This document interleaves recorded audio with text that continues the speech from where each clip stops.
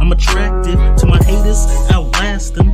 Passport stamped it, getting funny work on consignment. Come on, now that's a backflip. Principles you stand on, wasted talent, sad song. Beach house 1.5, but the car dad said 260. God, obedience, Jesus, repentance. The marathon continues, and I'm strong to the finish. All your feelings hurt when it get real. All of them fakes, so they ain't ready now. It be too hard, we getting lit, cause we speaking now. Fuck all the clowns, yeah, the ones who do it for the bite. Oh, we going now, your feelings hurt when it get real. All of them fakes, so they ain't ready now. It be too hard, we getting lit, cause we speaking now. Fuck all the clowns, yeah, the ones who do it for the bite. Oh, we going now. FYF, okay. No one measure, remember them 3 letters come with pressure. Okay. We be steppers, man, can't stop, won't let up. Real debates, the haters gon' hate. That's what makes it special, it come with level. Places in Portland, we get it sorted. Less can afford it, entertaining or boring. Whatever the topic, we act accordingly. Break it down, piece by piece. Been at this for too long. No elder but Rufus, so you want he on. Lace better stay gone. We get them all done. We get them all done. Yeah, we get them all done. All your feelings hurt when it get real. All of them fakes, so they ain't ready now. It be too hard, we getting lit, cause we speaking now. Fuck all the clowns, yeah, the ones who do it for the bite. Oh, we going now, your feelings hurt when it get real. All of them fakes, so they ain't ready now. It be too hard, we getting lit, cause we speaking now. Fuck all the clowns. FYF Sports, man. Lamont, we back. Salute to everybody pulling up for another morning stream, man. It's FYF Sports. At least it's the morning on the West Coast. He says, you trolling already, never take a day off, I see. I'm not trolling. Unless you talk to somebody in the chat, man. But salute to Peanut in there. I see you here. Salute, man. Nicholas Brown, appreciate you, man, supporting the channel. All right. Uh-oh, we got one comment already. Is Whitlock 1,000 times smarter than you? He might be. I don't know. He might be smarter than me. He had a trash take on Deion Sanders. That's what we're here to talk about it, though. I'm not debating that. If Jason Whitlock wants to come on here and have an IQ test and have a boring stream, we can do that. Maybe we'll find out. All right. We got Crooktown in here, man. He said he came in here talking about Ticket TV. All right, salute to Crooktown, man. Maybe you pull up on the panel one of these days. I see you got the Clipper on your logo. You know that's going to be the topic of our show tomorrow. Kawhi Leonard. Now he escapes criticism. How he fakes injuries. How he's cost the Clipper organization millions of dollars. And how they have a failed duo. And how he's completely failed the city of LA and the Clippers. But that will be the show tomorrow. Crooktown, if you want to pull up. And maybe we could talk about that. I don't know. I think this topic right here might be a little too technical for you, Crooktown. So I expect you to leave expeditiously once we get to cook on this. Salute Ball is Life, man. DJ Reese, I see you in here. He says Whitlock doesn't like it. And what we're going to be doing today, we're going to sit down and together we're going to review. We're going to do a live reaction to probably the first couple minutes of Jason Whitlock's most recent podcast episode speaking on Deion Sanders, man. We're going to try to listen to as much as we can until our brain cells just start to fucking evaporate. And then I got to just start bringing people on the live panel to cook up on this topic. But I don't know I think before we even start on this topic, man, I think we need to talk about the state of HBCU sports. And I don't think people really understand how bad of a condition HBCU sports are in. And what Deion Sanders did for Jackson State University,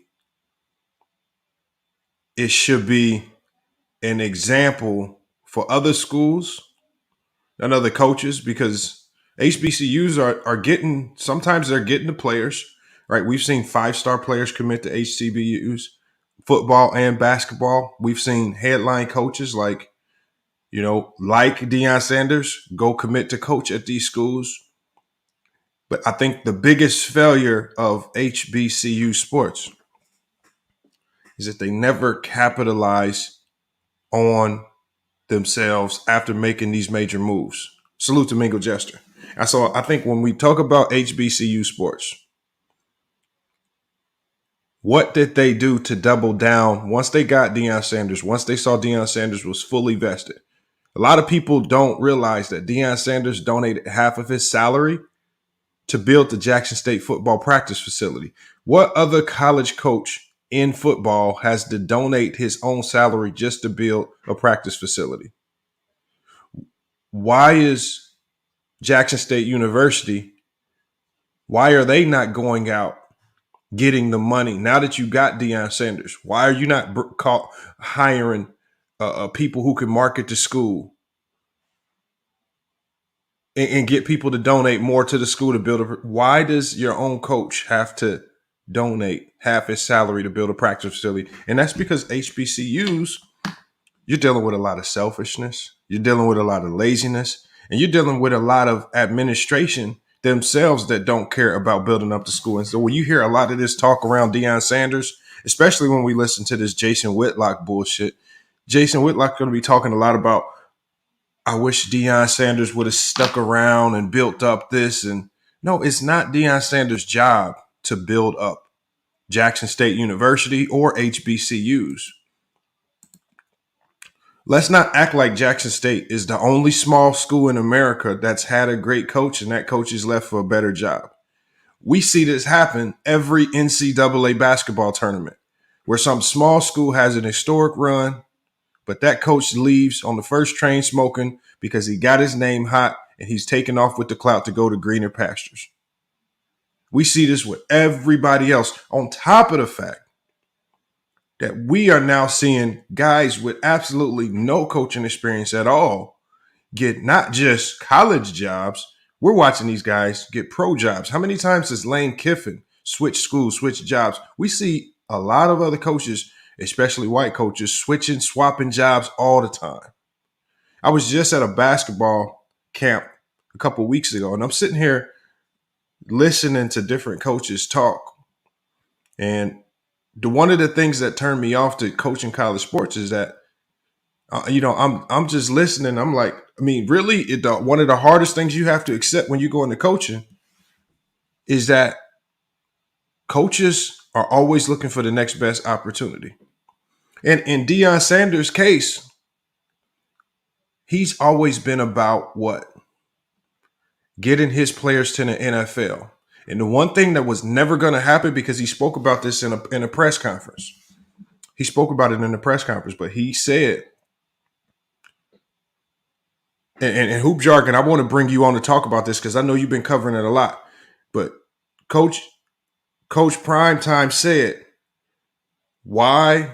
how can his son have one of the most historic college football seasons at the quarterback position, yet he's not getting any Heisman consideration? And if he stays at Jackson State, he's probably not going to get very serious NFL consideration. But the backup quarterback at Alabama can get drafted just because he's at Alabama. So Deion Sanders understands that his goal has always been to get his players to the NFL. And the only way they can get a fair assessment and a fair look is if he moves them from the mediocre SWAC conference, which the SWAC conference has absolutely done nothing to capitalize on Deion Sanders building there. Jackson State has done absolutely nothing to capitalize on Deion Sanders being in there. Other teams in that conference have done absolutely nothing to capitalize on Deion Sanders being there. So it's time for him to move on. Now, you guys, you got to, just like what I heard Deion Sanders say to one of his managers, he said, I got to cut the umbilical cord. I done gave y'all, I done helped y'all. Now I got to cut the umbilical cord. Y'all going to have to do for yourself now. One single coach should not consist of the whole program. When Urban Meyer or when Urban Meyer left his situation in Florida,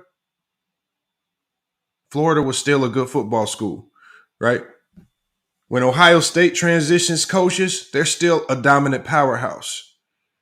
When LSU switches coaches, they're still a dominant. How can all these other schools switch coaches? That's because there's no single coach that's bigger than the school. And if the coach is bigger than your school, then that's a problem. And Hoop Jargon, I'm about to drop the link in 1 second. I want to do a reaction real quick to some of the things that Jason Whitlock was saying, because I want y'all to listen to what he's saying. And it's funny, some of the things that he's sitting here saying is so hypocritical, man. It's pitiful, man. And look, y'all, you know this is bad because I don't even really talk football a lot. But man, I've just been seeing so much hypocrisy in this. And I think I listened to Tim McAfee, and I think he said one of the biggest things, because a lot of people were also criticizing Deion Sanders when he went to Colorado. He told those players there, he's talking to a football team that's 1-11. He's talking to a football team that was complete garbage. He let them know. And the only thing you can ask for out of a coach is for a coach to be honest. But he let them know. He said, I'm bringing my luggage. And it's Louis. He's bringing his dogs. He's bringing his players. He's going to replace those 1-11 scrubs with his players. And a lot of people say, why are you going to kick these dudes off their scholarship? You're going to do that to these players? Hold on. Oh, but these players are the ones that went out there and went 1-11 and got their last coach fired. Why the hell would Deion Sanders mess around with some scrubs that messed around and got their last coach fired? Oh, they said my mic is choppy. It's just fixing my mic. I don't know what to do with my mic. I don't know if my mic is choppy. Hey, y'all, let me know in the chat, man, if my sound is messed up. Let me know in the chat. He says audio is sped up and choppy. Hold on. Let me see what I can do, y'all, real quick. Hold on 1 second. Speaker, mic.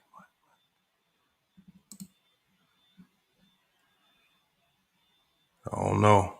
He says everybody's saying it's choppy. Hold on. Let me do this real quick.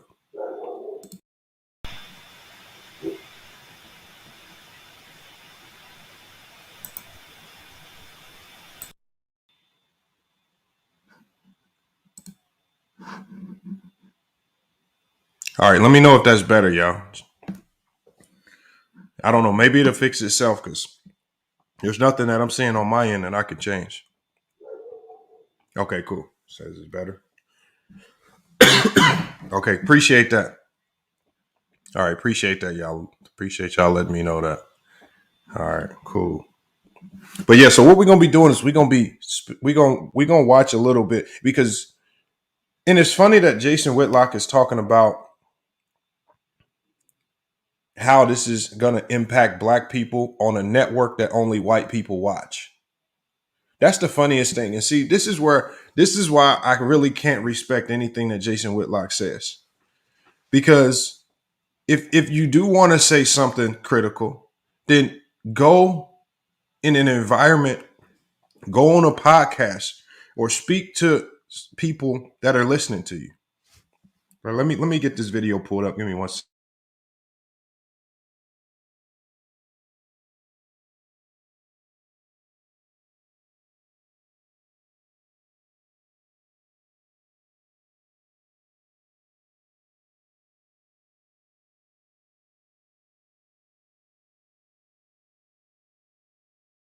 And then with Cosell or with Steve Kim, we may get into some other football topics, but I am most passionate today about Deion Sanders and his move from Jackson State to Colorado.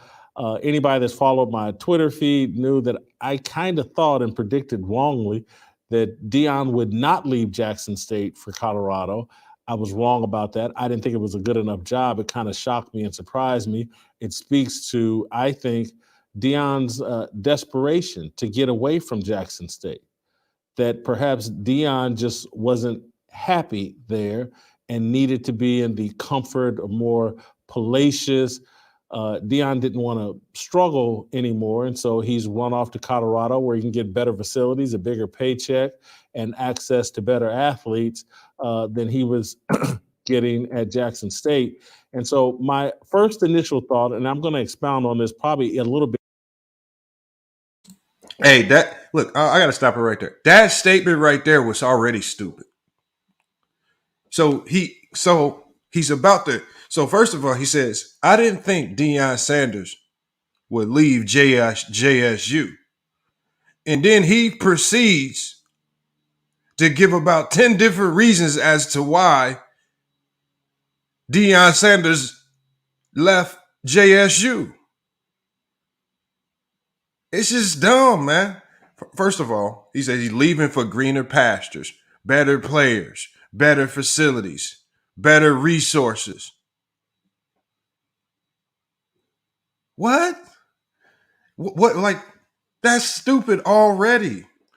Okay, so you wanted Deion Sanders, one of the hottest coaches in college football, one of the hottest names in college football, a player that's snatching 4- and 5-star recruits from the likes of Alabama, right? He has all of the young players, if not wanting to go to a school where he's at. He will pique their interest. They will at least give it a look. But you don't think why would Deion Sanders, is he supposed to stay at a lowly university? A university that should have told, a university that was already underpaying Deion Sanders, a university that should have told him, no, keep your entire salary. We're going to find a way to fund this practice facility. You know, the funniest thing about Colorado, I don't know if you guys heard this in the press conference, and I want Hoop Jarkin to talk about this when I pull him in later. The funniest thing about Colorado, so they when they hired him, and obviously they paid him a ton of money, more money than they paid any coach at Colorado. And so one of the media members asked the AD, how are you guys going to pay? You know, this is the most money you paid any coach. You know, how are you guys going to pay him? Y'all know what Colorado said? He said, I don't know. We got to figure it out. See, Colorado did what Jackson State should have done. They should have wrote him a blank check. If you want $40 million, you got $40 million. I don't know where we going to get it, but we going to do our due diligence. We going to put in the work. We going to go get you the money. See, that's what happened. That's what JSU should have did. Even if it was a foregone conclusion that they were going to lose him, they should have, that last act that they should have did on his way out was, well, I know you're leaving, better school, bigger facilities, better players, things like that. But on your way out, we do have a blank check. You write it. And we're gonna do better as far as building this conference and this team up. Even if it means we got to move Jackson State out of this SWAC and go up into a bigger conference. Because see, that's what other schools do. See, when other schools want to keep their coach, but they want to get and go play with the big dogs, what do? It's time for me to leave this trash conference. See, JSU ain't trying to leave the trash conference. JSU, see, Deion Sanders talked about, I'm tired of playing in these classics. Alabama don't play in no Circle City Classics or these Rainbow Classics or those Celebration Bowls. They playing in the big games. That's what they doing. Come on, man. We got to listen to this nonsense. So we're going to get back to this Jason Whitlock beat. Even more tomorrow is that my number one takeaway, and I don't know how deep I'll go into this with Jason Brown, but it is my number one takeaway. As Black people, we would rather beg than build our own. That's what this whole Deion Sanders situation truly illustrates. Rather than build our own great program, dynasty, legacy, rather than build our own platform, we'd rather go beg white people to give us access to their platform. That's what this is. Deion Sanders had an all. So he said Deion Sanders would rather beg white people than go build his own platform. He's saying that while sitting on a Blaze Network podcast that's white owned. When he got fired, he didn't build nothing on his own. He ran to another white owned, white led network to promote and push his podcast. Because if y'all remember, he tried to build his own podcast before this. I forgot the name of it. Independent of any white owned network. And it failed. So he signed with a white owned network called The Blaze to push his new show. But yeah, he's saying first, now this fool is saying, now he's saying that Deion Sanders is doing what? Like no, all Deion Sanders did was move to a better job so that the players that he's coaching will have a better opportunity to get to the NFL. I saw that from a mile away. If I almost like it, you got to be an idiot if you don't believe that Coach Prime had not already talked to the main guys that he recruited to JSU, and they all have some understanding that if a better opportunity comes along, Deion Sanders is leaving and that he's taking those guys with him. I promise you that parents sat down, players sat down with him and asked him these questions before they even came there because he was one of the hottest names in football. And this is why when he told his team that he was leaving, like the media didn't show y'all the full video. I saw Well Off Media, they showed the full video. They said this is what really happened. Everybody was cool. They was laughing. They was chopping it up. They almost were talking with him as if they all had an understanding that this was something that could potentially happen. And that a lot of those guys are going to be moving over to where he is if they can play on that level.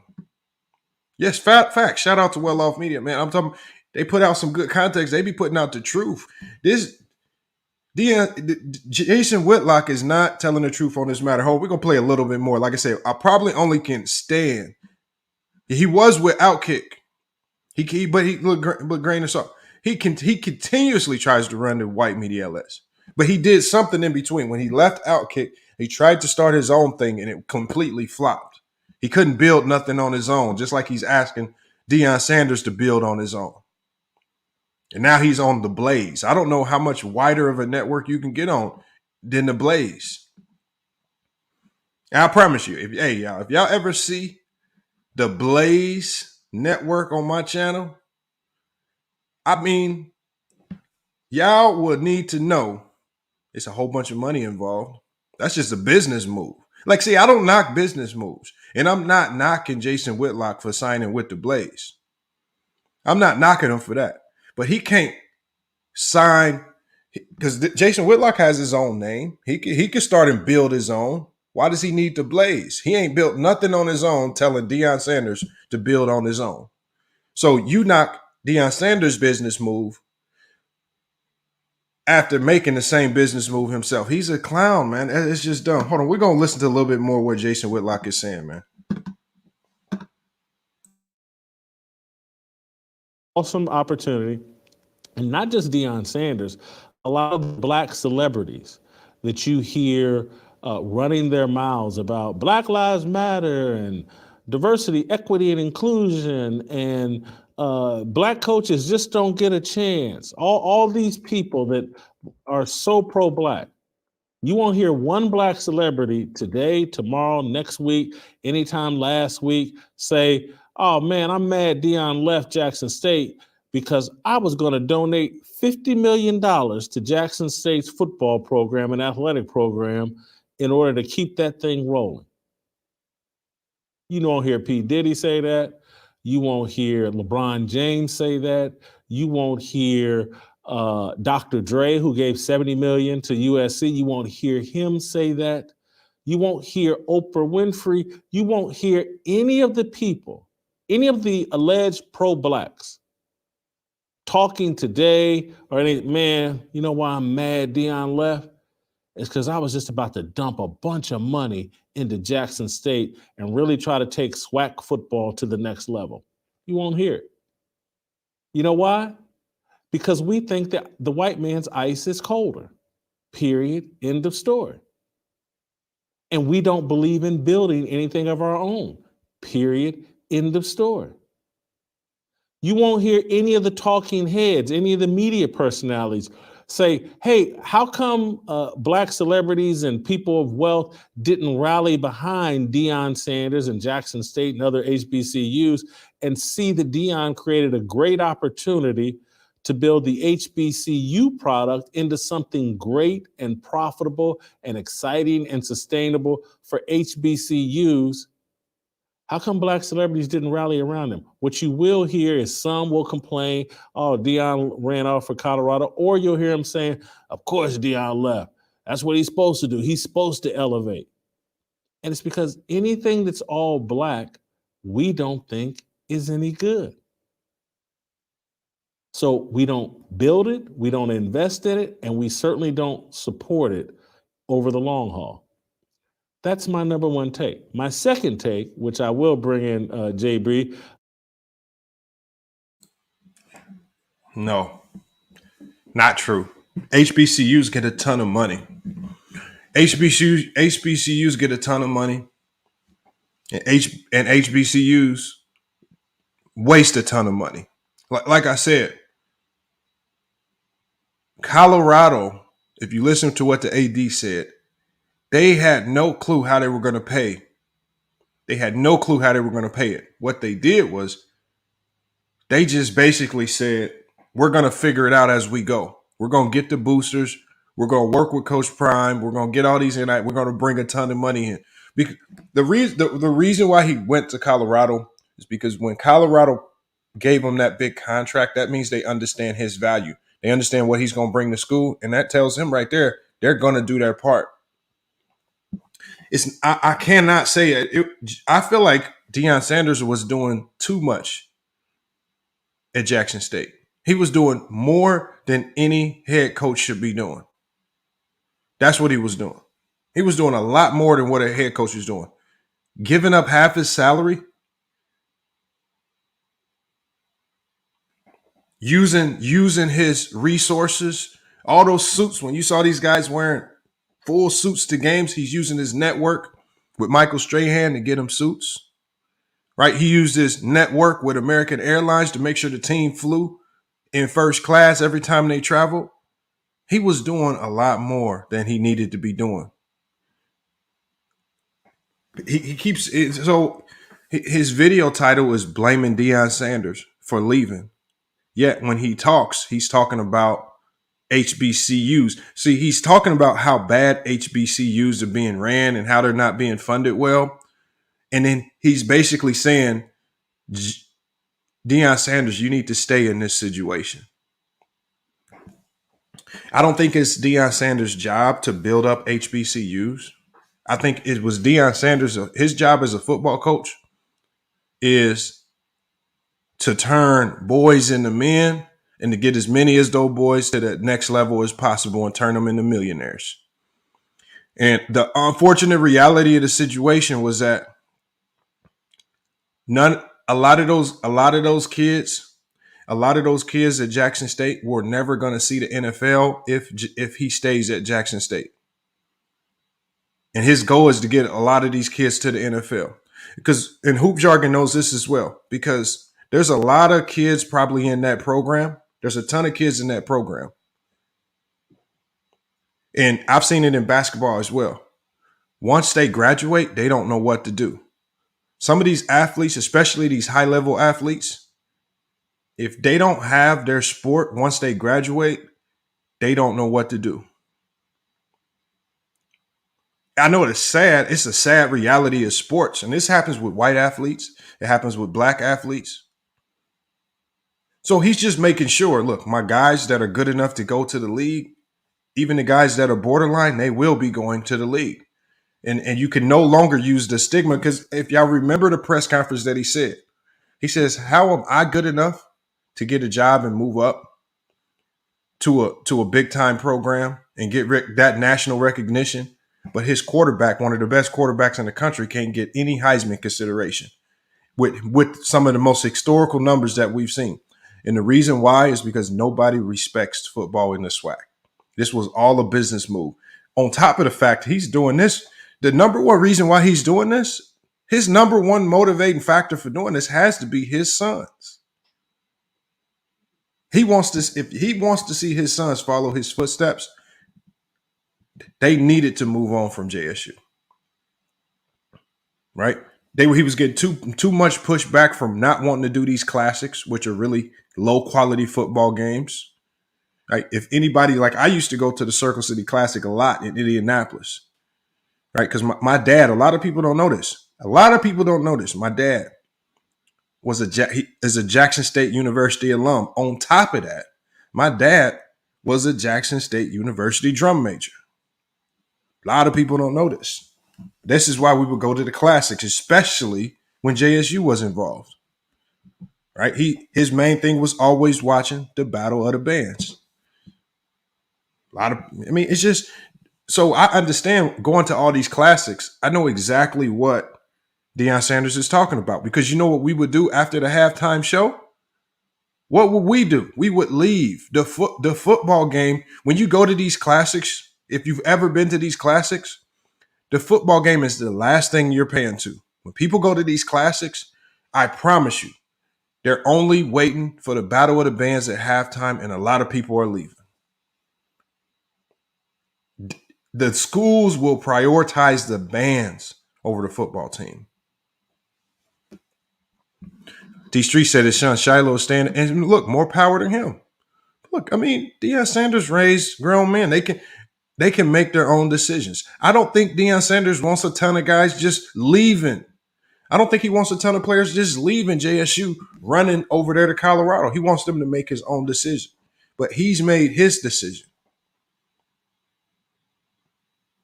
He just made a business move. And I hope that the move that he made,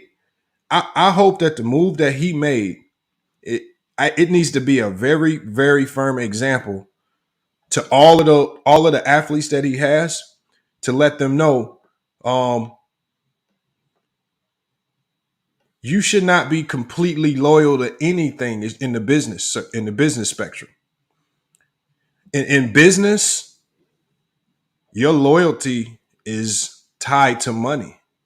You cannot be completely loyal to Jackson State University when they're paying him less than $1 million a year. One, they're paying him less than $1 million a year, and he's giving up half his salary to build practice facilities because the school don't want to ante up and find the money to do so.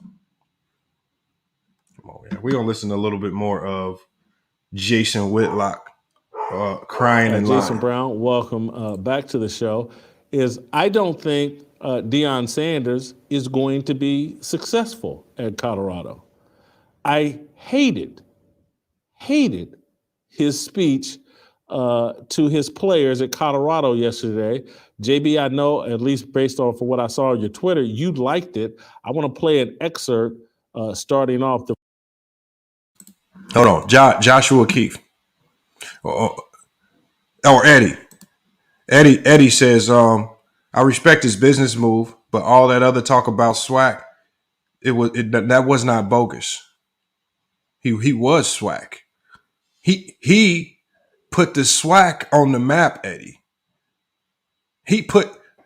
So just because he coached in the SWAC and did a good job promoting the SWAC, building it up to any relevance, right? If you watch Hoop Jargon's channel, like, first of all, before he got there, nobody was tuning in to ESPN3. Nobody would be tuning in to Hoop Jargon's channel to watch Jackson State University football.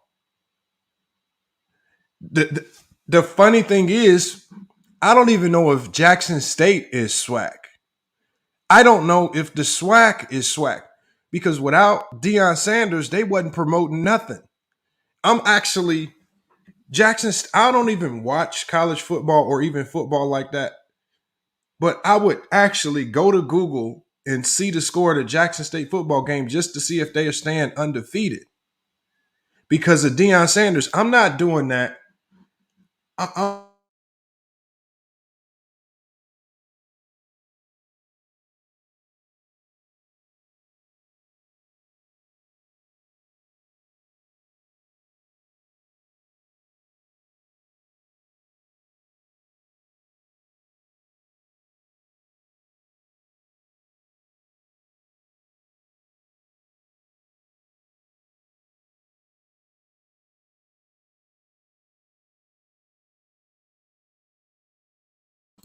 Hold on, yeah. Deion Sanders made y'all relevant.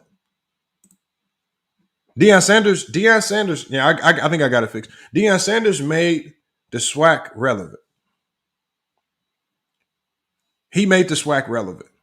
I didn't care about the SWAC. Nobody watches the SWAC. Look, who's tuning in to watch a JSU basketball game? How many JSU basketball games have you watched, Eddie? Because they damn sure ain't on no ESPN3 and nobody cares. See, why does it take a figurehead? Does LeBron James need to go retire and go coach JSU just for them to have any relevance in basketball circuit? It seems like that's what it takes. This JSU needs to be SWAC. They need to promote themselves. They need to make themselves bigger than Prime. Prime shouldn't be bigger than the SWAC. And so, unfortunate reality is that since you guys were so heavily relying on Deion Sanders, you guys are going to just go back into mediocrity, scraping and clawing around, figuring out how you're going to stay relevant. Hold on. You said how many JSUs anybody watched while he was there? Hold on, Eddie. Hoop Jargon's right here in this chat.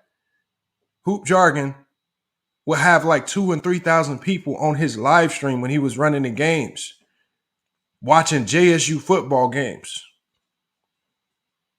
Watching JSU football games. That's a fact. I guarantee you I can stream the next JSU basketball game and won't nobody come watch it. Don't nobody care. Because don't nobody want to see JSU basketball team get smacked by 65 points by everybody because they hot garbage.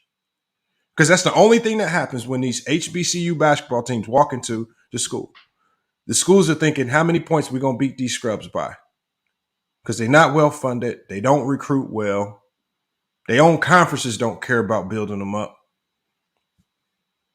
Deion Sanders made the SWAC relevant, and y'all just want to hold him hostage there, paying him less than what he's worth so he can do all the heavy lifting for you. And just like he said, there is no graveyard for coaches. He says you either get fired or you get ran away. There ain't no graveyard. He said you only get elevated or you get ran off. That's it. What y'all want him to do? He did what he needed to do. He elevated the SWAC. He gave y'all the clout. How y'all gonna run with it? He elevated you, gave you the clout. What are you gonna do with it? Hoop Jargon said, now, that's not true. He said SWAC Strews are balling their asses off this season. All right, I hope so. We can say that. But I'm telling you right now, Hoop Jargon, you can say that they're balling their asses off. But look, hold on. We just played here at Grand Canyon. We just played Grambling. Right? Now, Grand Canyon is not a very big school whatsoever. Actually, we played Grambling and Alcorn. These are not very big schools. We're not a very big school. But the expectation when an HBCU comes into Grand Canyon is that we 40-piece them. That's the expectations. This has been the common expectation for years.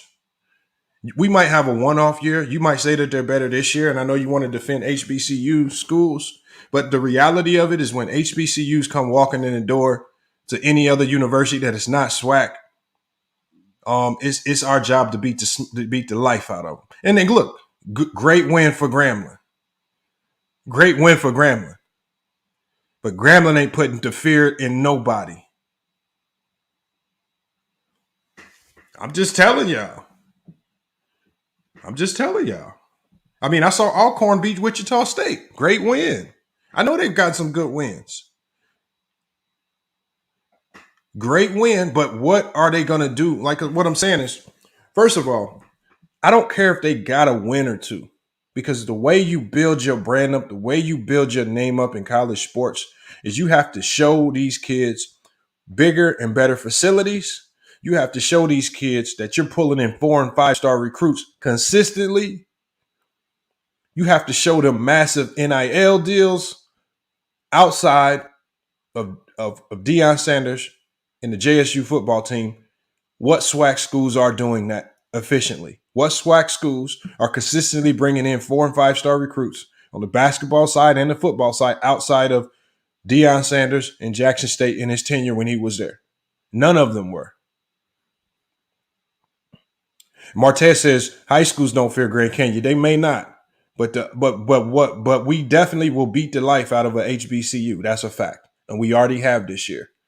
So if we can't fear high school teams, well then, goddamn, if our expectation is to blow out HBCUs every time they touch the floor, well then, what does that mean about y'all? We're not saying nobody needs to fear GCU. I'm saying even with GCU being a small school, the expectation for us when we play HBCUs is to blow them out. They're not very competitive. As much as y'all want to try to push and promote them, who's the best basketball player in the SWAC right now? See, we can name the best football player in the SWAC right now. We can name a couple of the best football players in the SWAC right now. And the only reason why we can name the best football players in the SWAC is because of Deion Sanders. See, Martez, he says, I'm not a student at Grand Canyon. I actually coached there, 1. So I'm not a student there. So you just scratch that. 2, I've dealt with HBCUs. I was recruited by one. I've dealt with them. I know how they operate. I have a good buddy, Eric Peck, when he was transferring from Cornell. Actually, Jackson State basketball was recruiting him. They offered him $10,000 cash to sign with them as a transfer, as a grad transfer. He turned it down. He went to Purdue. The facilities were trash. Should I get Eric Peck on here to talk about that? His visit down to Jackson State University and how trash the facilities were? How when they took him in the men's locker room, the lights didn't come on because the light bulbs was out on his recruiting visit? So should I just go ahead and bring Eric Peck on here to talk about his recruiting visit to JSU and how he turned down a grad transfer offer? They offered him $10,000 cash to go there. He turned it down. They tried. See, y'all be talking about stuff. Y'all be acting like people just be saying this stuff blind. I could bring Eric Peck on right now.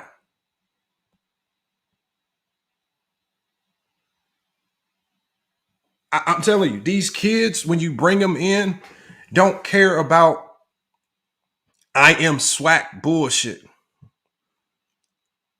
Okay, that was a funny little slogan and song, but when you want to recruit the best athletes, you better have first-class facilities. Why do you think Deion Sanders felt it was his number one goal, willing to give up his salary just to build up the facilities? You can't recruit without good facilities. I mean, it's just dumb, man. Like people, this is the problem with JSU. Y'all so high up on yourself. Y'all forget about the most important things. The most important things is y'all to build yourselves up. Y'all might, like I said, and I don't even doubt hoop jargon, they might be nice this year. They will never be consistently competitive because none of the basketball programs, or actually most of the football programs, none of them are doing what they need to do to match what other power conferences are doing. The only thing that you're going to eventually see is you're going to see either coaches leave the SWAC for better jobs, one, or you're going to start seeing teams leave the SWAC so they can be more competitive and play better teams. Because the SWAC isn't even doing for the SWAC. The schools aren't even doing for the SWAC. And you're relying on Deion, Primetime Sanders to carry you. And now you don't have that crutch no more. I'm going to play a little bit more of this because I want to hear what Coach JB has to say about this. And we'll see. Let's see if he cooks on anything or sheds some new light on this to Jason Whitlock.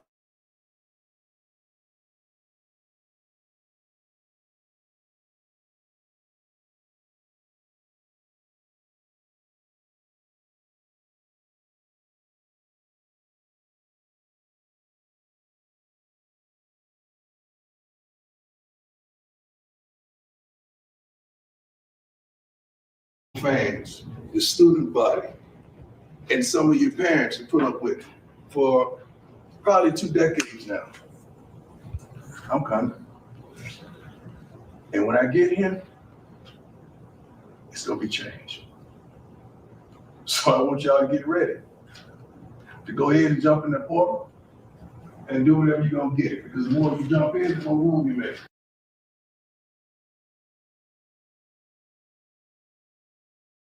Hold on, let me know if y'all can hear the sound.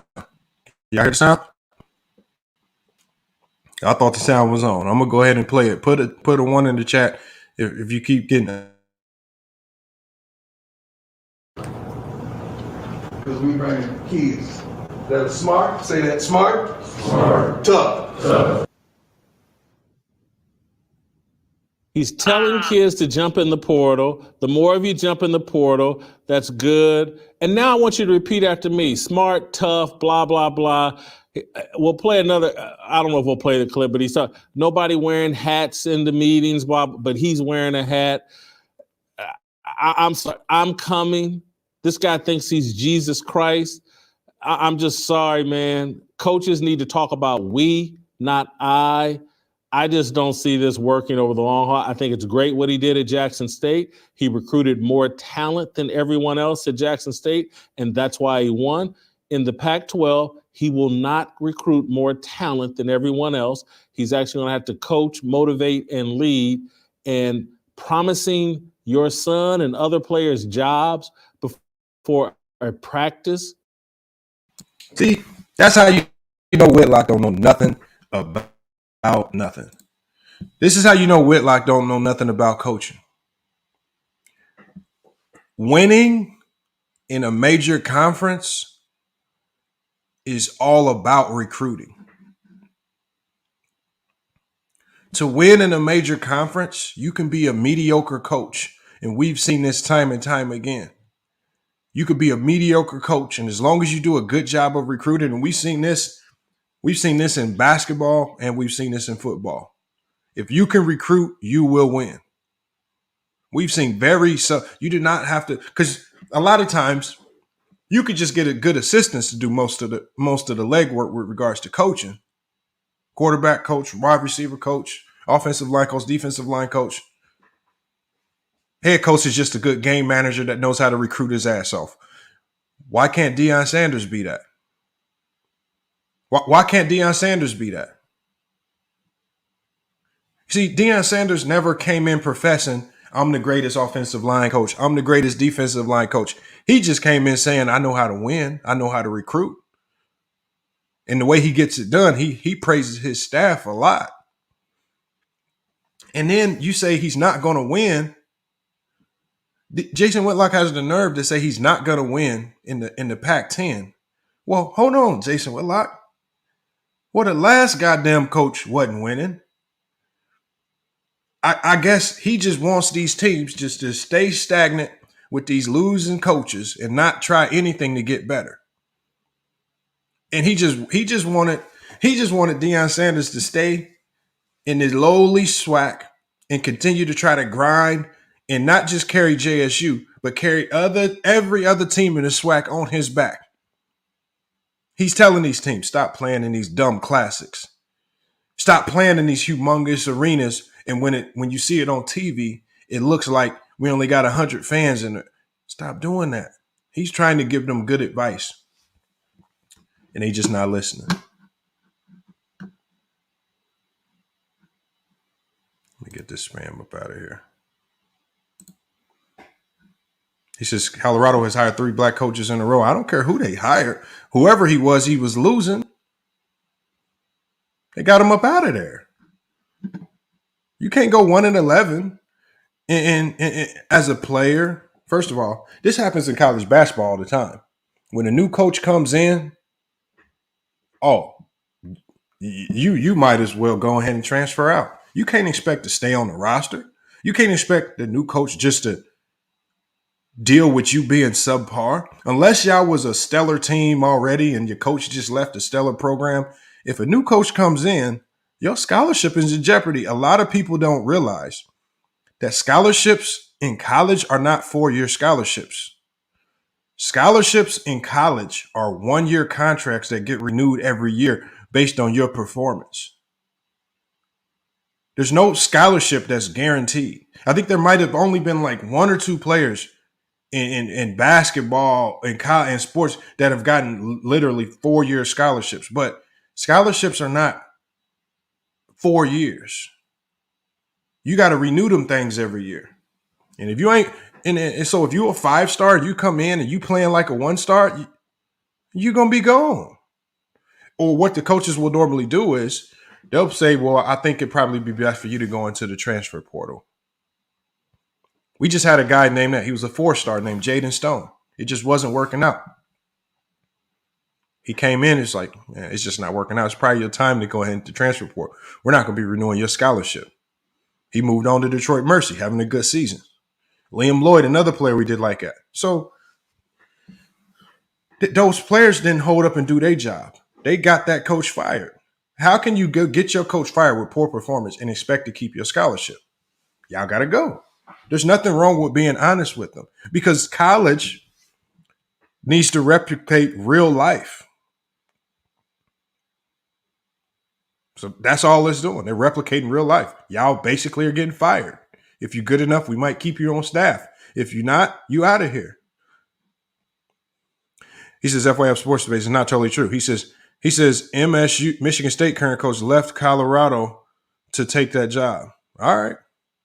Michigan State, I mean, it does, like I said, it's not the exact same for every situation. But either way, and I don't know how Colorado got their current coach. Sometimes coaches will just leave for more money. There's not really a lot of loyalty in coaching, especially at the college level. There's never been loyalty at the college level. Purdue University, that coach has had a lot of success. He's signing a deal with Louisville right now for more money. Plus, he has ties to Louisville. But Purdue had one of their best seasons ever this past year. Coaches will leave for a number of reasons. But see, is anybody telling Jeff Brom over at Purdue he needs to stick around and build that program up? He's leaving to a lesser program in Louisville. Ain't nobody telling him to stick around and continue to build the Purdue football program up. He left for more money and just to go back home, basically. But Deion Sanders has to stay stuck in the SWAC. Struggling to recruit kids. A school that don't want to give any money out. Come on, stop it.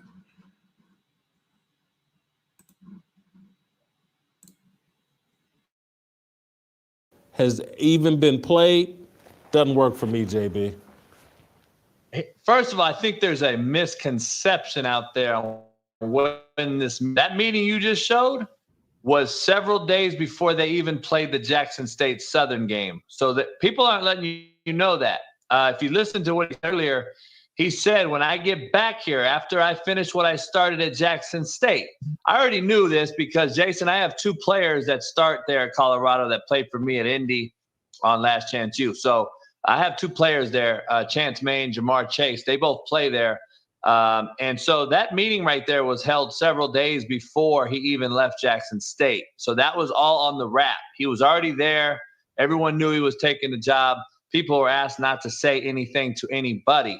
So when he said the hat thing, he did say that when I get back here, we are going to have no hats. Now, hopefully he does not wear one. Good point by you. So that was before he even was the head coach there. A lot of people think that happened yesterday. So hold on, JB. Are you sure about this? The athletic director introduced Deion at that meeting. And you're saying he did that before it was officially announced? Yes, they kept it on the wrap because the AD mentioned that Sunday we were going to have a live press conference, which they did have yesterday.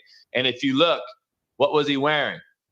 That was 3 days before the Jackson State game. He was already accepted the job. Remember, I got a best friend on the staff. I got 2 kids on the team. That was before he even said it in that speech right there. He said, I have to finish what I started when I get back from Jackson State. I thought he's talking about the Celebration Bowl. They got a bowl game they're playing in. No, he's talking about Southern. So they played Southern that day. So This is what I've been told. So I don't know if he's going to come back from that thing. I heard he was not coaching anymore. I heard that the TC cat or whatever was taking over the team for their last game. So I don't know. I kind of find it hard pressed for me to be wrong on this one unless they told me something false. But from what I understand, that was before their Southern game, and it was already a deal because the AD was announcing it on Sunday. The part that I liked was him addressing it as far as saying you can jump in the portal. The reason I say that, Jason, is being around these guys so long and doing this so long and rebuilding programs, he has nothing to lose. That place is a losing program. And to be honest, I had Matt McChesney on my show this morning, and we went into this deep. I hear what he was saying as another white dude. He was basically saying, we're the only university in America to hire 3 black coaches. This is the 4th. And all that is good. But the previous 3, John Embry, Carl Durrell, and Mel Tucker were atrocious. They were awful. And so that to me is not as impressive as what Deion did for the SWAC and HBCU. And for him, in my opinion, for him to be slaughtered on Black Twitter and getting basically being told he's the devil by many black folks on my show is unbelievable. I was told on my show today he should be ashamed of himself. He let the blacks down. And I'm sitting there thinking, did Stephen A. and Ryan Clark turn down the Philadelphia Globe Inquirer or whatever to turn down ESPN to stay there? Or did they leave for a better opportunity at ESPN and these bigger platforms? I'm just kind of confused on what brothers want for other brothers. Are we wanting to succeed and elevate, or are we trying to hold these cats down? And I say we. I think your ears are tuned different. Your ears are tuned different. And it takes, hey, look, this is so funny.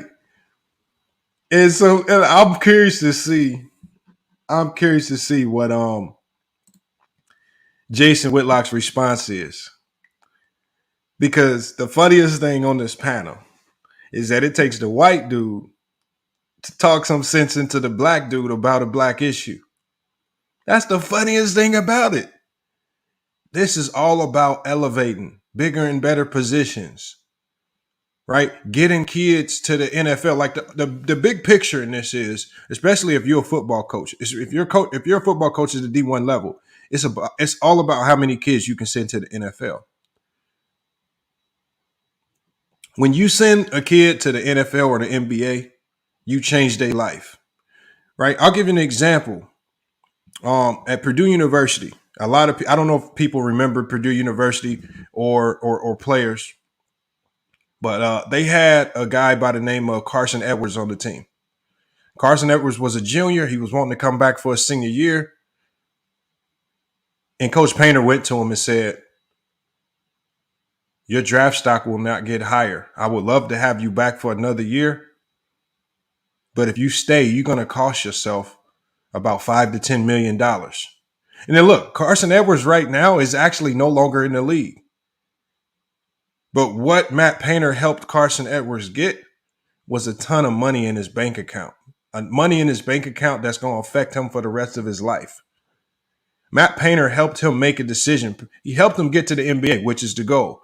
Whether you succeed in the NBA or not, once you step into those NBA doors, you're going to get a check that's going to change a lot. You might not work out as an athlete at that level, but you might be able to open up some businesses, do stuff with that money that's going to affect you for the rest of your life. He's done this with a number of players. I've seen coaches do this all the time. What JB is basically saying, and what is it about? As a head coach, when you coach a program, it's always about elevating, putting yourself in the best situation possible to succeed, doing it on the biggest stage. See, the problem with Deion Sanders' job staying at JSU, I mean, as a football coach, coaching on a national level, the pinnacle is to eventually coach in the national, coaching the national championship game one day. The one thing that we know for certain will never happen is JSU with how bad that conference is, will never be in a national championship game. They just went undefeated. They have one of the best quarterbacks in the country, and yet they're playing in the Celebration Bowl. That's the problem with staying at JSU. There's no perks to winning there. You're just winning, and you're lining other people's pockets with money. You're making a lot of other people look good, but as a coach himself, he will never get credit for winning in that conference. His players will never get the credit that they deserve. And it will then thusly affect players trying to get to the NFL. He's just trying to give everybody in his network a better opportunity, y'all. That's all Deion Sanders is trying to do. People are acting like Deion Sanders is going to go to Colorado and coach a whole bunch of white dudes and send these white dudes. Do y'all know that Colorado's football team consists of mostly black players anyway? And the only thing that Deion Sanders is going to do when he gets there is make that team even blacker. He's basically doing the same thing. He's just doing it in a different place. That's all he's doing. He's going to have the same players, same recruits, a lot of guys from the South. He's just going to be doing it somewhere else where the lights are brighter. Unfortunately, it can't be in the SWAC. That's just business. And if the SWAC wants to change that stigma, then they'll start doing things so that their conference isn't considered this minute, very minor conference that's just kind of irrelevant.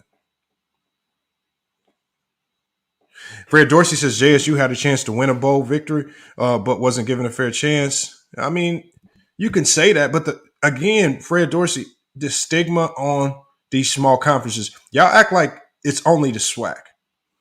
There's a ton of conferences in the same situation as JSU in the SWAC. The WAC is in the same situation, right? No team in the WAC conference is going to get to the NCAA tournament unless they just win their conference and get the automatic bid. Outside of that,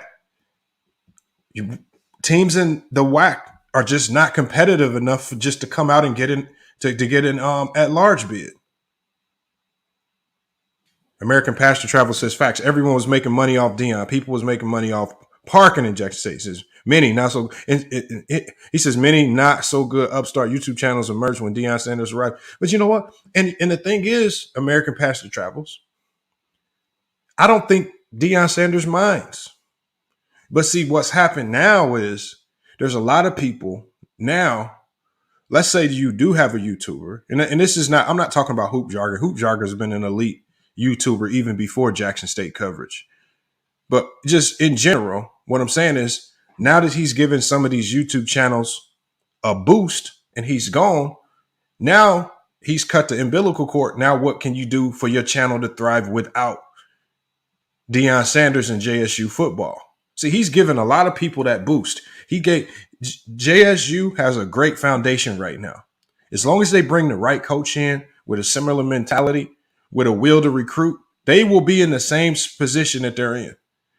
JSU has not changed. JSU is still JSU. Now, who are they going to bring in that's going to repeat exactly what Deion Sanders did? That's all. They have an easy job. All they have to do is go get a good coach. And just like Colorado did, if you want to get a good coach, what they need to do is they need to open the checkbook up. They need to go to the next hottest young name and say, here's the checkbook.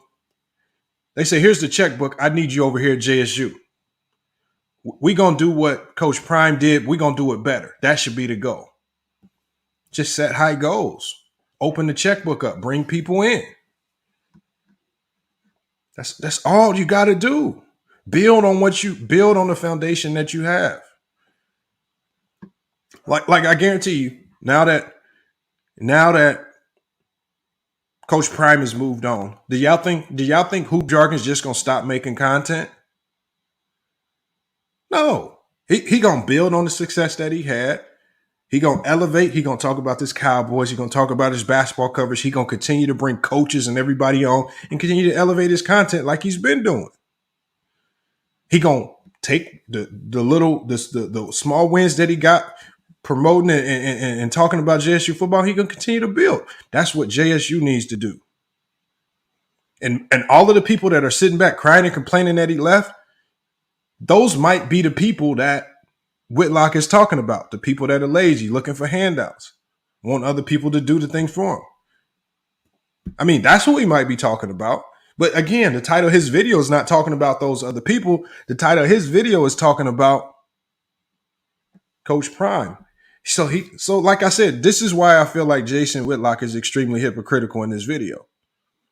Because he keeps telling us about everything wrong with the SWAC, with HBCUs, with the boosters who could potentially dump money in the HBCUs. But then at the same time is mad because Coach Prime, Deion Sanders, left that situation. So you wanted him to stay in that situation, but find a way to overcome all of those things. First of all, I don't know one football program in America that can thrive and have success without major boosters behind it. That just don't happen.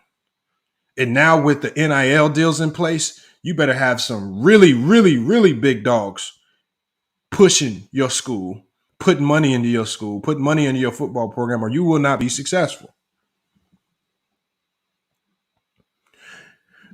March said Jeff Brom is the third best QB ever to go to Louisville. All right. That's probably why he's going back. But you don't hear Purdue fans crying saying, Jeff Brom, you need to stay here at Purdue and build up what you started. He left. He left when Purdue was hot. It's not like he left a bad program. He left.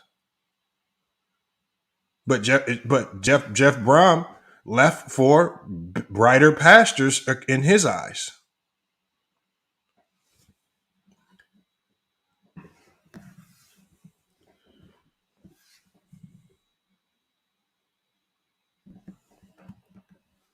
Hold on, y'all. Let me play a little bit more of this video, and then I'm gonna open the panel up, and I'm gonna get some of you guys in here. I want to hear Jason Whitlock's rebuttal to what Coach JB just said, because I think Coach JB had a very good point.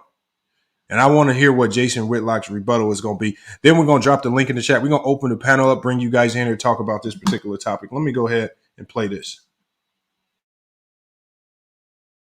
JB, and they should be. I'm not criticizing you for that. Yeah. But what people are disappointed is like, hey, if Deion leaves for a great job, no problem. He left for one of the worst jobs where, just like you said, it's been Death Valley for every coach that's taken it since Bill McCartney. And it's certainly been Death Valley for every black coach that they've brought in there. And so, Deion made a point, and I may not get into this until tomorrow, but in his speech, he said something about how lucky these kids were to be there with these great facilities. And then he said something about, and no crime. And it's just this little small thing where he said no crime. And what he's saying is, unlike what I was dealing with in Mississippi, and what he's taking a dump on Jackson State. And this is, my ears are tuned different. He doesn't want to do the hard work of turning Jackson State into a premier football institution. And I think he had a chance to do that if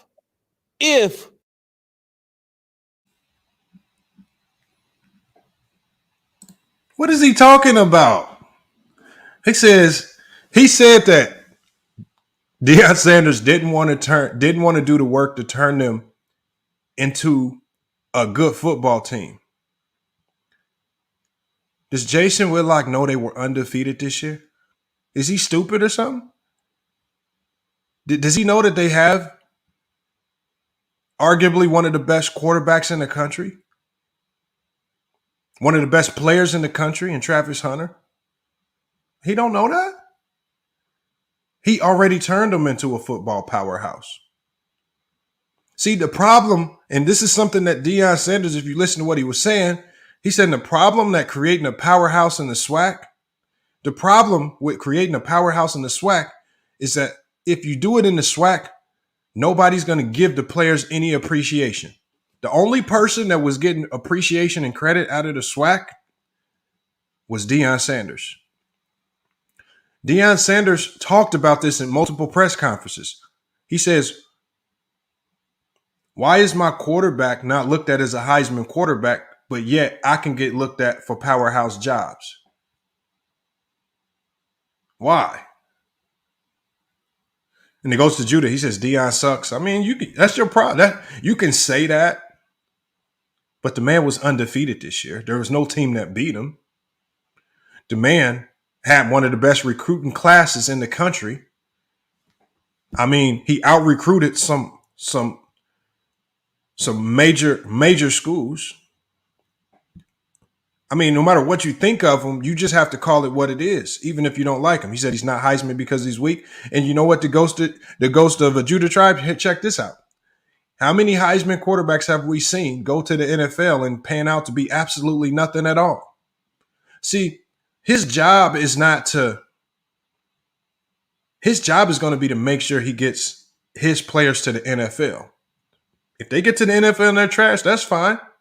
All they have to do is get to the NFL, and especially if they go in the first or second round, they're going to be collecting some massive checks, money that's going to change their life outside of football. That's the goal.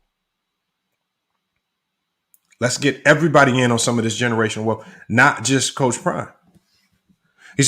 Archie says Deion is going to turn Colorado around with the transfer portal, and that's the main thing. This new NIL, see, with the NIL getting kicked into college sports, 5 stars are now going to. They're not always looking at the main, like in basketball, it was always the Kentuckys and the Dukes and the UConns, the blue blood schools.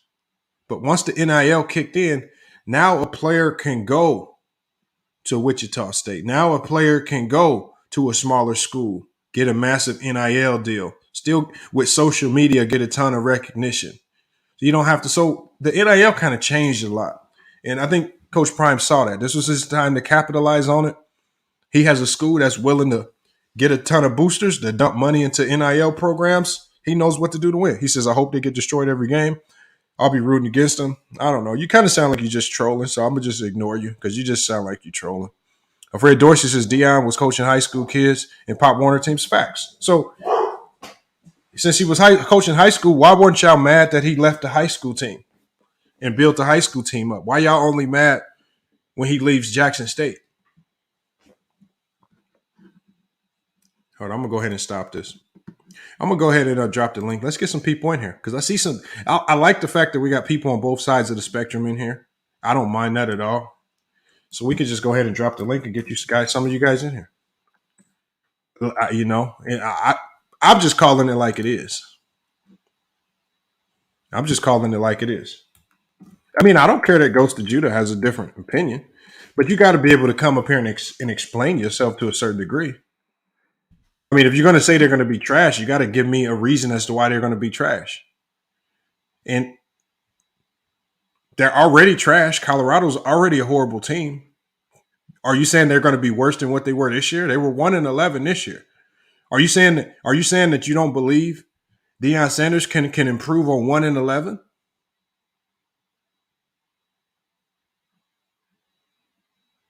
I mean, because that's basically what he's saying. And again, salute to everybody watching, man. We got to get on Jason Whitlock. What are your thoughts on what Jason Whitlock? The Ghost of Judah tribe said 0-12 was worse than 1-11. I mean, if you believe he's going to go in 0-12, man, you need to hit the link, man. Come on up here and explain to me why you believe he's going to go 0-12. I don't believe he's going to go 0-12 with the. He's already got multiple big time recruits to commit to Colorado. He's already bringing in. He's already got some of the best players secured. I don't know why y'all think they're not going to be good. He was able to get Travis Hunter, arguably the number one recruit in the country, to come to lowly JSU. What you think he about to do now with Colorado? Now that he's in a Power 5 conference. All right, hold on. We got Bees in here. We got Ghost Town. Oh, we got Ghost of Judah. He pulled up. I thought he was trolling. Bees was in first, man. Bees, what you got on this? Hey, bro. This just shows you why our community continues to be where it's at and why it will continue to stay where it's at. That brother went there, didn't take no money. He elevated that program. got them a new facility, a new field. The problem with us is that we want someone else to keep doing the work. Nobody ain't gonna say nothing about them bad administrators down there with the corrupt misusing the money. The whole it's just sick to hear this crap. You know, He never should have said. He never should have tried to give him hope. He never Hold should on, have. hold on. Hey, Ghost, hold on, bro. Ghost, let him finish his point. I'm gonna let you go next, Ghost. I'm sorry, bro. I'm sorry. I didn't. Ghost, I got you right next. You can go right after that. All I'm saying, bro, is that hope is exactly what he should have sold. But that hope doesn't come with a lifetime of me helping you. I laid the foundation. You got administrators who are being paid handsomely down there. It's time for y'all to get off y'all ass and start putting in the work. You can continue what he started if you do what you're supposed to be doing in the first place. The fact that man didn't take a dime, He did take a dime. He had a salary. He gave it away. Didn't nobody tell him to get away. He did take a dime. He did take a dime. He had a salary. Did he not? Did he not have a salary? Now, Ghost, I want to let you go, Ghost. Let me say one thing, though. See, stop capping. And I know Ghost. And look, Ghost. Look, let me give Ghost one thing, though. So, like I said earlier, to win in college football, you have to be able to recruit. The only way you can successfully recruit and consistently get 4- and 5-star players if you can bring them in on campus visits and you can show them top tier, high first class facilities. This is why the Alabamas and all the best teams in the country, when you walk into their facilities, the facilities look like you're in a U.S. Olympic. Everything is first class, high quality. So all of the best schools, why do they invest millions upon millions into facilities for players? That's the number one recruiting tool. And Deion Sanders said, one, to win, I can't bring in 2 stars or 3 stars and expect to compete with the big dogs. For me to win, I need 4 and 5 stars. He got those, but it came at a cost. He needed the facilities. The school didn't want to pay for those facilities. He helped pay for it. Now, the number one question is, and this is what Bees was alluding to, why did JSU not want to invest in those facilities? Why did Coach Prime have to give up half his salaries to fund those facilities just to recruit and make that team competitive? To get a new practice field. That's what you have. That's what you have when you have a 400-year head start. I don't want to hear that. He got a salary. Oh, here's the thing. No, wait a minute. You've already spoken. Now I'm going to speak. Oh, you don't want me to cut Hold on. Let him speak. Let him speak. I'm gonna just go ahead and put him on the big screen so he can get his point across. Hold on. Now, when they hired that man, he should, from the get-go, he never should have gave hope. He never should have said God called him to do this and that. He was going to level the playing field. The only thing I seen that got leveled was him. He leveled himself. He's the only one that took a level up in the recruits that he's going to take away from Jackson State. So when you came to Jackson State, Deion, don't be giving us. We are spiritual people. Don't be giving us hoopla like, oh, God made a collect call and I had to take it. So what does that say to you? You aborted the mission. Ain't no God called you, man. Money is your God. So you're going to outsource your resource into SWAC. We was given, but you're going to outsource it to a goddamn Colorado, and now they're just going to get more money out of it, and you're just going to leave them like that. I'm tired of you guys not holding these goddamn celebrities accountable. You're celebrity bootlickers is what you are. Stop bootlicking these celebrities. They ain't jack. Most of them, what's his name on First Take? All them football, they gonna take up for Deion because they in the sorority. They got the money. All them gonna stick together. They're elitists. So stop. Goes to Judah. Stop bootlegging these goddamn celebrities. They ain't jack, man. They ain't jack. Now goes to Judah. Now goes to Judah. Now. We heard what you said. I mean, I understand where you're coming from. All right, this is all. Deion Sanders was supposed to completely tie the rest of his coaching career to JSU. Correct? Nobody said that. Okay, so what? So when? What? No, let me ask you. No, hold on. Goes to Judah. I'm answering your question. No, hold on. Nobody go said ahead. that. But he was he said he wanted to level the playing field. He did. His thing. He didn't. What do you mean? He leveled the playing field. Were they ranked? They. What do you mean? Were they ranked? We talking about leveling. Were they undefeated? As far as like, you got to bringing in talent. 2 years isn't building, man. You gotta take more time to build. He's not building. Okay, hold on, Ghost of Judah. Hold on 1 second. Wait, one more thing. What he did was use JSU as a footstool to get to ultimately where he wanted to go. But hold on, but Ghost of Judah, and this is where said that from the jump. I got you, Ghost of Judah, and I think this is where Beast kicks in, and this Beast is right, because the thing is, because first of all, it's a job. Beast is not right. Hold on. At the end of the day, it's a job. I don't care. It's a job. Just like the administrators there, because there have been multiple administrators there that nobody's talking about, who have also capitalized on the successes of JSU football, who've also moved on to bigger and better jobs, but nobody's talking about them. Deion Sanders just happens to be the coach, the guy that's in the spotlight. He came there, he took that team to the pinnacle. The best that they can be is 12-0 Celebrity Bowl. There's nothing higher. The only thing that he can do with JSU next year is go undefeated again and go back to the Celebrity Bowl. And the only thing that he could do after that year is go undefeated in the Celebrity Bowl. There's nowhere else he can go from there. He took this team to the first of all, he took his team to the pinnacle. That's not true. Secondly, hold on, Judah. Hold on, Judah. Hold on. Let me finish this. Secondly, he's always said this. My job is to get these boys to the NFL.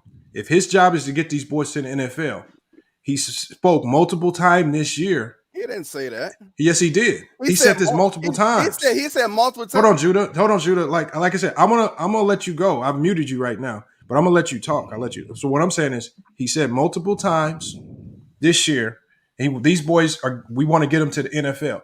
They will not get to the NFL through JSU, and we see that how, because a quarterback on an undefeated team is not even in the Heisman consideration. He's not even in Heisman consideration. How? I want you to now, if you can explain that to me, if you can explain how, so the only way you can explain this to me is if you just absolutely tell me that quarterback for Jackson State is just absolute trash. Are you willing to say that? He's not. Look, man. He's not. Look, if you watched him play this year, that defense held him. Sure, he made a lot of good plays, but he threw a lot of interception that wasn't warranted. He did a lot of stupid things. So was he a bad quarterback? You gonna let me answer? He's not a great Heisman candidate quarterback. He's barely good. If you watch them games, the defenses held it down. The defense held it down every single game.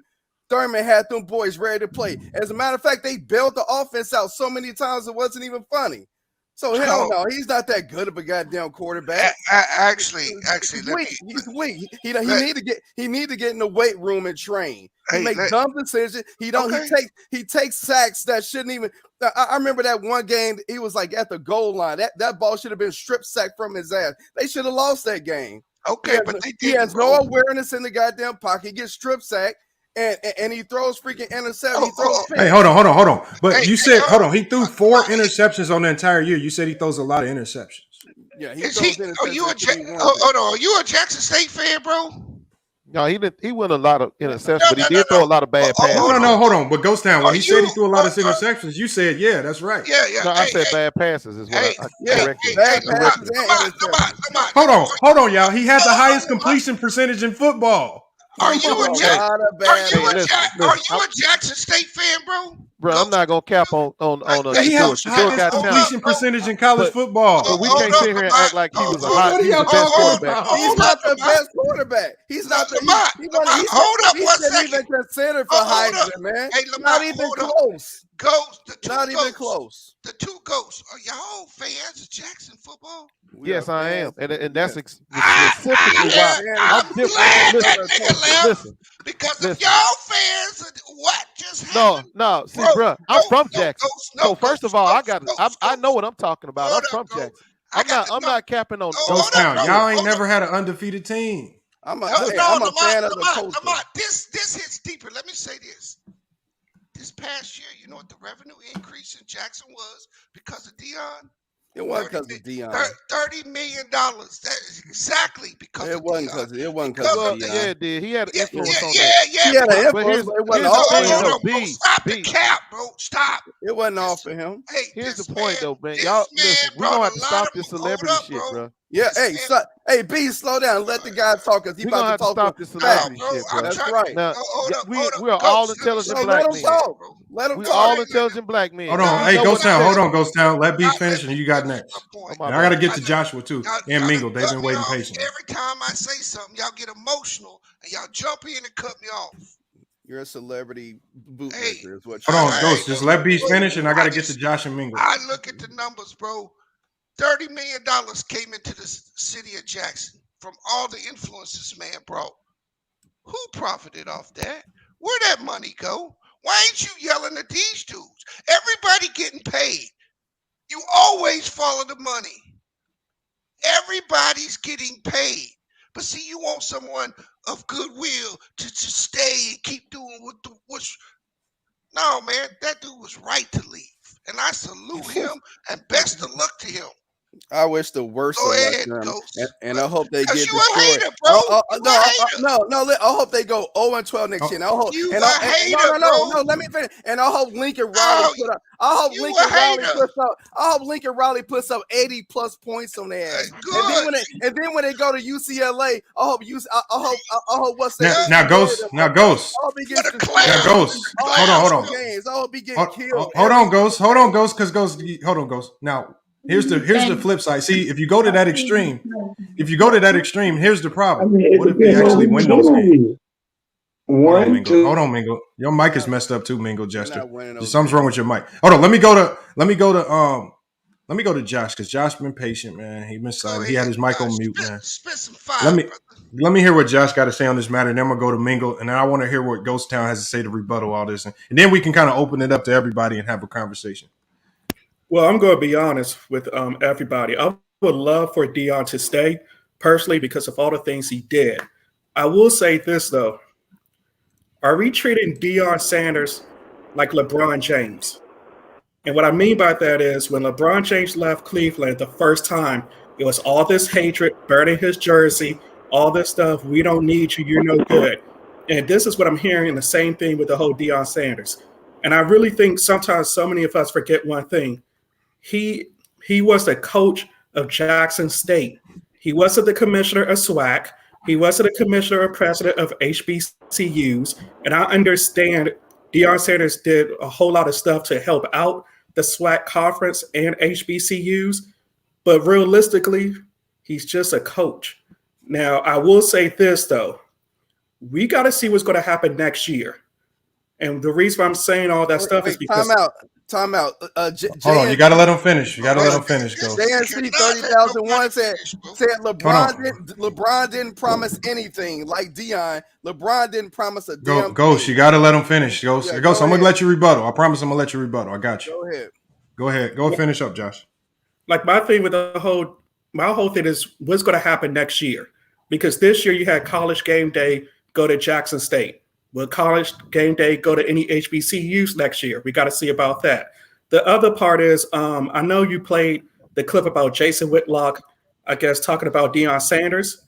It so happened yesterday, Jason Whitlock also talked about the alumni and how the alumni needs to start donating.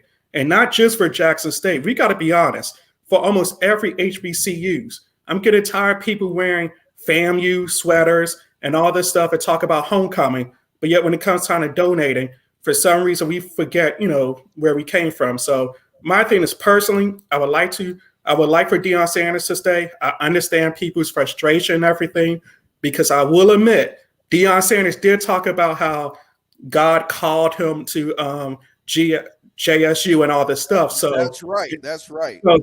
So that's my whole thing. When you start putting in religion and all this stuff, hey, now you almost have to go in. I mean, he don't owe me anything personally because I don't go to JSU and any of that stuff. But hey, did God call you to go to Colorado and all this? That's one question. And the other thing is, that's right. I want Deion Sanders to do well for this small part, though. If he does well, hopefully every other school will start looking to black coaches. We can't keep saying, oh, no one's hiring black coaches, 1, 2, 3, 4, 5. And then when a school of a Power 5 division hires a black coach, you want to see him fail. That's kind of, we got to be honest on all that stuff. But I want to hear everyone's opinion. The air is so fresh up here. There's no crime. You're such a coon, Deion. You're a coon. Joshua. Hey, Joshua, that was yes, sir. From Colorado, it was really nice up there. Hold on, hold on, Martez. Hold on 1 second. I got to get to Mingo. Yeah, I mean, like I said, you got to respect it because look, he gave him a little bit of criticism, but again, at the end of the day, it's his move to make. Sometimes you got to take the promotion when the time is there. I mean, especially when the company you're working for isn't really invested in elevating with you. Mingo Jester, what you got on this? He used y'all. He used the whole black community. Deion said, I gotta get away from these niggas. Mingo Jester, what you got on this? Hey, man, listen now. So, I mean, it's just a lot going on with this. I hear so many people talking about this. To me, it's not really that big of a deal. Dude left. He went to Colorado to get his money or whatever he went to go do. Hey, that's his decision. I mean, how does it affect us? It don't affect us directly because we don't go to JSU now. It may affect the kids that go there now, but it don't affect us grown motherfuckers who out here got jobs and taking care of families and stuff like that.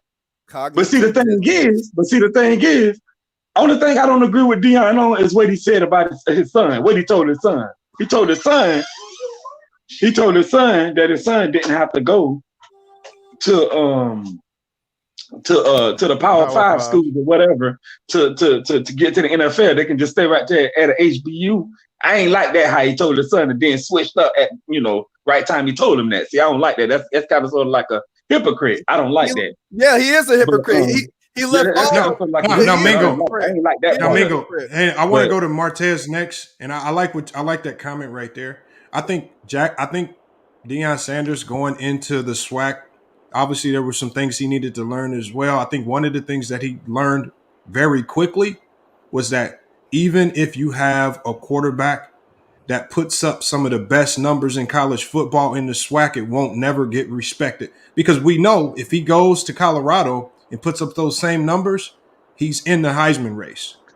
He will never be in the Heisman race and the SWAC conference on any school in the SWAC. Look, the man, like they said he had questionable passes. The man had one of the highest completion rates in college football. He only threw 6 interceptions the whole year. So I don't know what y'all were watching unless y'all were just desperately searching for his flaws, but he didn't really make too many mistakes as a quarterback out there. Stop capping. Come on, man. Steve McNair. But Lamont, I got one more comment, Lamont. I got one more comment, Lamont. Steve McNair finished third in a Heisman Trophy race. Steve McNair finished third in a Heisman Trophy race. Stop capping. It can't be done. Stop capping, bro. Did he win it? You said nobody. You just said that nobody is. Steve McNair was how long ago? Who cares? He was a good quarterback. No, how long ago was it? Whenever Steve McNair played. Was it like 40 years ago? It what? 40 years. Come on, bro. Come on. You capping, bro. You capping. Hey, it was a long time ago. Stop bootlicking on these celebrities. Hey, but I got one more thing to say. See, now, as far as the Heisman Trophy thing go, man, ain't no team in no SWAC gonna win no Heisman. Ain't no player in no SWAC. Dude, they go. There's a lot of players that don't win Heisman Trophy that's Power 5 because they go by competition and strength of schedule and team record and all that stuff. The SWAC conference ain't good enough to put a player like that because they're gonna look at his competition. He don't play nobody. That's the reason why he putting up those stats. That's what they're gonna Mingo, here's the problem. You have to play teams in your conference because you have a conference schedule. See, the problem with Deion Sanders' situation is if the other teams in the conference aren't elevating with him, if they're not upping their level of competition, if they're not also bringing in 4- and 5-star recruits, so eventually, if the other teams in the conference were duplicating what Deion was doing at JSU, then they would eventually start getting respect as a conference. But him just building up JSU will do nothing because he will continue to just beat up on a whole bunch of lesser schools, and he'll continue to not get any recognition for it. They'll just be 12-0, like I said, for the next 5 years. Without going to a national championship game. So how many times will he be able to go 12-0 and win the Celebration Bowl before he leaves? If you're good, NFL scouts will find you. No, I'm talking about what's the biggest college football game you can play in goes to Judah. What's the biggest college football game?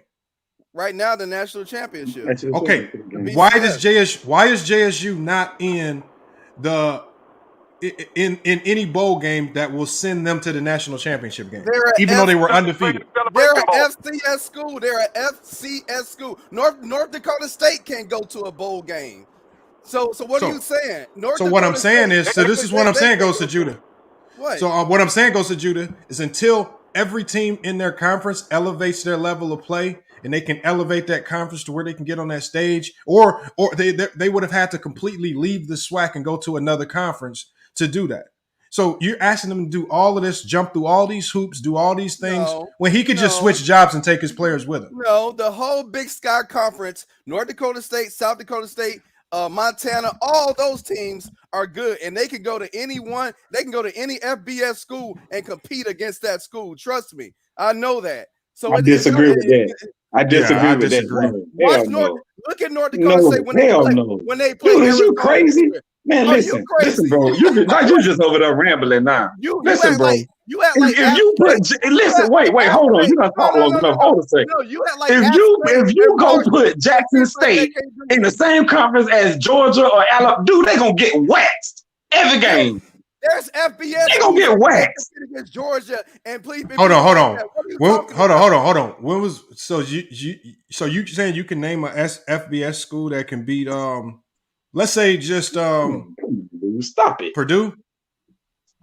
Hell, North Dakota State. North Dakota State almost beat Arizona this year. Purdue ain't almost shit, man. They lost. Almost they lost. You see it all the time. Marshall, Appalachian State, they beat teams all the damn time, bro.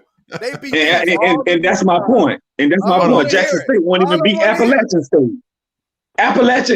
Jackson State won't even beat Appalachian State. More or less talking about Georgia or one of them teams. You must not ever play football because I strap my pads up just like anybody else strap their pads up. Dude, so you come with that weak. If you would have lined up against Alabama, they would have rolled all over you. They would have waxed y'all ass.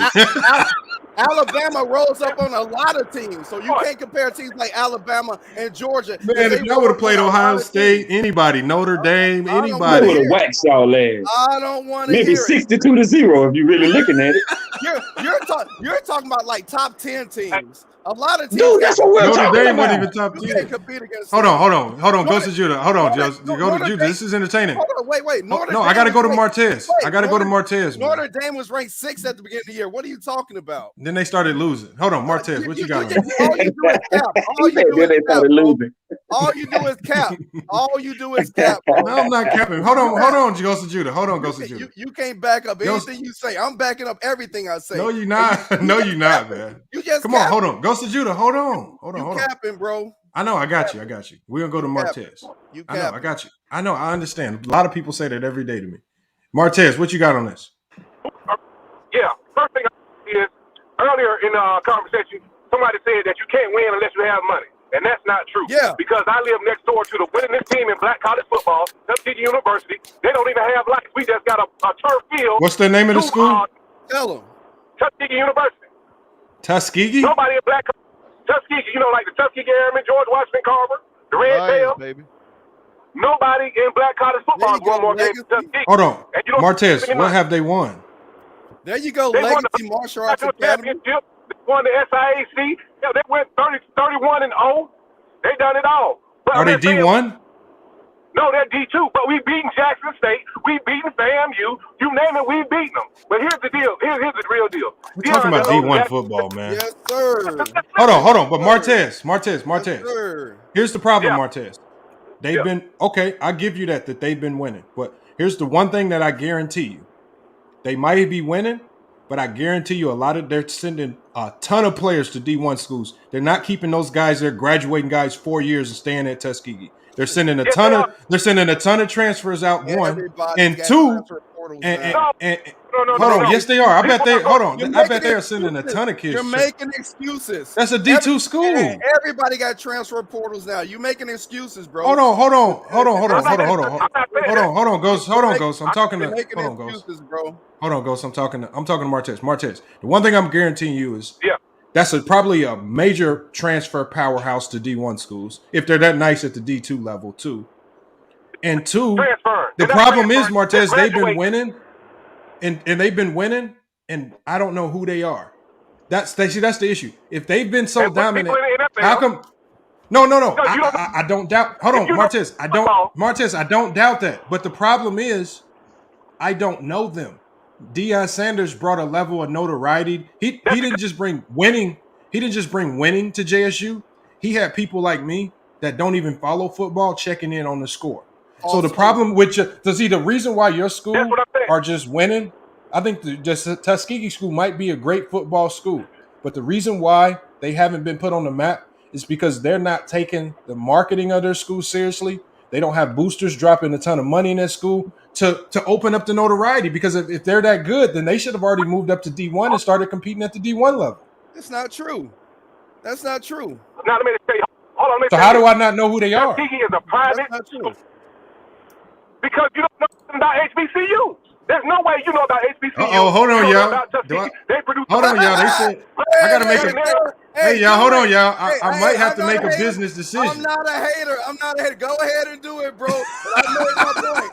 I got you. But you know what? I made my point. I'll get off on my own. No. You gotta take it off. So go ahead and make your 100, bro. Go ahead and do it. Hey, Judah. What's up? All I'm saying is you can win with no money. Hey, enjoy talking to you.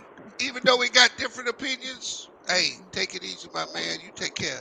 Shalom, y'all. How y'all know I'm gonna kick him off? I might not make that business decision. Hey, it wasn't about kicking him off. I'm just telling him we can have different opinions, brother. I still wish you well. That's yes, sir. Hey, Shalom, Ak. I agree to disagree with a lot of shit that we were saying, but as far as the business decision right here, hey, brother, make that. That's $100, man. $100 in 10 minutes, man. Hold on. So how you gonna ask me to sell out, but you mad at Deion Sanders for selling out for the money? That's not sell. This is your show, bro. This is your show. How's that selling out? It's your show. You know what I'm saying? So go ahead, because if I remove myself, you don't get the 100. So go ahead and kick me. I gotta get ready to go anyway, man. So go ahead and do it. I'm not gonna kick you, man. You should. It's $100. All right, I'll kick you. If you're telling me to kick you, I got you. Yes. I love all y'all. Shalom, shalom, shalom. All right. See y'all. All right. I kicked him. Oh, man. All I'm saying is you can win without money. Tuskegee is a prominent football team. They put people in the NFL, 3rd round, 6th round. The Alabama State offensive coordinator that hurt his neck playing with the Raiders and the Jets is from Tuskegee. Okay, no, and hold on, but Martez, I respect the fact that they're winning, right? I understand. No, Martez, the problem is at this major level is when you get to the big dog level, it starts to become about a little bit more than winning. You have to pair that winning with money, facilities, marketing, putting your team on the map. And so the thing is, if I don't know who Tuskegee is, and only you do, the thing is with Deion didn't just go win at Jackson State and nobody knew about it. He had them all over social media. He had this team getting talked about. He went out to ESPN, had ESPN Game Day over there. He brought them a level of notoriety that they weren't getting. So what I'm saying is, I appreciate that Tuskegee is won without money, but they must have a system to do it without money. But maybe you need to go look at their infrastructure, because if they're winning and they have no notoriety behind it, then they're still doing something wrong. Because you don't know about it, but black people who know about HBCUs and white people know about it. They come to the game. It's the only place in America where you can tailgate in the game. People know about it. I didn't know about it. Don't know about it. Just like I haven't heard of it. Just say that. All right, I haven't. I can accept that. But all I'm saying is. But I didn't care about Jackson State football until Deion Sanders got there. Well, let me tell you this. Before Deion Sanders got there, Tuskegee coach who went 90-26 got the job at Jackson State. He went 49-19 at Jackson State, won the SWAC, and they ran him off. They hadn't won until Deion. Since that man left, Rick Comedy. And Martez, he did all of that. You said he went to Jackson State and had success. Yet when he went there, nobody tuned in to watch Jackson State football until Deion Sanders got there. Yes, they did. They did. Hold on. So did that coach have ESPN Game Day there? No. Did that coach build a new practice facility? No. Did that coach have them on national TV every week?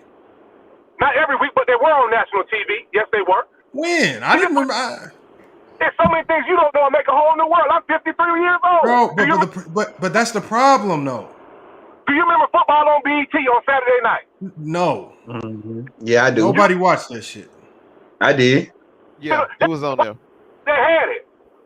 If you know about anything about Jackson State, do you know about Wavy Days? You don't know about this because you're not an HBCU guy. So it's so I know, but what I'm saying is this. Deion Sanders, they might have had some success with other coaches. The success that Deion Sanders brought them was more than just winning. He brought them a level of notoriety that they've never had ever. I'm with you. They had it before, but Deion really, because it's Deion. They never had it. They never had it. Yes, they have, because if you don't know about BET. Hey, Mr. Graham, Mr. Graham, I think y'all both are right. I think hold on. I think what you're saying is right, but I think the point you're missing, what Lamont is saying, Deion had the swag and knew how to. He has it all. I agree. Hold on, bro. No, listen. Deion has swag, and he knows how to sell himself.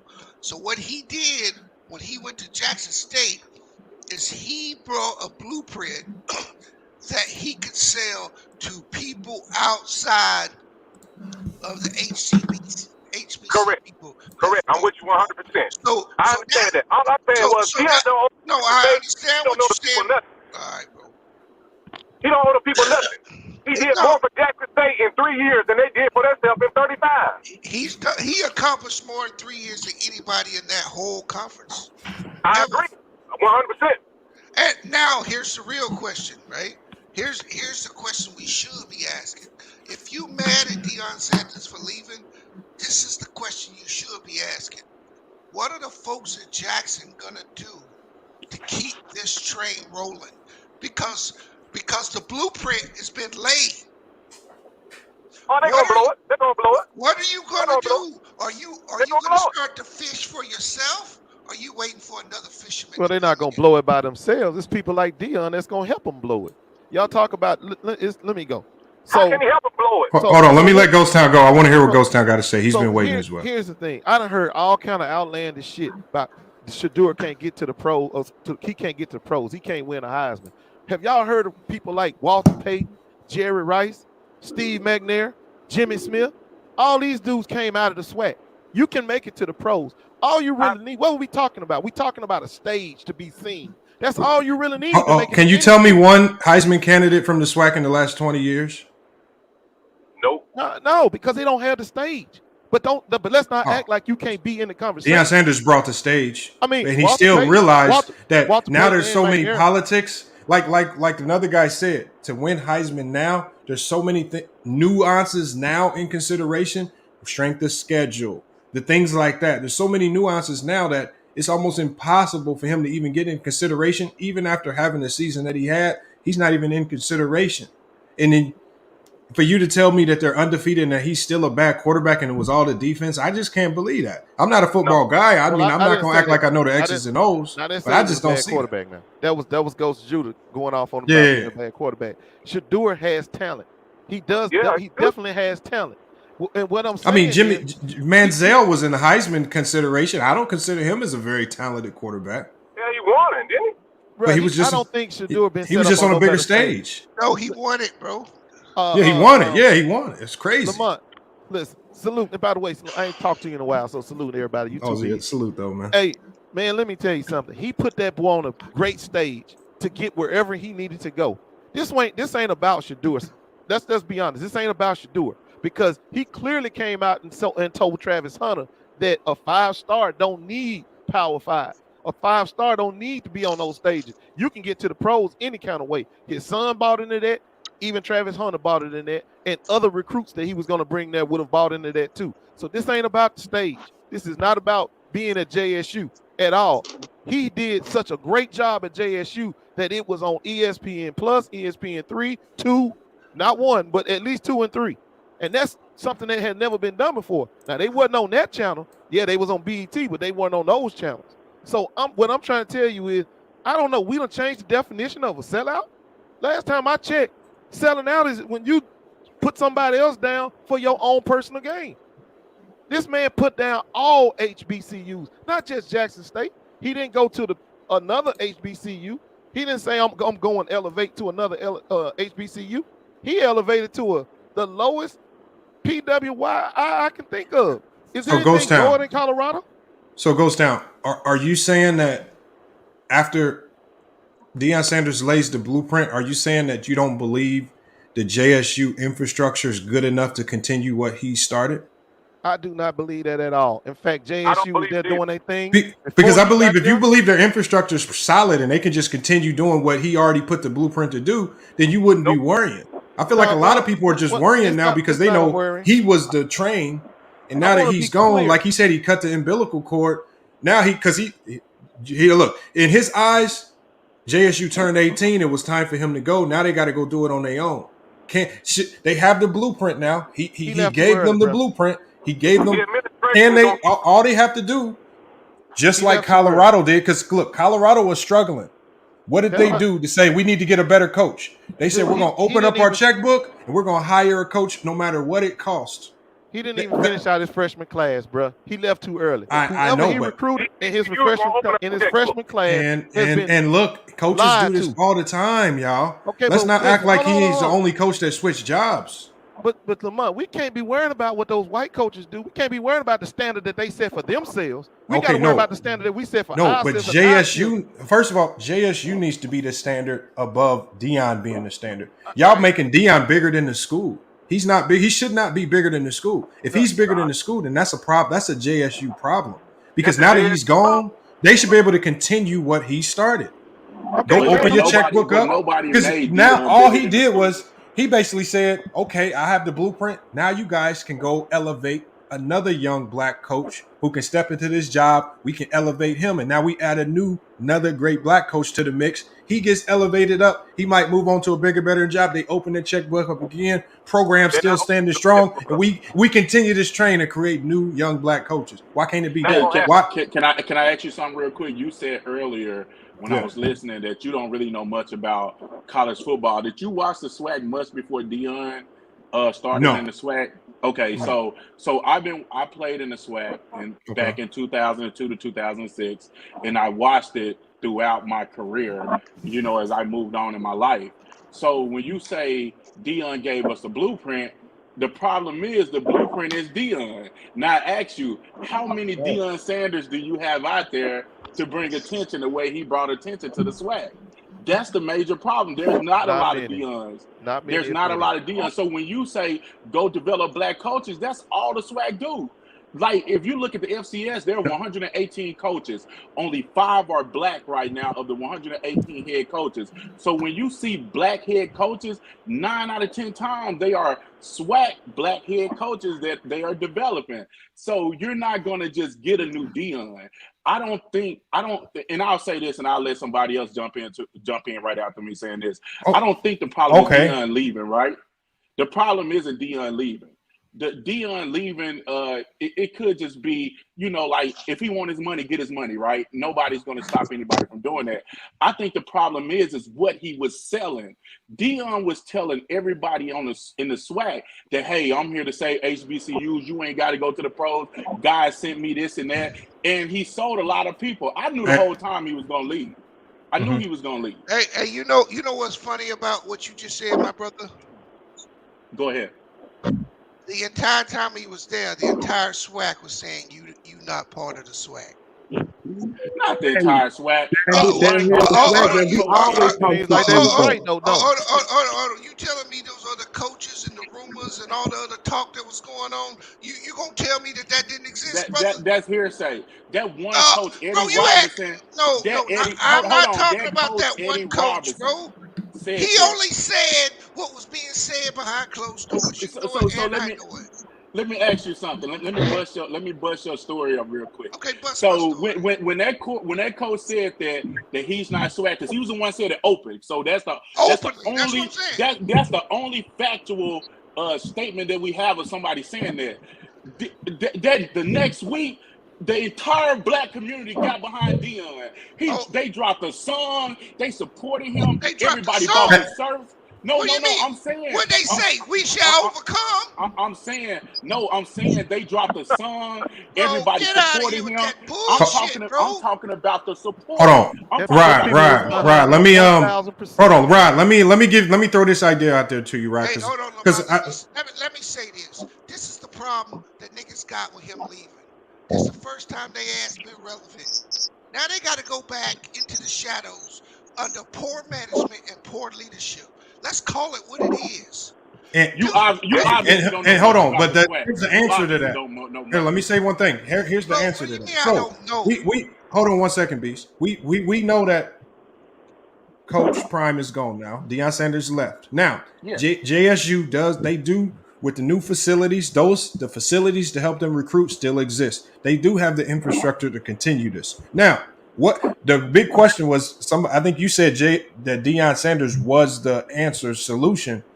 I don't believe he was. I believe what he did can be duplicated. If you look at the coaches out there that are available, right? The number one assistant in the nation is a black coach at Miami. He's an offensive coordinator, young, 38 years old. His name is Josh Gaddis. Right? They said he brought in. This is his accomplishments. He was the Broyles Award winner in 2021. He brought in over 20 million in NIL deals for his players. Right? And they just basically are saying he's the number one guy. So he's had experience Who did he coach with before? He's with Miami right now. That's not so what I'm saying is Miami. So what I'm saying right now, he's an offensive coordinator in Miami. So what I'm saying is to continue this train, just like Colorado opened up their checkbook to lure Deion out there when their program is struggling, it's time for JSU with all the success, with all the money that we've made. How do we build on this? We open our checkbook up and say, maybe, hey, Josh Gaddis, we need the best assistant to come in to replace and duplicate what Deion Sanders was doing, if not do it better.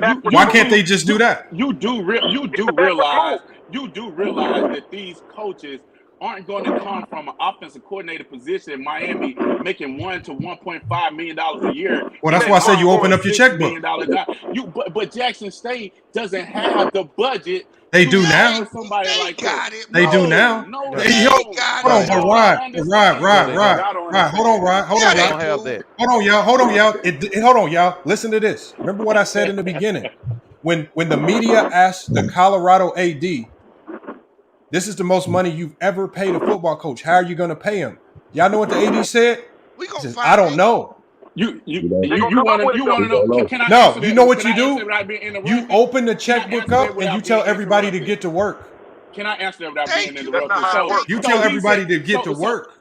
Hold on. So he said that, right? He said that, but in the very next statement, they reported that a Colorado booster started an NIL fund for $4 million of his own money to get started to paying athletes. So when he's saying that, he's saying it in a facetious way. He know they're gonna get the money. They're gonna have the money to get Deion.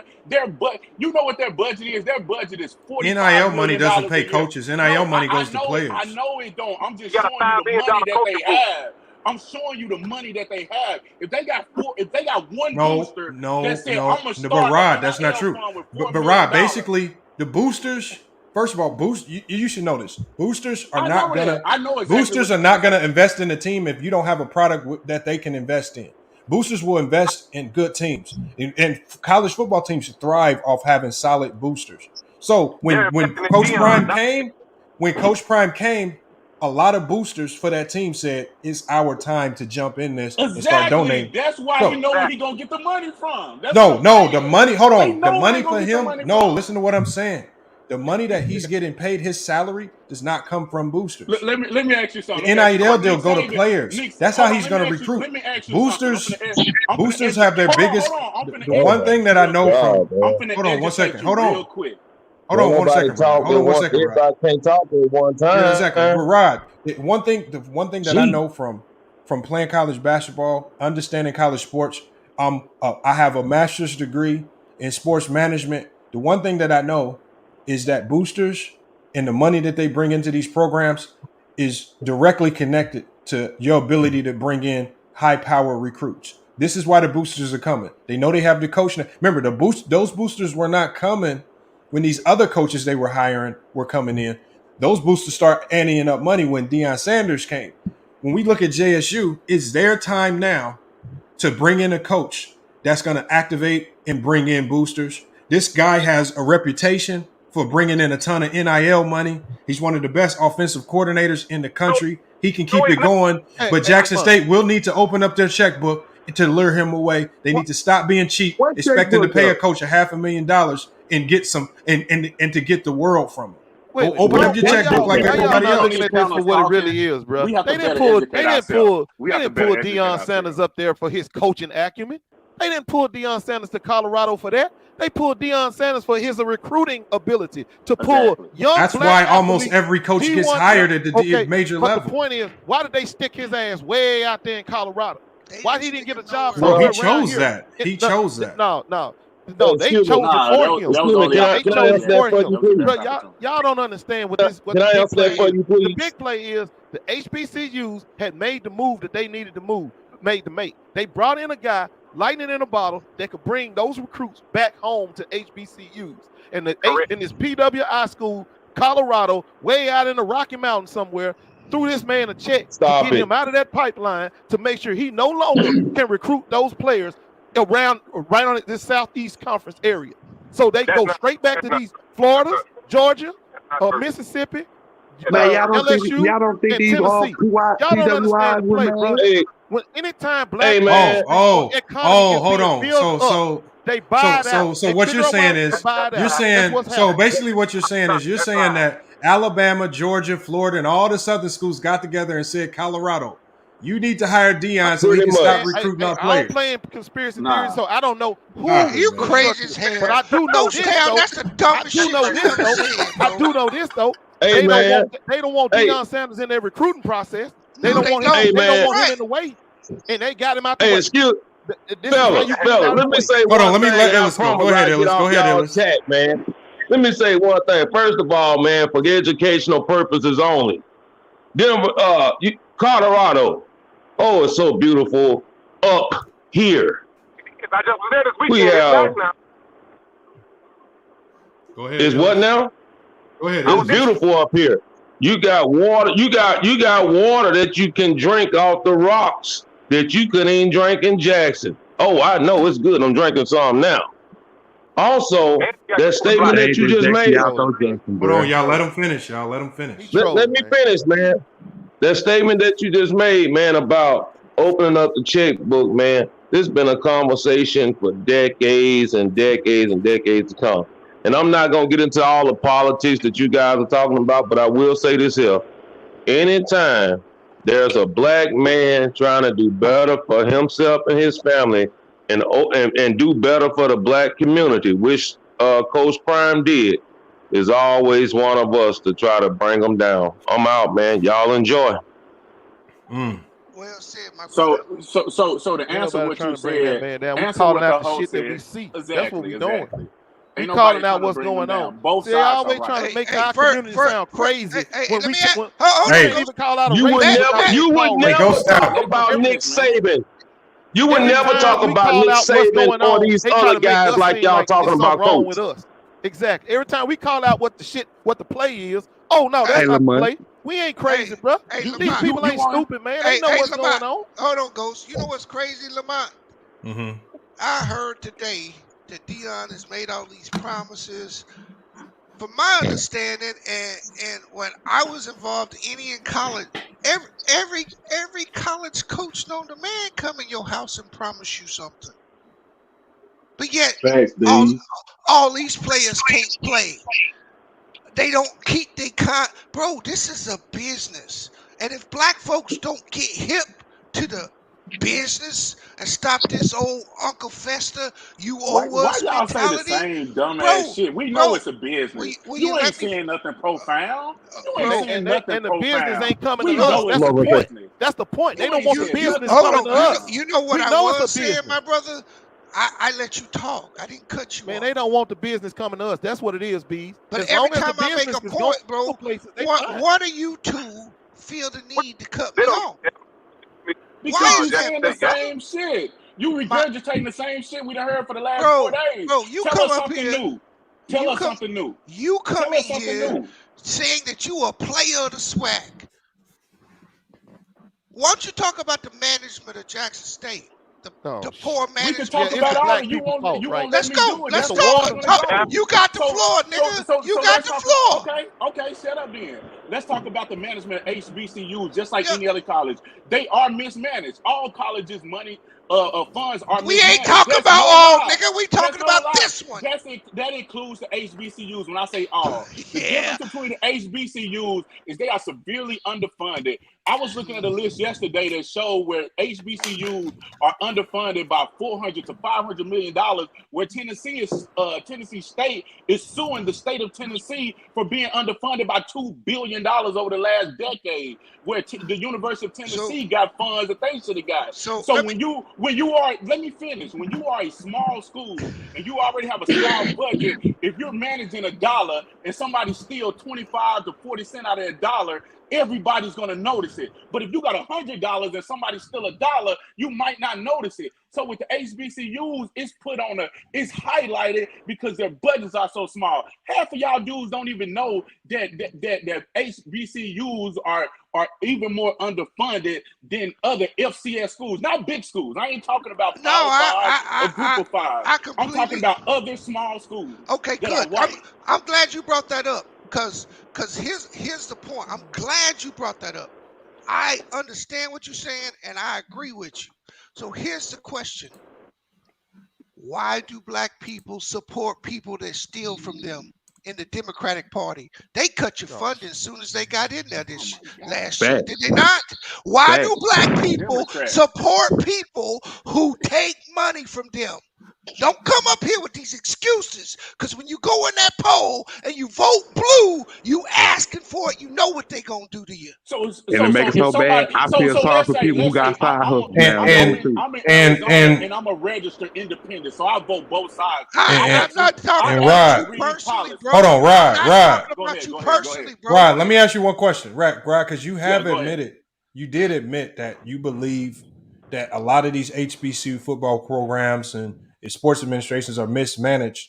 Why isn't anybody or you yourself leading an effort to get these people out of these positions so that, because if it's just the mismanagement of the programs, then that's all you need to fix to start fixing the infrastructure. I mean, why is the focus more on Deion staying in a mismanaged program as opposed to getting the people that are doing the mismanagement out? So with my university and the university I attended, we actually fired 2 ADs and the alums pushed there hard for mismanaging funds and not putting funds into the right bucket. And like Deion was saying, putting it into general funds so you can use it how you want to do it. We've done that. But as you get people in and you get administrations, it's just like with anything. People get sticky hands when you get access to money and no supervision. I work in the rail industry. We just found a guy who was cutting side deals with one of our major contractors, and he done built a whole vacation home and got a $50,000 boat on his lake house. And we just found out that he'd been doing it for over 15 years. So it's everywhere you go, you're going to have things like that. And like you said, you just got to continue to try to pursue perfection, right? But with the black people, it seemed like as soon as we do it, we just like harp on each other like, oh, you're a thief. And we'll sit there and watch white agents steal from black athletes for 30 years, and I ain't seen one documentary on none of them white agents. I did one. How come you ain't watch mine? I'm proud of you. I'm proud of you. Send it to me. Send me the link. I'll send you my email. Lamont. I did do one. I'm not lying. Hey, Lamont. Okay, I'll definitely watch it. Hey, put up Fred Dorsey's comment. He said or LL Low. I'm sorry. It was LL Low. It was supposed to be $52 billion going to the HBCUs, and Mr. President Joe Biden, which black people supported in huge numbers, cut that budget to $2.4 billion. God. Why are we not asking? Tell him to put that link in there because I like to verify. I like to verify. Tell him to put for my video? No. I'm talking about for the guy that said he cut money out of the budget. I like to put that link in there because I also got documents from my university. Hold on, I'm gonna let you go, but I want you to answer this. I also got documents from my shit you university. said 'cause I was talking, bro. I got documents from my university that show where the Biden administration during the pandemic gave my university $45 million when they were only supposed to get 10. So just like he has something, I have something too. So go ahead with what you want to say. Go ahead. I don't know about what you're talking about. What I know, And I don't know about what he's talking about. I'm no Republican, and I'm no Democrat. Okay, so first I want to say that when I say this, I know it was nationally reported that Trump had funded HBCUs more than anybody before, and that was cut. And you can laugh. I'm finna bust your head after you finish. I'm finna bust your head after you finish with that. Go ahead. Come on, I don't want to get into too much politics. I want to stay football. Okay, yeah, good. We continue to put our votes and our belief into corrupt people. And we let these corrupt black people continue to run us through the same old evolution over and over and over. We'll blame Deion. Even though you got Ain't nobody blame Deion. Hold up, bro. Go ahead. Even though you got a new field out the deal, even though you got a new building, even though you got advancements that you was never gonna see, it's his fault. Nobody said it's his fault. Like, what the hell? Ain't nobody saying it's his fault. So can I answer one quick question real quick? Let me answer one quick question. That's down here, bro, in Jackson, and who know what's going on. The only reason why people really are down here are mad about the shit is because other shit, a majority of the stuff that he was saying when he came down here. A lot of people were pissed off about that. Like I sit up here and tell people, now, like I said, we had featured on top recruits coming down to not only Jackson State but a lot of HBCUs. Them dudes, like I said, since he gone, they changed their mind and they going to these white schools. So, like I said up here and said, y'all got to understand like that. Them white folks were mad. A lot of white folks, especially them top universities, they were pissed off because Deion was getting them top recruits to come to HBCU. And like I said up here and said, they will write any big check to get that money to get that money back from them. But hold on, but Mac City. No, I know, but Mac City. Here's the thing though. When a college coach doesn't get the player they've been recruiting, it don't matter who that player signed with. The coach is mad. No, they're not mad because of that. Like I said up here and said, because at the end of the day, that money them top recruits go get them conferences is a whole bunch of money, and they don't want them top recruits going down to the HBCUs and lower level schools and making them money. No, but actually, I'm telling you right now. Hey, Lamar, back chat. They don't care. Back chat. They don't care. What I'm saying. Hold on. Listen to what I'm saying. Hold on. What I'm saying is they wouldn't care. They wouldn't care if they went to the another power of PWI. Hold on. You got to understand. First of all, they don't care who they lose a player to. If Alabama loses a player to Georgia, Notre Dame, Florida, Jackson State, to Saban is all the same. He lost a player. He's mad. Right? Because, he's mad. Like, it doesn't matter who they lose a player to.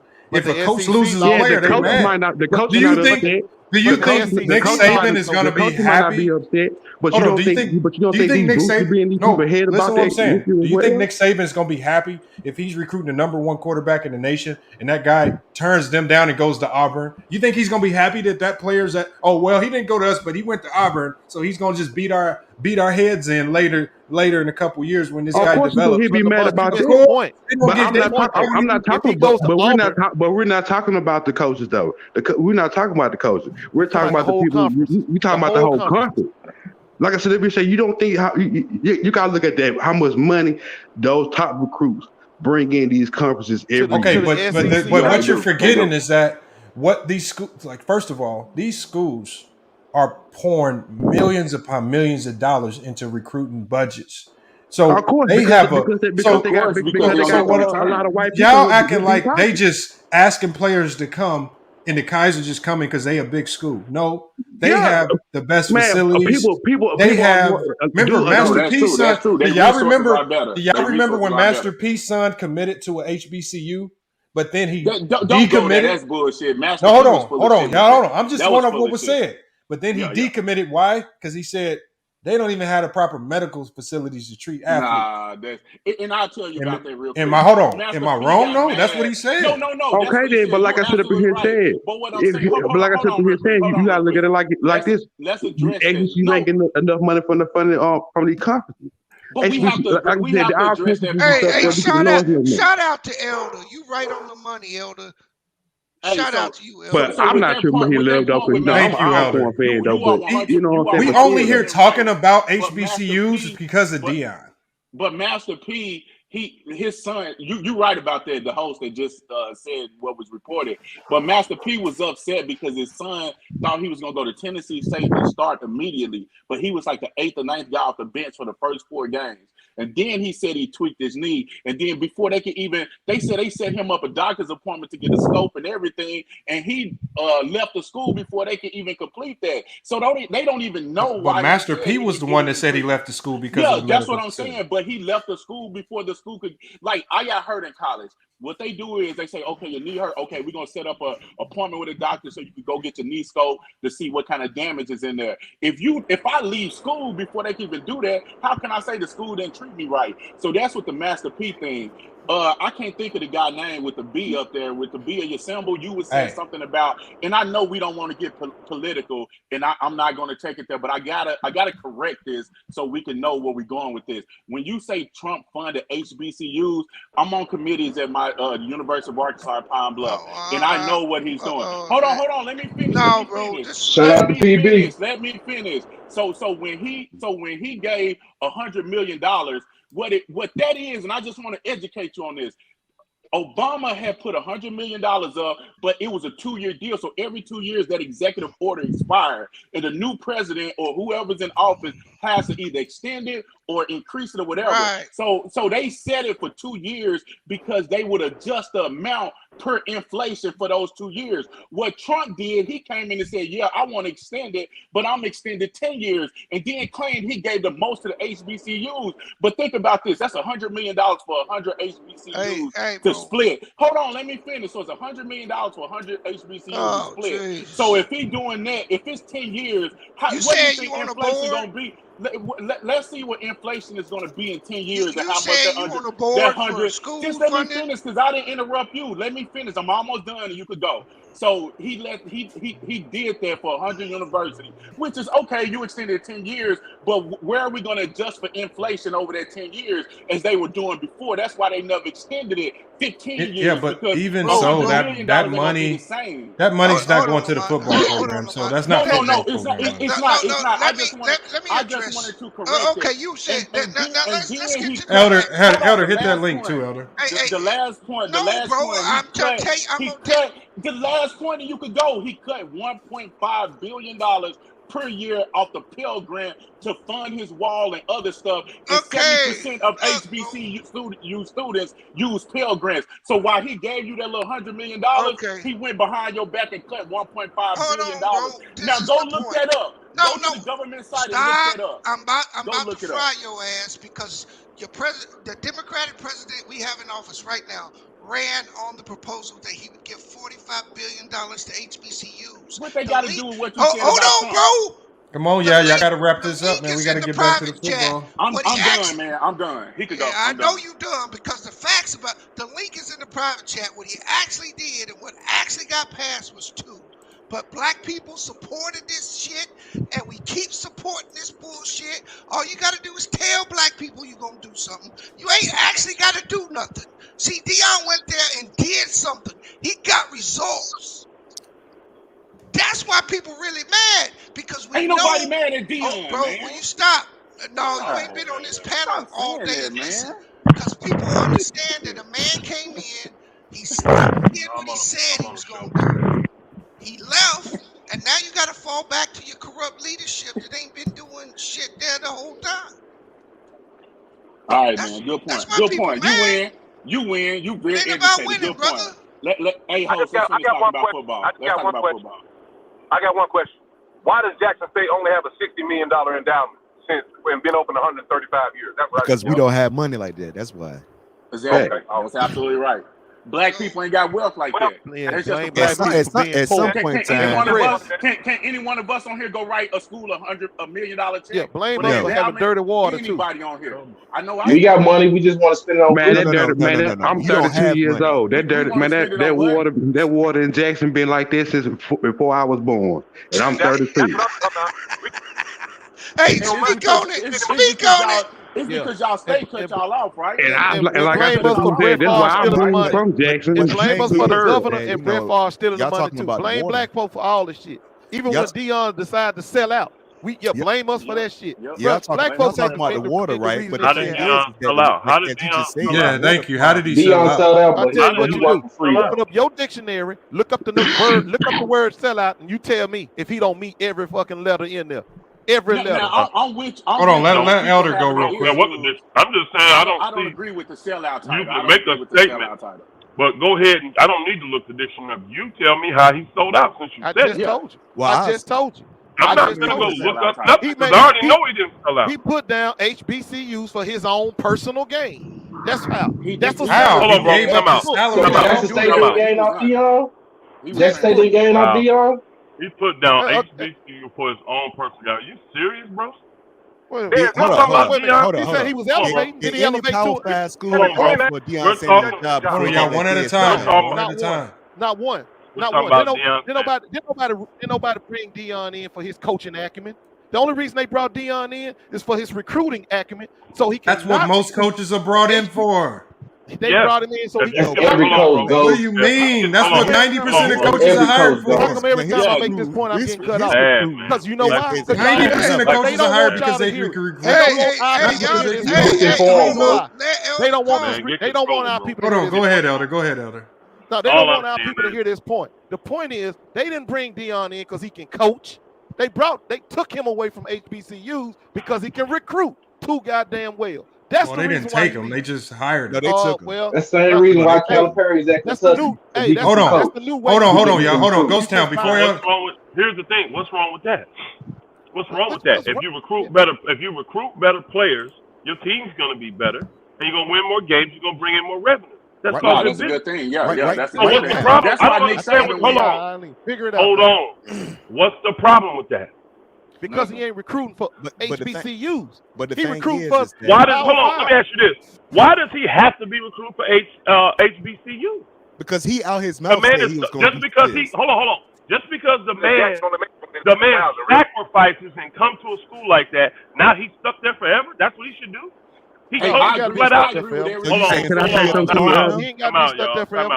Hold on, y'all. Can y'all? Hold on. I'm not gonna yell over everybody. Y'all At the end of the day, the man didn't. I watched the interview. The man didn't lie. When they asked him what's gonna happen when the big schools come, he said, "I'm gonna listen to their offer." Yeah, he told everybody that. He didn't lie to nobody. And any one of you in this room, if you're working at a HBCU, making $300,000, and you get a $5 million offer from a bigger school, you're going to take it.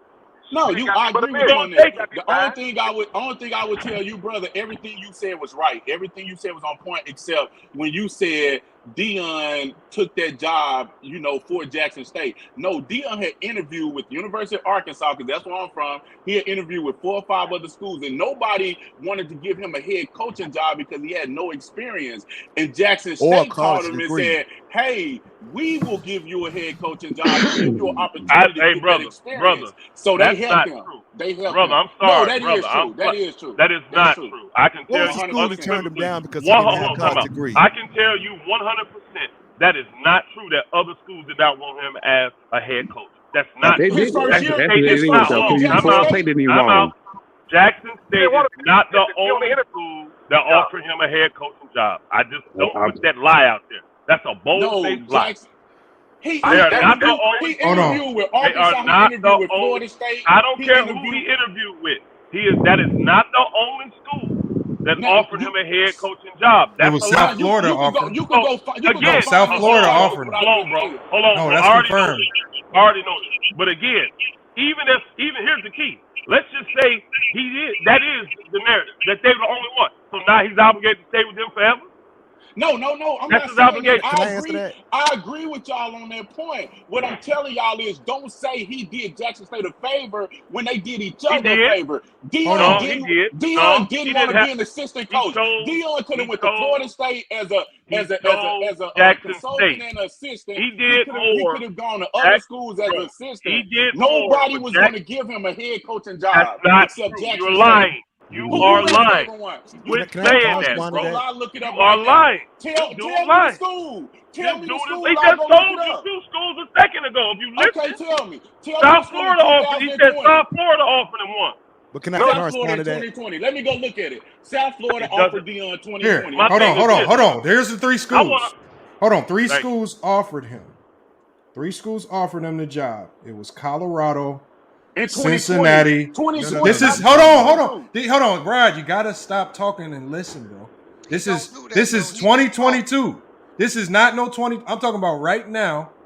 If people act like right now, so when he first interviewed for jobs before he coached, of course, being a high school coach, he was going to struggle to get a job until he built up a resume. But That's when what I said. so again, so it didn't surprise nobody if a school like Arkansas doesn't hire him right out the gate. That didn't surprise him because what you have to show schools, especially big schools, you have to show them, can you recruit? That's the biggest thing. That's the biggest part of college sports. If you Jackson State will never have enough money to pay him $5 million. No way he got $5 million. Hey, brother. And now he built his name up to the degree that 3 schools offered him. Cincinnati, UCF, and Colorado all offered him jobs. Yeah, he built it off the But back. my point, you proved my That's what he point. built it My off of. point was in 2020, only Every team that coach wanted to did. give him a head coaching Thank job you. was Jackson State. They gave him the opportunity. That's what I said. Now, So what does he owe them? Let's go. I said, hold hold on, bro. Let's go. Hold on. Let's go with that narrative. Let's just go. I know it still ain't true, but let's go with it. What does he owe Jackson State? I didn't say I agree with you that he didn't. I'm asking you a question. Why do we bring up that? Hold on, bro. Hold on. Why are we bringing up that point then? Thank We you. bringing up that Why are point we bringing it up? because if you I said put you on, hold on, let me finish. You said If you he put me did on, I'm Jackson obligated State. to you forever. Let me finish. That what you saying? I'm not saying Let me forever. finish. Oh. He said that you said that he did Jackson State a favor. My only He rebuttal was he didn't do them a favor. They did each other a favor because Jackson State was looking for publicity and he was looking for a head coaching opportunity. After 4 or 5 schools said, "Nah, we need you to have some type of big." Here's Jackson the fact. State said, "Okay, No problem. No problem. Let's go with that. Here's the facts without any interpretation. He was the best thing that ever, football-wise, happened to Jackson State and for HBCU. Walter Payton? You ever heard of Walter Payton? I have. But what kind of money Walter? Hold on. What kind of money Walter Payton bring in? What kind of guys are going to HBCUs because Walter Payton played at one? There's plenty of great guys. My brother played at HBCU. So it's plenty of guys that's great Hall of Famers that played at HBCU.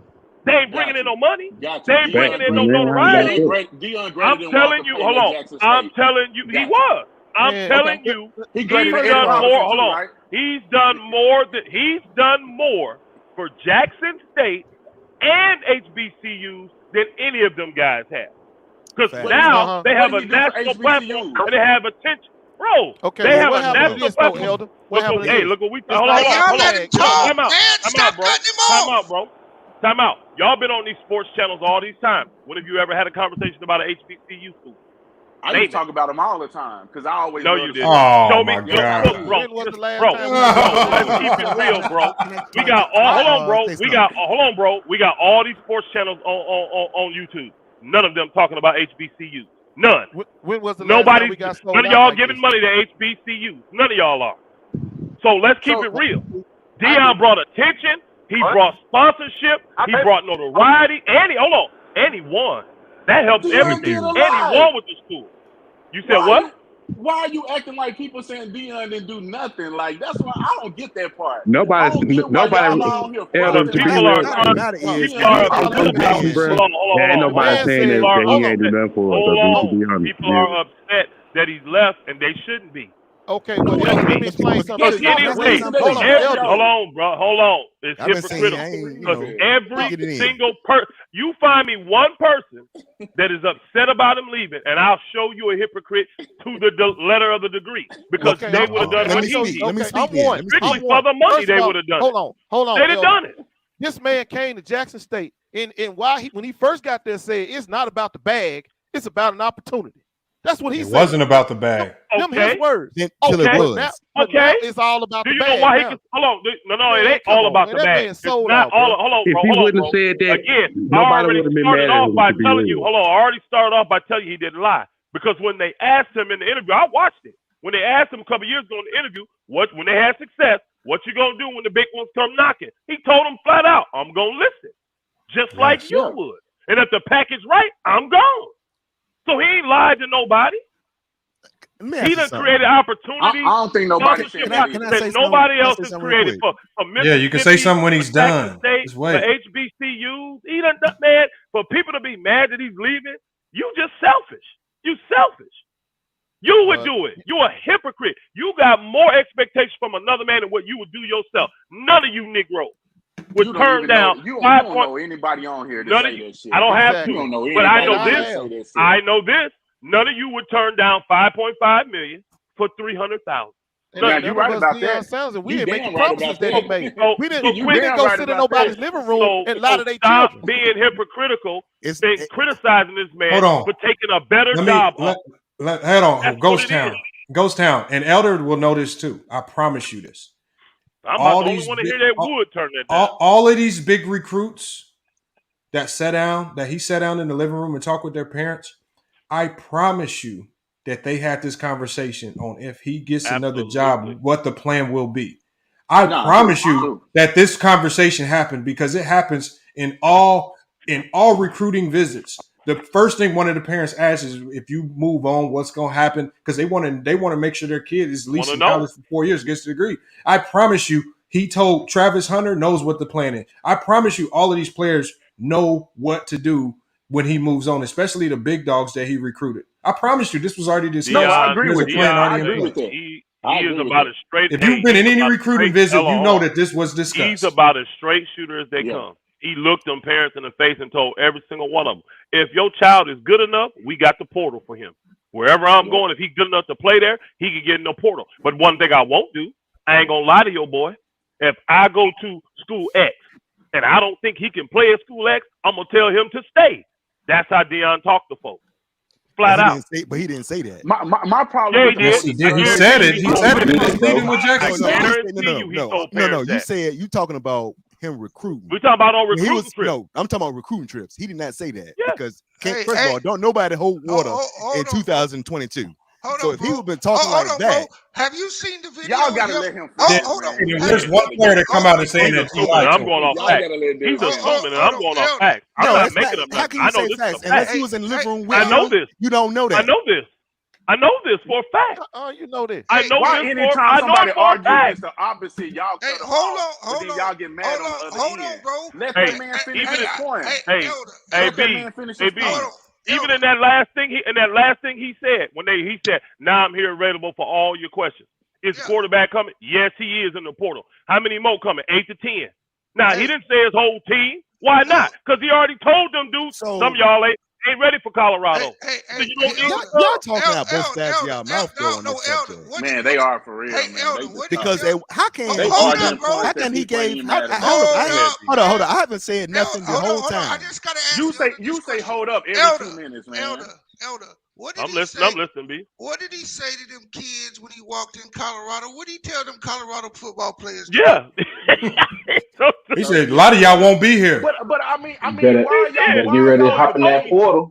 Why are you debating ready that point? Go. Get out. You have to focus on what the people are saying that they are upset about him leaving. Nobody hate Deion. Everybody I think is showing him love. The point of me asking Elder that question. No, I'm not talking about that question. Listen, bro. Listen. I'm talking about you say listen every 2 seconds. Listen. I ain't even finished my point. We just not gonna hold people accountable for what they talk about. That's what you're saying. The reason why I asked that Elder that question, Elder told you. I ain't never made a point. Elder told you that Deion is straight. He gonna tell you to listen in a second. And he walked Right. in You gotta hold on and talk one at a time. That's all I ask. One Elder at a time. said that Deion was a straight shooter, and and I gave you proof when he walked in that Colorado building. He was straight up with every one of them dudes. He knew the cameras was rolling. He told them dudes the truth. You better get up and get in that portal because I'm coming. Okay, so are you done? Can we go? Bro, I've never heard a coach say that publicly on camera, bro. Can we Hey, go? that's as real as it gets, I Lamar. swear to God, I've never heard a coach say Hey, that. Lamar, because any other coach wouldn't have said nothing, and them guys would have sat on that bench for a whole year. If y'all don't realize, like Coach Calipari, Kentucky is one of the biggest culprits of kicking guys out to school if they don't live up to their scholarship expectations as far as playing like at an NBA or high level. And the thing is like, I'm talking about I've never heard a coach just come in and be that honest, be like, some of y'all need to get in the portal, but you have to, because like y'all putting all this accountability on Deion, he's just putting accountability back on the players too, because them players cost that last coach his job, and he's just basically saying, you say you play ball, right? You play ball. Right?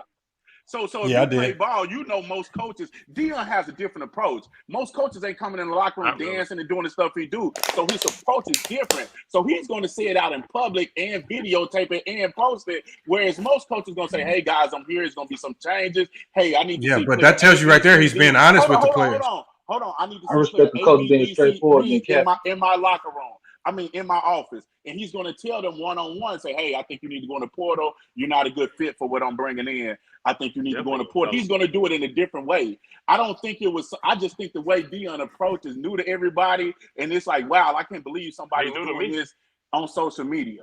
You know, doing it like that on social media. Hey, y'all, go back to Florida State. Deion has always been a master marketer. No. I'm talking about from a coach's standpoint. Listen to what I'm saying. That's even still. You talking about him being on camera. He's still marketing. When you're marketing, you're drawing in. As a coach, he's drawing in the type of players that can handle that hard love. It's not a coincidence that Jackson State became the best HBCU. It's not a coincidence football wise. It's not. You want to know what's funny? He can coach. So you get more talent. He gets better with it. It's not hard to become. It's not hard to become what? Say it. I was telling somebody the other day how I love. Go ahead and say it. Don't let him say it. Hold your tongue, bro. I'm about to speak. Hold your tongue, bro. Don't say that. Don't make that dumb statement. Y'all sit here talking about. I love Deion's approach. I love Deion's approach to marketing, like you just said. I love Deion's approach because he's straightforward and you know what you're getting. Exactly. There ain't no shaking and baking, and ain't no twisting and turning. Name the people that's accusing him of being a liar. Name them. Think about nobody would never do that. He ain't that. But here's the thing, though. Here's the thing with what I'm. Hold on. Here's the thing. What I'm saying is that Deion. It took us this long to get a coach to say, you know what? Every coach run from social media. Every coach act like it's the devil. I'm going to embrace it. I'm going to show you. I'm going to be. Hire another one that does the same thing. I'm going to do it. He's smart as hell. I love it. I love Deion Sanders. That's just point blank. Period. First of all, Deion Sanders is a top 10 player to ever play football. Hall of Fame, multiple. Wherever you place him, multiple Super Bowl winner. Hey, you know what?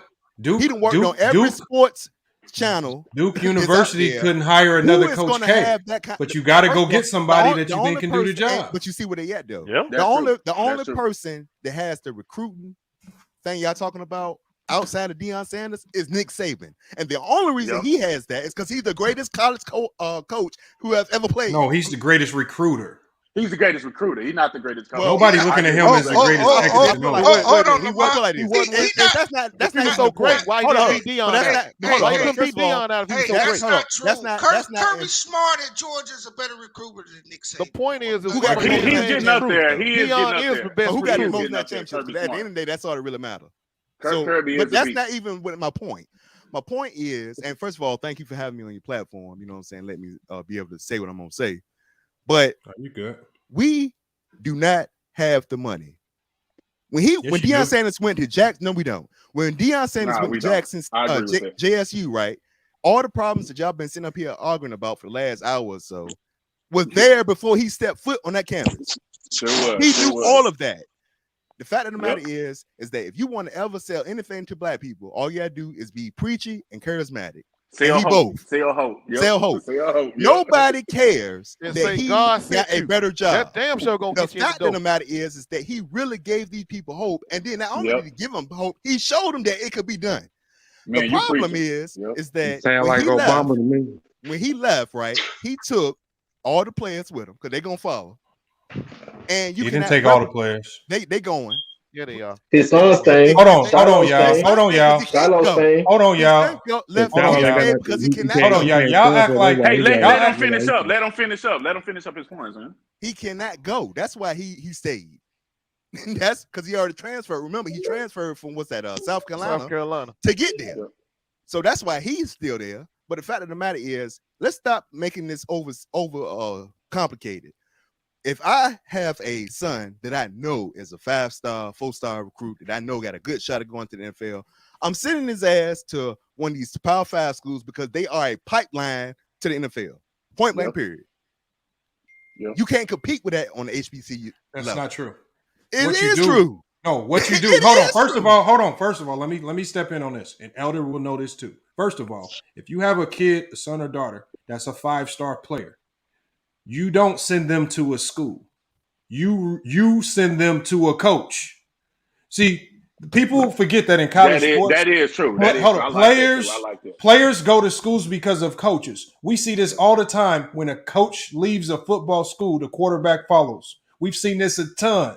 This has not just happened with Deion. This has happened with a ton of other coaches. It happens in basketball as well. Coaches It happened with players USC. do not Caleb go to Williams followed schools. his coach. Players go to a team because of the coach. This is why a lot of time when a coach gets fired, what are the best players? Some of these, they leave. They get in the transfer portal and leave because they don't want to play for another coach. They don't give a damn about the team. It's not about sending a player to a certain school because it has a cachet. Because if that coach don't believe in you, he ain't gonna play you. I don't care how many stars you got on your name. So players have always went to schools because of how many coaches. people And if the on quarterback at JSU Alabama wants to leave, went to the NFL. hold on. First of all, if he wants to leave because his dad is no longer coaching him, he wants to follow his dad. That's because he's following the best coach that he believes can get him to the NFL. This happens all the time. Let's not act like it's brand new when it happens with JSU. He's Deion Sanders' son. He's gonna be okay. Come on, man. It don't matter. It don't matter. This happens all the time. It do matter because I'm saying Deion y'all Sanders don't say is nothing when it happens with these other schools, but when Deion Sanders does it, he's just getting Everybody thrown got in an the mud. opinion. Everybody got an opinion. I don't think it's. Every coach, when he leaves, he takes his players with him. Yeah, but it's hard for me to say that you arguing against somebody saying that. I think what that last caller just said was that he sold hope and he sold that. I think that's the issue that we should be addressing. I think he sold hope, but I also understand why he took $5 million. Right, I also exactly. understand why Two Shador things went to can the be school. true at one time. I think in this case people are arguing on two sides where both sides have a point to a good point. You got a good point when you say he took the money, he went to better pastures, greener pastures. The other people said, "Man, you sold us hope. We knew you would leave, but we thought you would stay longer than this." Both sides have. We didn't think he was going to take the first He gave game. JSU a blueprint. He gave y'all something even more valuable. What's the blueprint? That's what I'm trying to figure out. What's the What you mean? What's the blueprint? The blueprint now. First of all, he showed you guys. It's the blueprint. Hold on, I can tell you. Deion is the blueprint. Hold on. Hold on. No, Deion is The the blueprint. The blueprint is very simple. The blueprint is, especially in this day and age, bring in as much NIL money as you can, right? Have money. Build up the. Hold on. First of all, did Deion Sanders ever sit down and tell the media we ain't got money and use that as an excuse?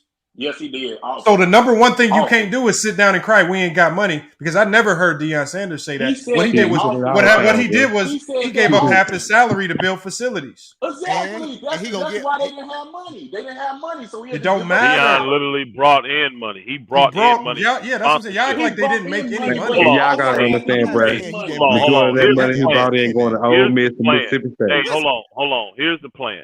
If you really want that thing to be successful, you got to bring somebody that can bring in resources and funds to that area like Deion did. It's just that simple. So I wouldn't even care about. Hold on. I don't even care about the coaching aspect of it. Do you know why? You're gonna have 6, 7, 8 coaches anyway. It's going to be a collective thing anyway. But if you can bring in someone that can market themselves and have supporters come in behind, I don't give a shit if you go hire Shaq. I don't care. Hire somebody that fits that mold, that knows a lot of these people, that moves in these circles, and they will follow them. And then put the right coaching staff around them with guys that know what they're doing in football, and that's how you keep the attention. That's how you get the money to start flowing in there. Because the problem is, you ain't finna get black folks supported no way. They're gonna have an opinion about everything, and they're gonna give nothing to nothing. And that's a sad thing. So let me ask you a question. Hold on. Time out.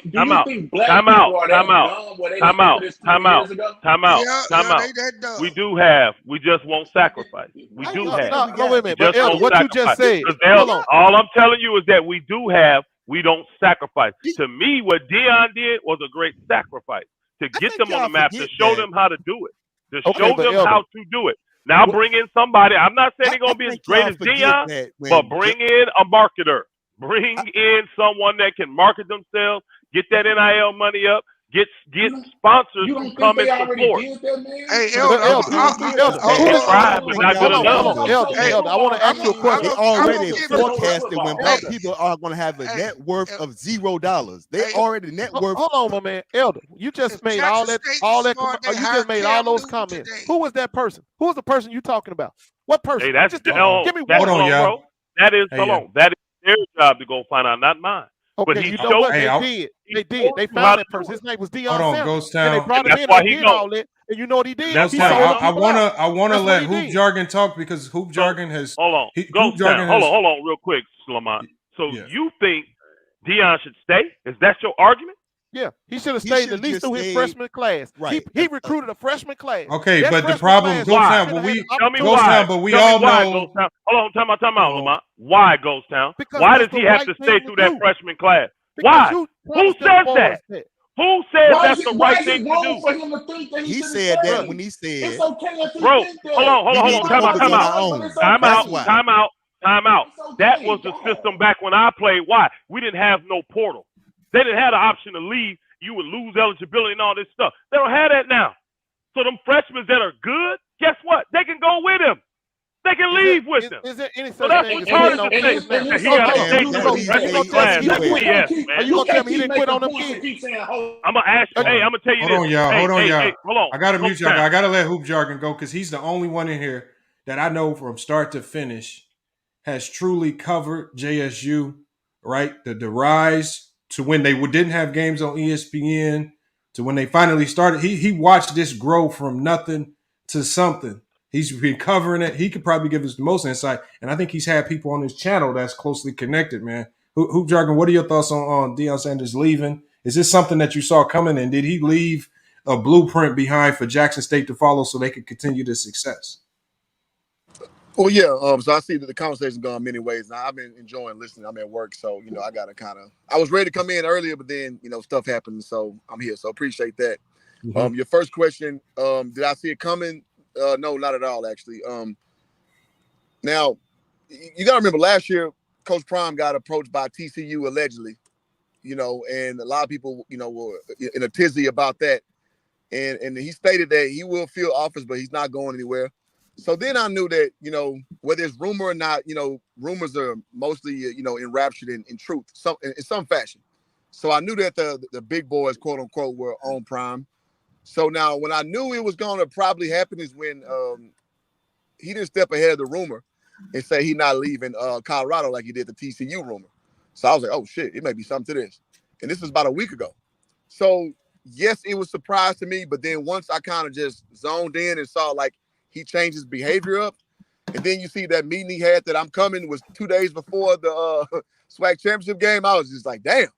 So that's when I knew that things had changed.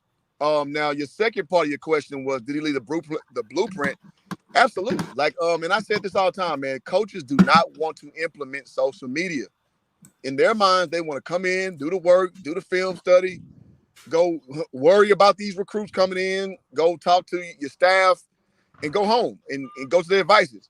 They don't want to go and do that extra step that actually going to appeal to these kids right now, which is social media. And I say all the time, that's why all these kids are so driven by, so happy to get an offer from X, Y, and Z Academy or X, Y, and Z University. Like, that's their thing. That little dopamine rush, that's their thing. So Prime did a good job of having, Junior do his social media. And that's what gravitates kids towards it. So yes, it's charisma. Yes, it's work. But it's also, he talked a language. He has the medium that kids are receptive to because they like that exposure on, social media. It's everything for them. These coaches now, they don't want to do that shit. Because, I mean, to be honest, it's hard being a content creator. I'm 39 years old. I'm kind of in that tech era, but kind of not really. So it's hard to do that. And the problem is these coaches, being boomers or like late millennials like myself, you don't really want to do that. And Prime was willing to do it. So, yeah, he left it down there. So the next guy, they got to embrace the fact that you got to not only, do the little elevator pitch. And everybody's kind of incensed about that. Oh, you brought up God and this we, us. Yeah, I mean, everybody who applies to any job, you are going to talk yourself up. You don't go into a job interview saying, yeah, I'm going to be a decent worker. I may work about, 2-3 years. I'm going to look for something else. But right now, this makes sense right now. Nobody does that. And that's what Prime did to the highest order. And some people feel some type of way with it. Cool. He left himself open to scrutiny, in my opinion, but I don't blame him. So with all that being said, I mean, he did what's best for him and his family. And any dude, any man for that, black man for that matter, I'm for that. Do what's best for you and your family. Everybody else can deal with it. Because in reality, I'll land the plane here. This is 2 week black people rage. 2 weeks, we going to care about it, then it's going to be on to the next thing. So it's like you can't live your life based on what other people say. You got to do what's on your heart and to what you see fit and to what's most feasible for you and yours, and you move on and you live with the results. So that's where I'm at on the Prime situation. I heard on First Letter podcast, he was talking about this subject, and he made a great point. At what point, if we ever gonna get out this plight that we in, are we not gonna be for sale? I mean, at the end of the day, he said what he said, and it shouldn't be nothing wrong with people holding him accountable for what he said. You know what I'm saying? Now, and here's the thing, even if he's, him saying what he said, had he went to the NFL when nobody said not one word, because that we understand. You go to the very first PWI to cut you a check. Like, what the fuck? I'm sorry. I mean, who cares though? What was the fourth one? What's the principle? What does it matter? What he said out his mouth. He literally could have just, it matters. Hey, thank you for the opportunity. We're gonna do what X, Y, and Z, and just kept it on the business. Nobody had nothing to say. Nothing to say. But when he's sitting here selling dreams, that's the whole point of all of this. Every coach sells dreams. Nobody cares about. I can tell you never had a coach in your living room. All of them sell dreams, you bro. Never had no coach in your living room, bro. Exactly. And they all do that. First of all, Deion Sanders can come in your living room right now, and most of us, probably all of us, is old enough to remember when Deion was playing. So just off that fact alone, if he in my living room talking about my son, he want my son gone. That simple. Because I know who this man is. I know the connections that he have, and I feel comfortable thinking that my son gonna get to that next level. Because ultimately, that's what all of this is about. You know what I'm saying? What kind of point are you making? My point is, how don't make sense? Because he's not tied to what your last name is. Okay, I say this. The whole thing of the show was Jason Whitlock, the video where he was saying, right?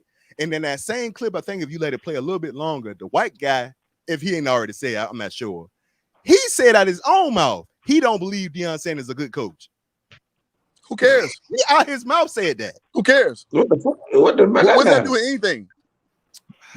The results don't show like that. I say, at some The point, results do not show that. At some point, how result? What? No. If you beat a bunch of college, I'm sorry, a bunch of community college. How good are you really? So let me ask you. He beat a bunch of HBCUs. I mean, basically. Hey man, mute if this you're man. gonna talk about it, Mute this man. I like the HBCUs. He played a bunch of community college people. Okay, all right, yeah, we're sure, just not gonna talk like that. Come on, sure, buddy. Let me ask you a question, bro. Do you know what a head coach's job is at a college level, bro? At a Game pro level? player management. Do you know what No, he's a coach of coaches. There you go. And he's the face of an organization.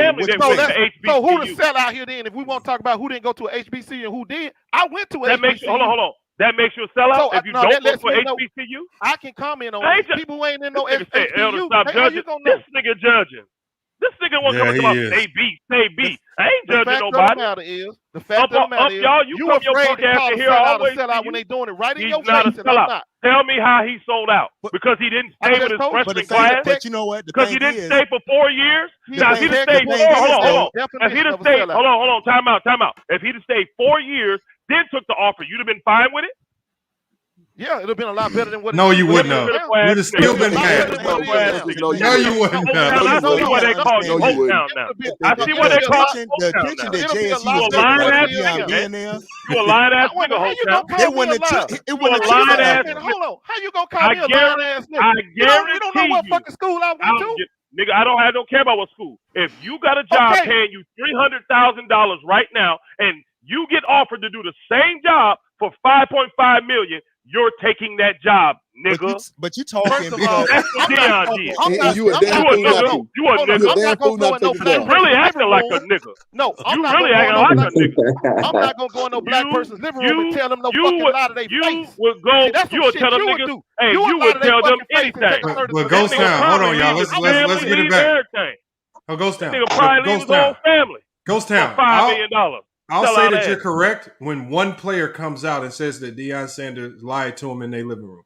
You speaking for the players when the players ain't said nothing close to what you said. I already know Deion, bro. He ain't said that shit. When Deion Sanders told the team, if you watch the whole video that Well Off Media put out, they was laughing and chopping it up. Shut your dumb ass up. And he told him he's gonna help him get to a better school. Dumb ass That's what they want to do. But the thing is, hey, Ghost Town. Hey, Ghost Town. Hold on, Ghost Town. Hey, Ghost Town.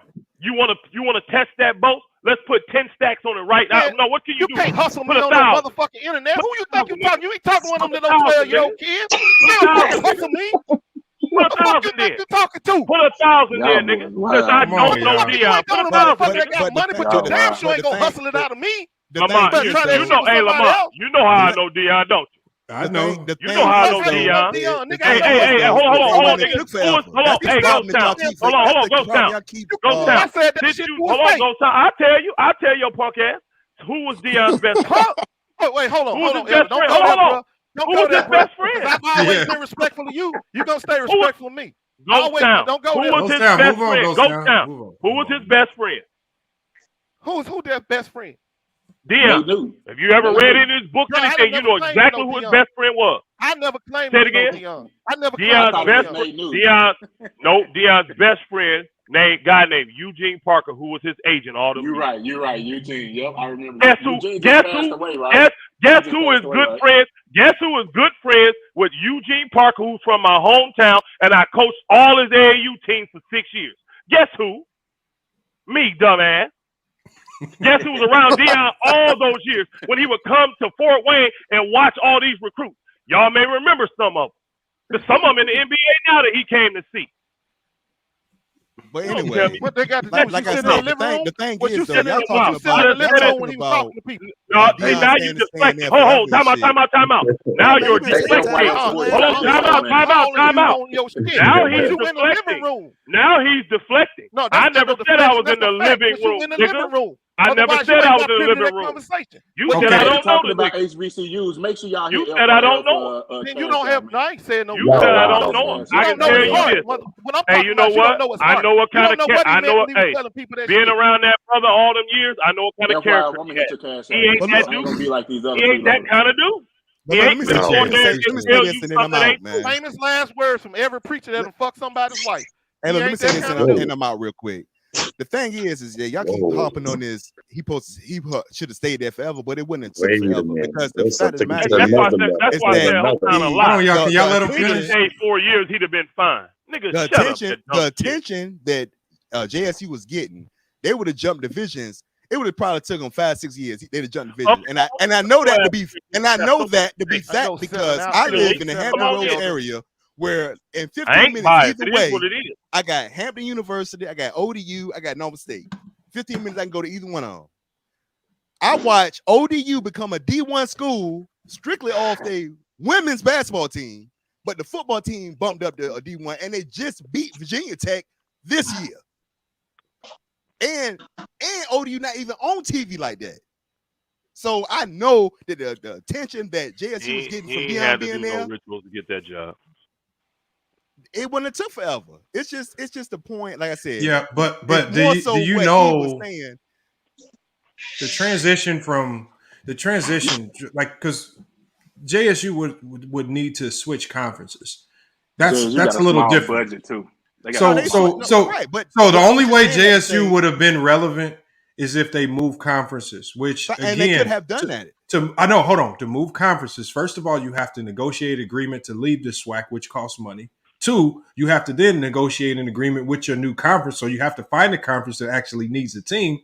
3, you have to be mindful of what conference you go into because you don't want you to have your team traveling across the country on every road conference game because that can get very costly. So there's a lot of logistics that go into switching conferences. First, there has to be a need in another conference, which you have to wait on because you can't just go join a conference and just to be joining one. There has to be a need there. And then you have to negotiate a deal to leave the SWAC because they may have a deal in place that keeps them there for X amount of years. We don't know what that deal is. And that conference, hold on, keep it real, Lamont. And that conference is going to go through all of their sponsors and look to see if this is an accepted thing.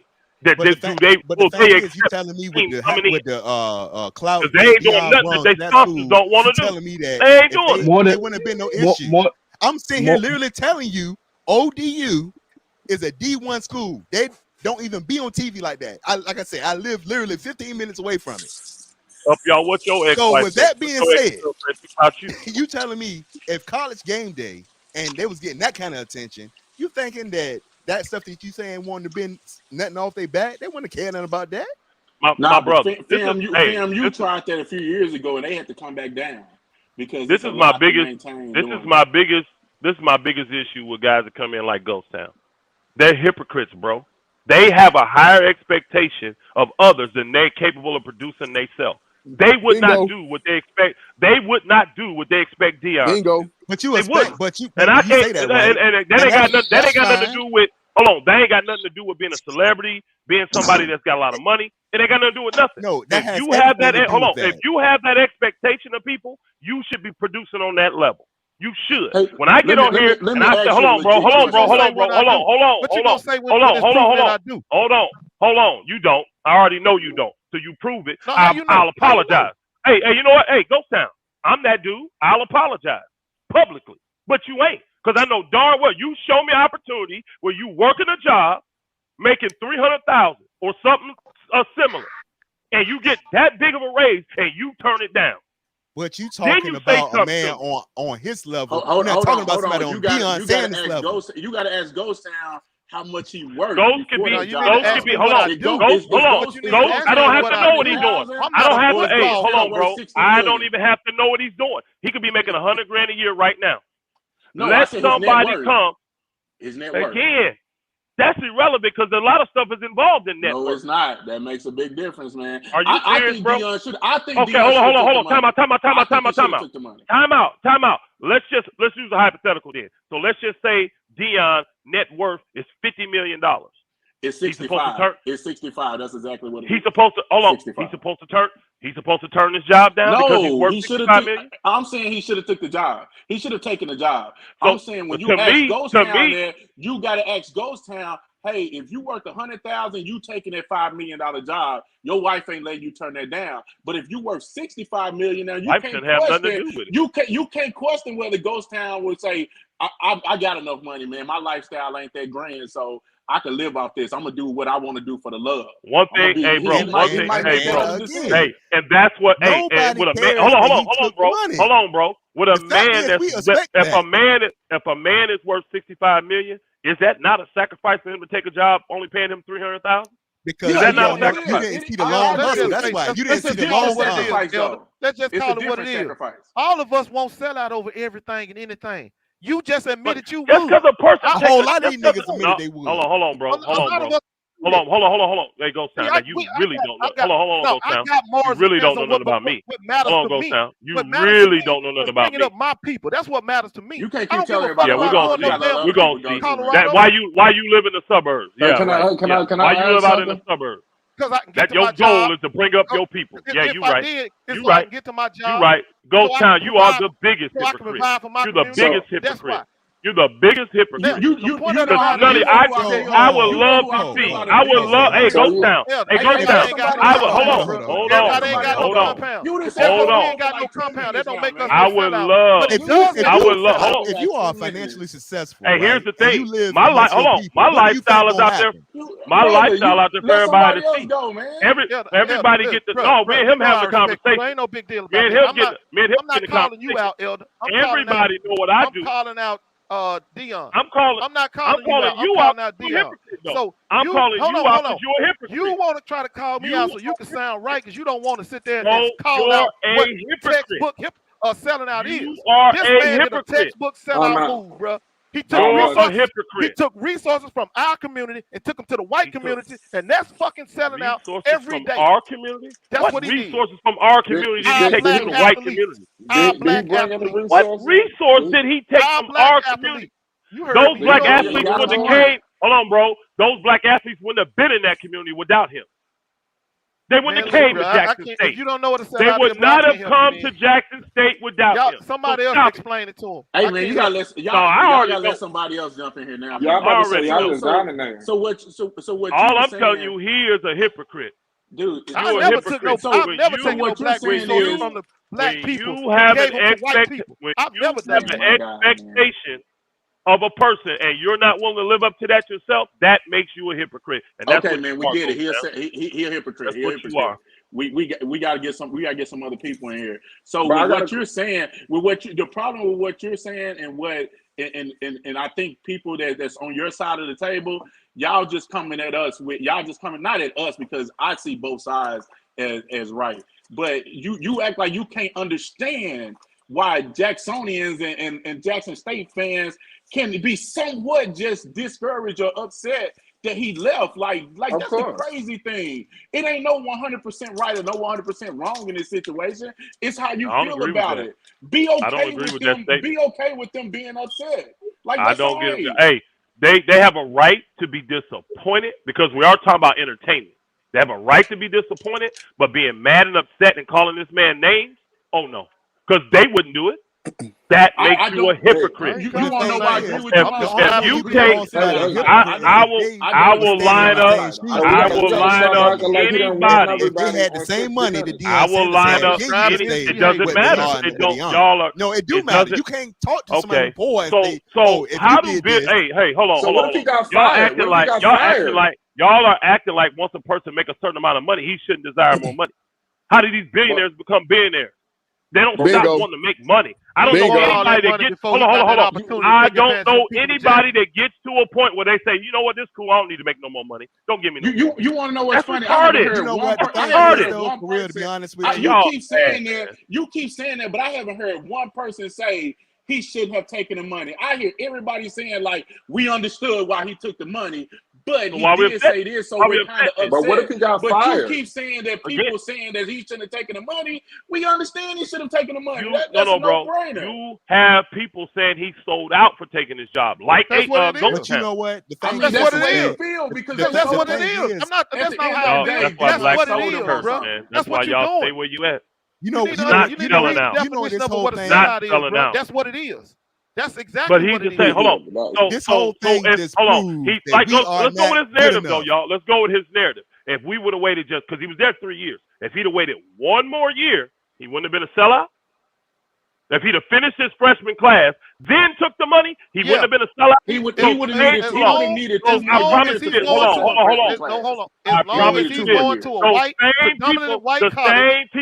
Oh, so now he got to stay black. I got but you know what? He got to stay black now. He got to stay black because he went black. He got to stay black, right? That's what he got to do. 12-0 next year. Do you work for all black when nobody cares? Do you live in an all black neighborhood? See, you hypocrite. I didn't go sit in nobody's living room and tell them I'm finna change HBCUs all around the world. He did. He did it. He did that. He literally did that. He literally did that. Lie. He did it. What did we having a conversation for something he did. We up here talking about SWAC sports, bro. 2 years ago, this conversation wouldn't happen, bro. He did it. No, you're right on a major. Don't keep it real. Keep it like real. Now he's selling. Anytime he do anything outside of a black community, he's a sellout. That means you a sellout because you don't live in a black community. You ain't giving to a black community. You ain't working for an all black company. You just getting around. Man, you a sellout, bro. But you dancing around the point. Hey, can I ask you? Hey, do y'all agree with this statement? Because I want to kind of get a little back in order. Because I think Double E, again, salute to Double E, man. He's a big time supporter. Elder's also a big time supporter of the channel. Double E said this is something that I also thought as well. Support all these brothers. He says Deion would have screwed his recruits if he stayed at Jackson State. And this is hold on, y'all. Let me elaborate on it. First. Again, I don't know why. If you actually been listening to Deion, over the last couple of years, Say nothing his stupid. main goal has been to get his players to the NFL. He always talks about. Remember, he even said to Colorado, "It's not even about the NIL; it's about the NFL." His job is, and the thing is, keeping them at Jackson State. You guys said stay there through 4 years to get them guys through there from the freshman to their senior year. Would that have been the best thing for those guys if he stays 4 years? Hold on one second. Hold on one second. Hold on 1 second. What I'm saying is being a 4-year player at Jackson State. I mean, again, you guys, the guy in here earlier already was talking about how he didn't even think Shedeur was that good of a quarterback because he's at Jackson State. Maybe he needs to go to a higher level to prove he can do it. Whoever said that don't Hold understand on. football. Okay, so when I just asked you, out of the last 25 years, tell me one number 1 draft pick, SWAC quarterback. Tavares Jackson got drafted. You kind of framed it how you want to frame it. Got drafted in the second round. You framed it how you want to frame it. It wasn't one recently, but that has one that works. You know how that works. It hasn't been one recently, but it's been. Yeah, Tavares Jackson was 2nd round draft pick. No, I said first round. Hey, hold on. Double E, the double E guy, I don't agree with his statement. Because one thing the NFL, hold on, Lamont, you know this, the NFL is very good at talent evaluating. They're going to find guys at small schools. If you have NFL talent, it doesn't matter what level you play on. They're going to be able to find that. Now, you may not end up being, like, you may be a 6th round pick instead of a like first. James Houston. But the way this worked after that first contract, you get in there and prove yourself, you finna get paid. That's one thing the NFL has been good at. So I disagree with that statement that he's hurting them by saying that Jackson State. You're either going to be NFL talent or you're not. If you want to university, I think it's disingenuous. I think it's disingenuous you act like that. Okay. No, but my thing, my biggest thing is with my biggest thing is with I think there is a level of disrespect towards the talent in the with HBCU teams because with as good of a season as he's had at the quarterback position, he hasn't got any Heisman consideration. None. Hey, let me answer that because you said that earlier. And the only reason he hasn't had Heisman consideration is because he's forced to play against subpar teams because of the conference that they're in. That ain't the only reason. That's not the only reason. So when you look at the FCS level, right? When you look at the FCS level, it's hard, absolutely difficult to get in Heisman candidate races. You had a quarterback last year from Southeast Louisiana who threw for like 47 touchdowns and only 5 interceptions, and his team was like 9-2, and he didn't even get Heisman consideration because he was at the FCS level. They have their own Heisman trophy. So when Steve McNair got in there, Steve McNair had built up over time. Steve McNair had 4,000 yards passing, 40 touchdown passes, 1,200 yards rushing, and 15 more rushing touchdowns. Prospect too, and he was an NFL prospect. So that's a they one know off. talent.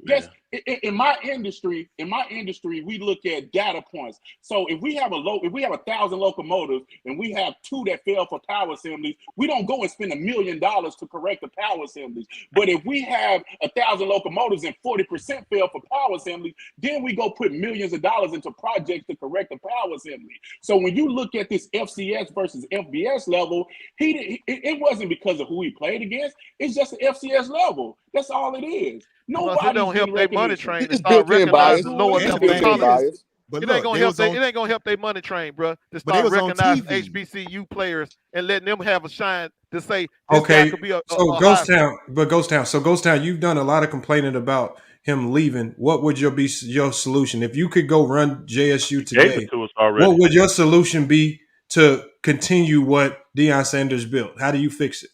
Well, I already told you that he was the answer. You got to have that kind of personality. No, obviously that's not an answer. That's not a solution. That's complaining. That's the answer. That is the answer. The answer is you got to have that kind of. You got to kind of have that personality to keep bringing that kind of attention to that conference. Okay, how do you fix it? You got to have. I already gave y'all the answer, bro. You got to have a personality. I already gave you the answer. You ain't gonna find no damn a whole lot of. You ain't gonna find no who whole would lot you go of get? Deion Sanders.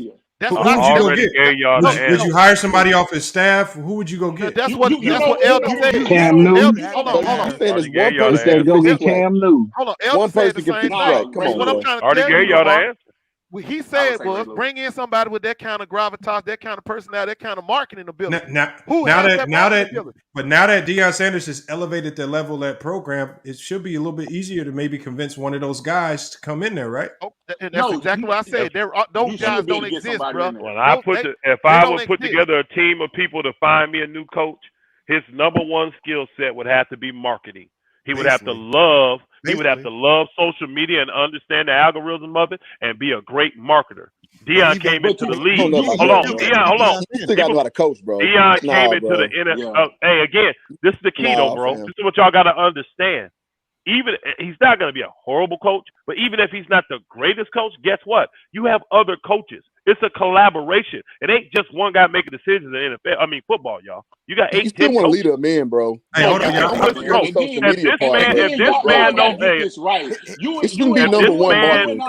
this man knows how to deal with people, he'll be a fine head coach. He will be. Hold on, y'all.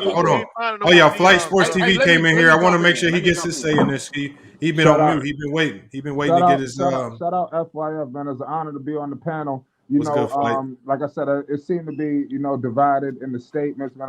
I'm just listening in. Y'all was definitely cooking up, but I think Deion is definitely receiving some tough, statements. It's the way people coming at him. But in my humble opinion, Deion did, warn some people in his 60 Minutes interview. They asked, if a Power 5 job would approach, he would have to entertain it. So I just feel like everybody making it seem like they just been bamboozled, blindsided. He didn't hint at this. But I understand the sentiments of the pain as well. It just wasn't trying to hear it, Flight. I also understand the pain as well. So I'm not here to be, on the side. I understand both sides. But hopefully we could come together, in some common ground. But it is a tough situation. Flight, I made the statement that people should be disappointed. Real quick, Flight. Let me go, man, because you just went Flight real quick. If you go warn your girlfriend, hey, baby, if a finer chick come along, man, I might have to entertain that. Is she gonna get mad when you find her finer chick, or is she just gonna be like, well, you told me? You like I said, you're doing a lot of high. That's a horrible comparison. That's why you have to separate emotions from business. You know what? The only relationship is emotional. Business is not. Agree with you about. But that's how Jackson State. That's how Jackson State fans. Your reaction to him leaving is talking about entertainment, and you're talking about your life. That's a totally different thing. That's an extreme analogy. Hey, I wish I was cool. It's not even. I say this: you can't say because I don't agree with what you're saying that it's emotional.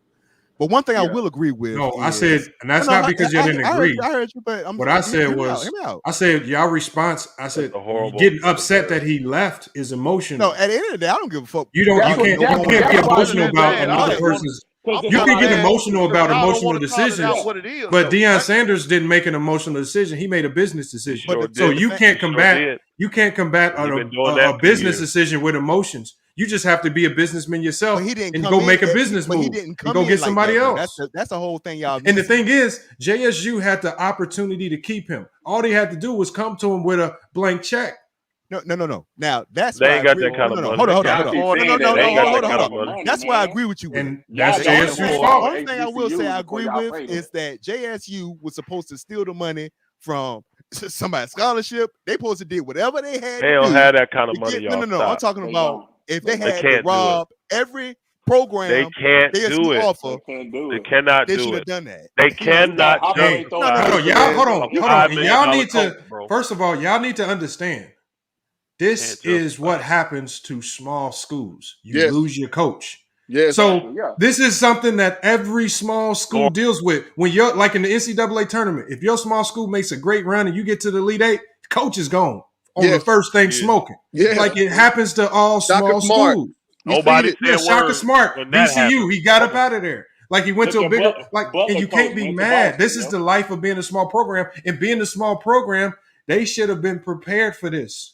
Man, and if they fall off, it's because they're not prepared. But you know what? I'm glad you said that because really, I think to be honest with you, if I really got to be honest about this, the thing that's really I think got everybody upset is not necessarily about Deion because again, everybody really at the core of it all, we understand why he left. Exactly. But what this really proves is that all this talk the B1 talk and everything about us pulling together and we got enough money to do X, Y, and Z. This showed us in real time. Really, you don't, because we are a small community with small money, and we just don't have it. Too. Yep. That's the point blank. We just when don't you got to deal with sellouts like Deion, it makes it even harder. That's the point. Entertainment not going to take us out of our stead, man. Y'all got to cut this shit out, thinking that entertainment is going to be the gateway to get black people out of our situation. Because the reality is, it's a microcosm to the bigger problem, man. That's all it is. It's a microcosm to the bigger problem, bro. Is that when no matter how much we try to get on, it's community, bro. It's regular stuff. It's not going to be sports.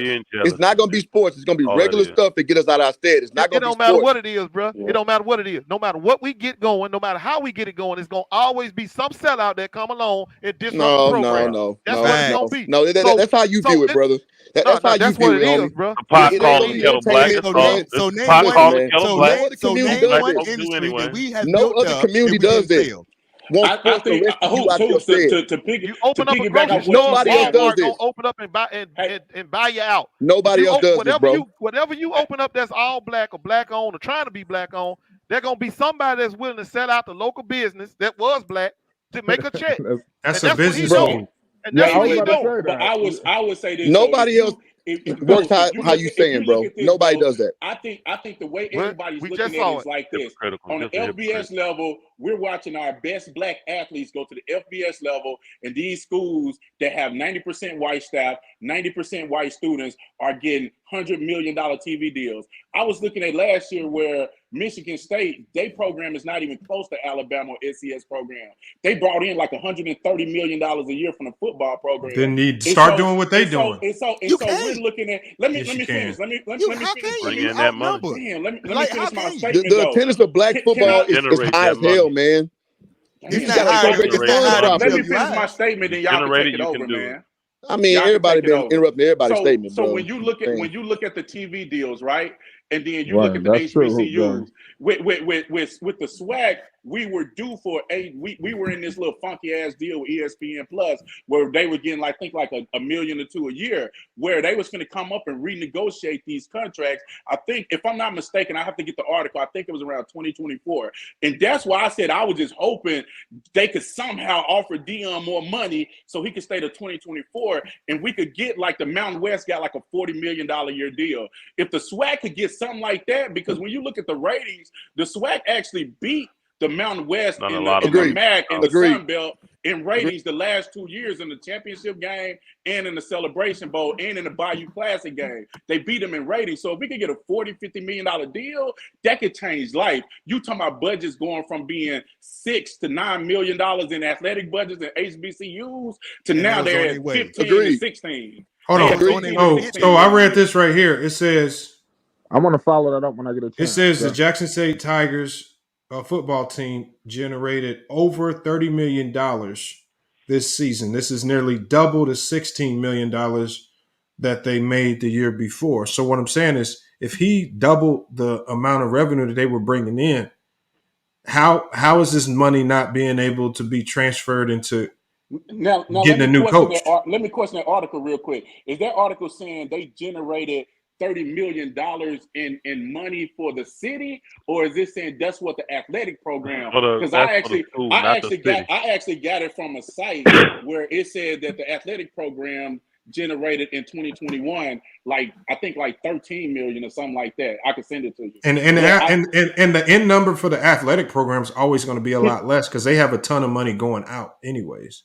They have a ton of money. We got more than one sport. We got more than one sport. Yeah, with that Title IX stuff, they have to spend on all these other sports. They have to. No. That article, I know what he's talking about. That article said that 30 million is what while Deion they bring all these fans into the city, and the city had hotels and restaurants, and they generate about 30 million. Deion gonna do that. He gonna do that. But you know what? Somebody had brought up a good comment here in the thing. They said, so Nick Saban is a sellout because he left the NFL and came back to college. The fact of the matter is that Nick Saban knew he was a mediocre coach in the NFL, but he was a god in the college level. That's not true. How is it not true? Because he became a god because he won the last 6 Start winning.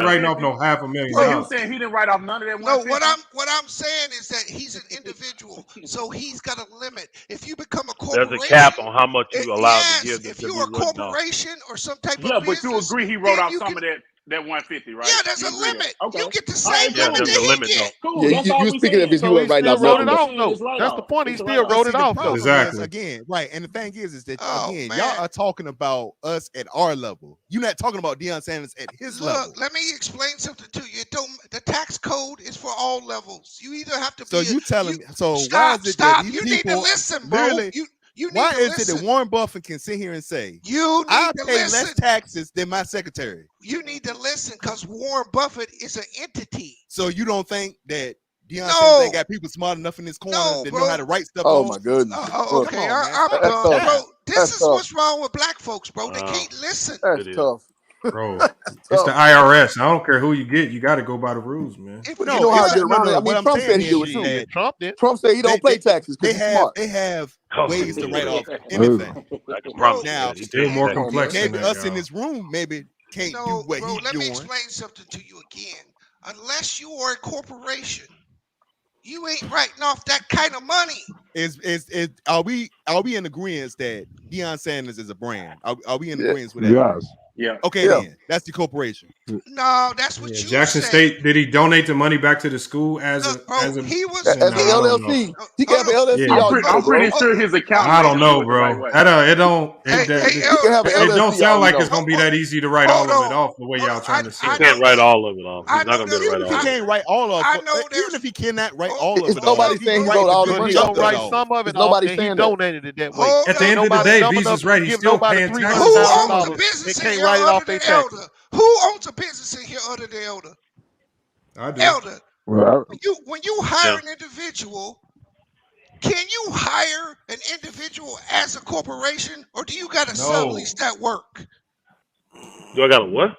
I didn't hear it. So if you hire an employee, you don't hire a corporation as an employee. No, it's an individual. They're a W-2 worker. Yeah. Exactly. Or a 1099 or a 1099. That's right. You One can or the other. That ain't talking about the interaction between Jackson and Deion Sanders. The point is that he didn't just give away nothing. Man, you retarded ass niggas don't learn shit because you talk too much. So you just want to listen to you. When he got hired by listen to somebody that understand more than you. When he got hired by Jackson State, he became a state employee. And you still he's a W-2 worker. And he cannot write up. He still cannot have LLC on his own. No, not under no state employee. That don't work like that. Hold on. He's a state employee. Hold on. His job as a Jackson State coach, that is a state employee job. Now, he can have a separate LLC. He can have a separate unincorporated. Hold on. But again, something has to give it. That money that he made, it comes from Jackson State. It ain't being given to his LLC. It's being given to him. He's a state employee. That's what old boy's trying to tell y'all. So let's critical think here. Let's critical think here real quick. When the money get in his hand, you telling me he can't.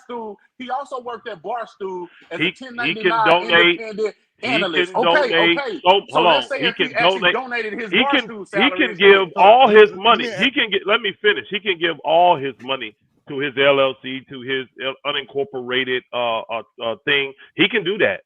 But only so much of that is going to be that's going to be accepted that won't be taxed.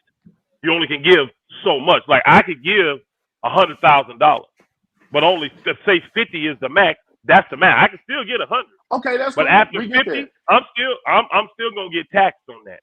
Yeah, exactly. Yeah, we still going to get taxed. Hey, real quick. quick. Hold on. But the income that comes.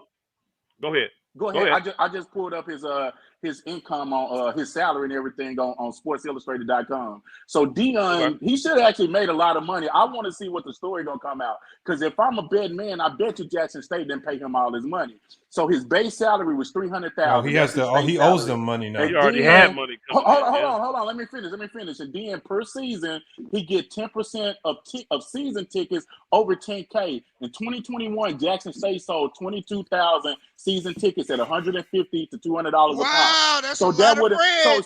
so that would have gave him $180,000 on top of the $300,000. Oh. Then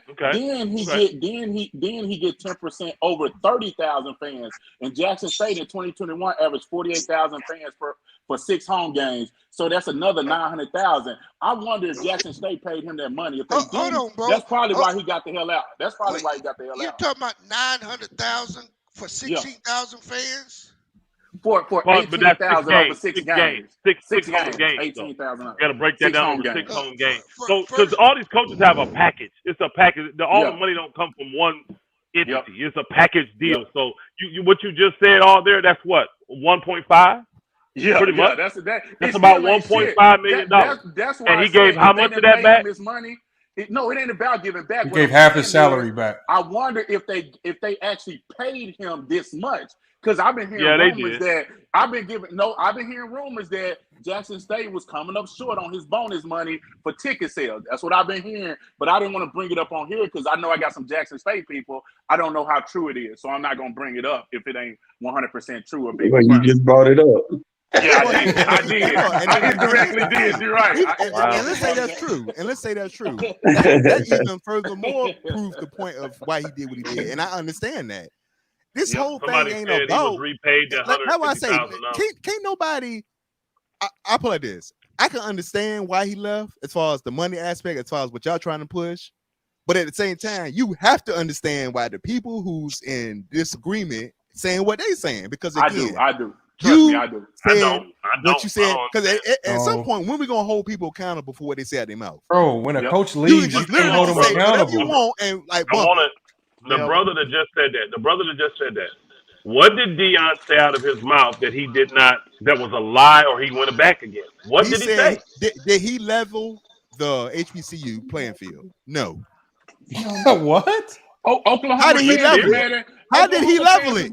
Bro, time out, bro. Time out. How did he level it? He brought the attention, bro. He brought the attention. He brought the attention and the sponsorships to HBCUs or whatever that never was there before. It's gonna be there next year. Yes or no? We're gonna see. They not. That's on Jackson State. Hey, I can tell you this: you hired the right coach. It will. You hired the right guy. You had to literally you hired the right guy. Because I don't believe Deion. I don't believe Deion is the only man in this world that can do what he did. No, I'm not saying he had the only man, but what I'm saying he had is to sacrifice though to do that. You have to understand what Deion brought to the table. I do. Like, I mean, it's not just the fact that he's an all-time great, Hall of Fame. I mean, he literally worked at every. He literally worked at every sports station that's out there. Don't Eddie George coach? And nobody cares. And nobody cares. Don't nobody know Eddie George like they know Deion. Listen for a second. I'm proving the point. Just because it doesn't matter what he did on the field. That's why I'm telling you, it don't really matter his coaching style. These things we're talking about coming in, all this stuff came before he won even a game.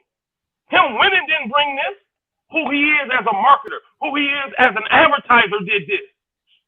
That's why I'm saying your next coach needs to be that kind of dude. That's what's proven. You literally speaking exactly what I'm saying. You literally you just must be late. You're late to the conversation. I said that 2 hours ago. No, but who is that person though? But he's saying who is that person? You can't bring another person like that. That's what I'm saying. That's their job. No, I don't agree with that. I don't agree with that. He's the only person in the world that can do that. Just because we don't know him, just because we don't know him, or you don't know who it is. We don't know who's interested. I got a name for you right now. They can bring in Cam Newton tomorrow. Cam Newton. I don't know. I don't know if Cam is the marketer. See, Deion been a marketer from day one, y'all. I remember talking with him, and he was talking about how y'all heard it too, in all his interviews, how he had to market his position because the NFL didn't want to pay it.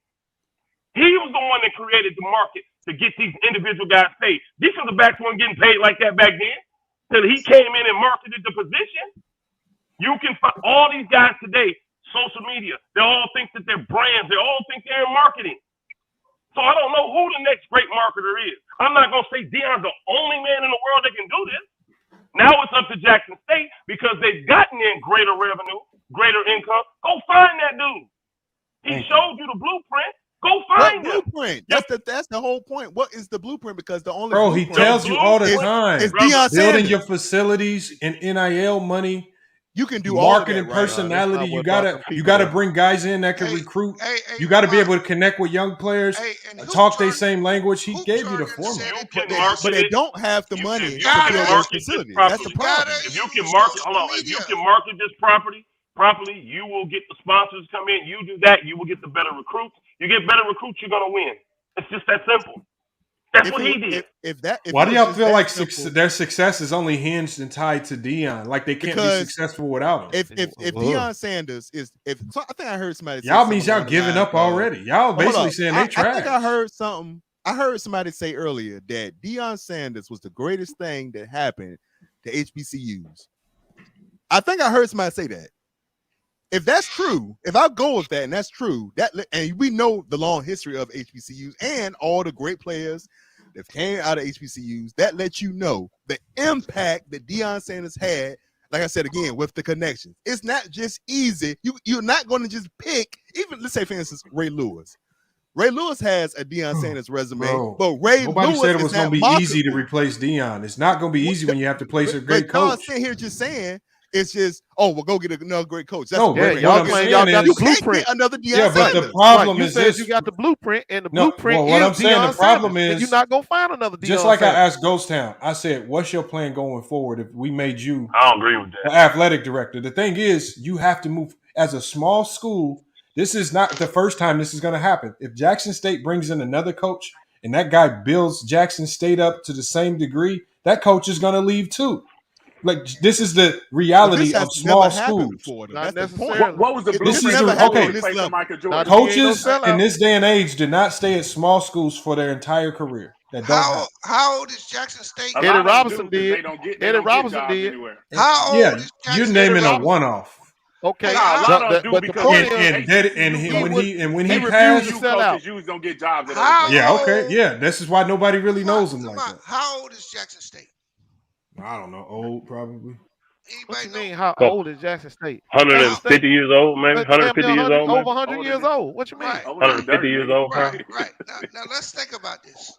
With all due respect, this man came in and showed you how to fish. How? You sitting here right now, giving all the reasons why you can't do it. Instead of them people Nobody getting off said their why ass. we can't do it. We Look, just said it takes another Deion. No, it don't. No, it don't. No, it don't. That's the problem. If you saying do what Deion did, he just described Deion. He said you got to bring somebody in that know the marketing. He just described Deion. Happened before. Yes, that's all he did. It's like somebody telling the Bulls, "I replace Michael Jordan." What you need? Somebody that's the greatest player to ever play the game again. There you go. So Deion Sanders is y'all Michael Jordan. Yeah, basically in marketing. He was them HBCUs. He was the HBCUs. Yes. Y'all might be. Yeah. Jackson State might be in trouble if they got a whole bunch of y'all down there. Hold on, let me ask a question. Let me ask a question. All you have to ask, who have let me ask a question. Y'all ain't got not a positive bone in y'all body. Like y'all ain't got nothing to build with. What you got to say about it? Why couldn't Charlie Ward do it? Why couldn't Charlie Ward do it? Hold on, when Deion leave, all of y'all on here that's saying Deion, y'all gonna be gone. I was talking about the SWAC in 2008. I remember Tavares Jackson. I remember all these cats that came through. I can't speak on that. I can't speak what you've been talking about. Why can't Charlie Ward do it? Because he can't. That's why. Why not? Hold on. Let me throw a name out there. Michael Vick. So can Michael Vick do it? Michael Vick can't do it. He can't do it. You must be crazy. Michael Vick got y'all just saying what? Michael Vick couldn't even revive his own. They can't bring up Michael Vick name right now. I'm BS now. Y'all just saying anything. Y'all said, hold up. You said Michael Vick was for ESPN. No Michael Vick was for ESPN. Y'all try to say we so tight into celebrities. Y'all so attached to Deion. Y'all don't want to let him go, man. Y'all say you can't nobody do what he did. You saying Michael Vick? Resurrect program. Bring up Michael Vick. It's not his sellout. That's crazy. If you anytime somebody brings up Michael Vick, what's the first thing they say out of their mouth? He's the fucking blueprint. His blueprint is marketing. His hold on. This is all blueprints. All blueprints can be duplicated.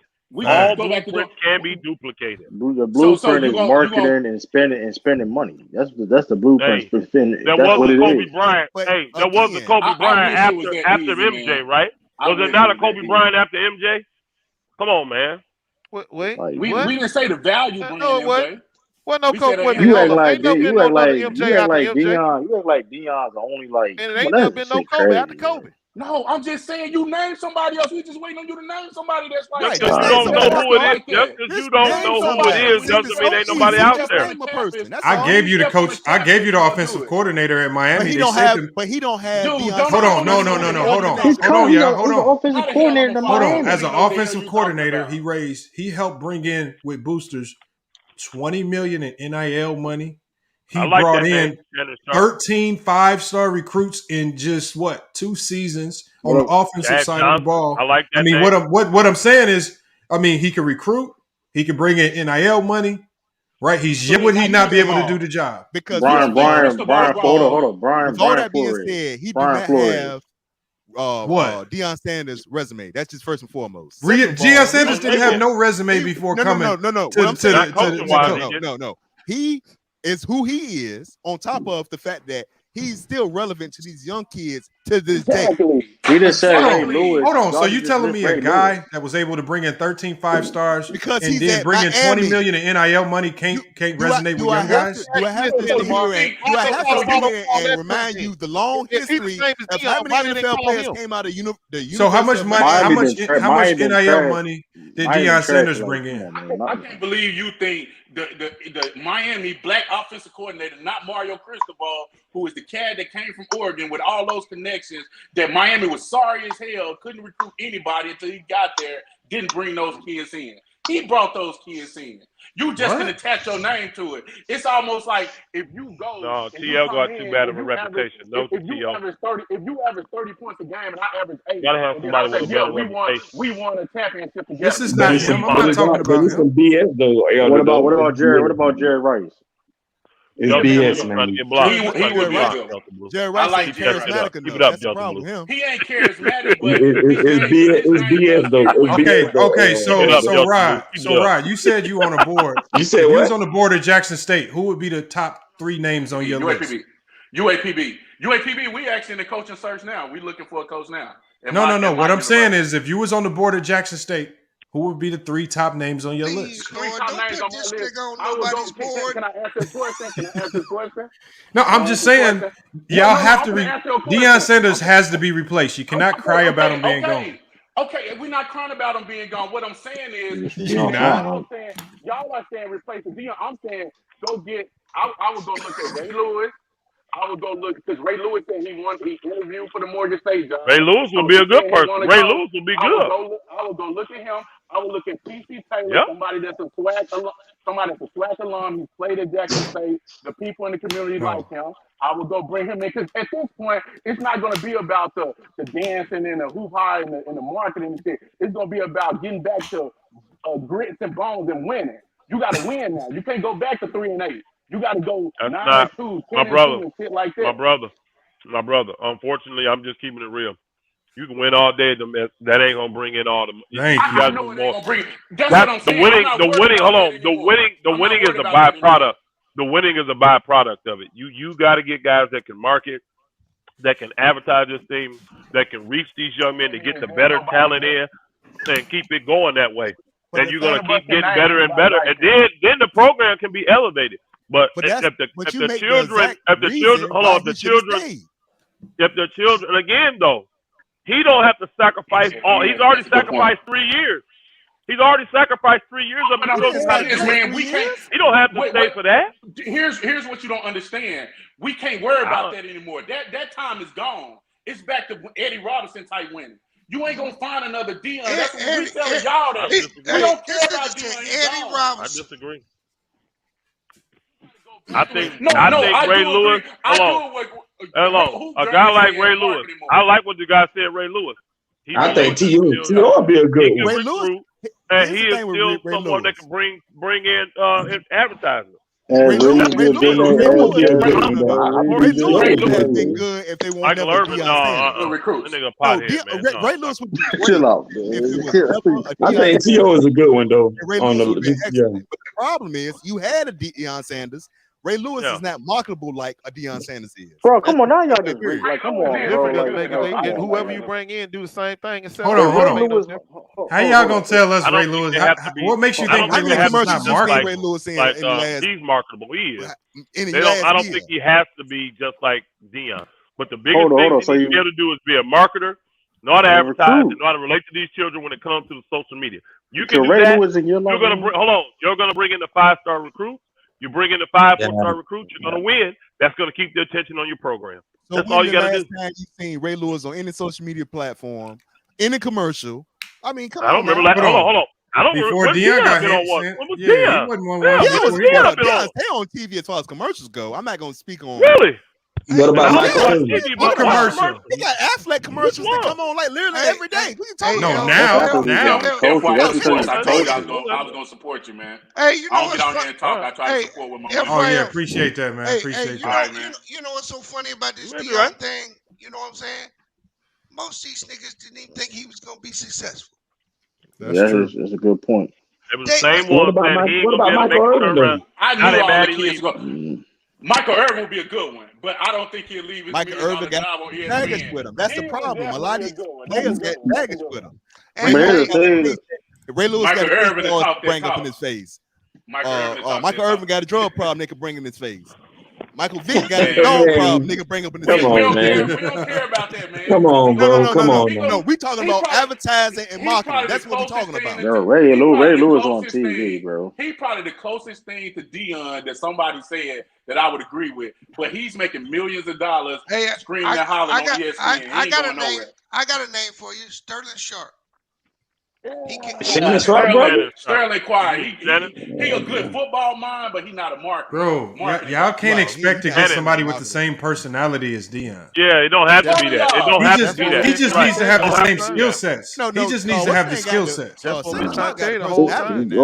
got all your needs to resort. You're a coach with resources. If he got the skill sets, if he can market, if he can recruit, if he has the ability to network to get a solid staff and on board. I mean, if he can relate to the kids, it don't have to look the same the way Deion do it. He just has to be able to get it done his way and to be able to get all of those things done.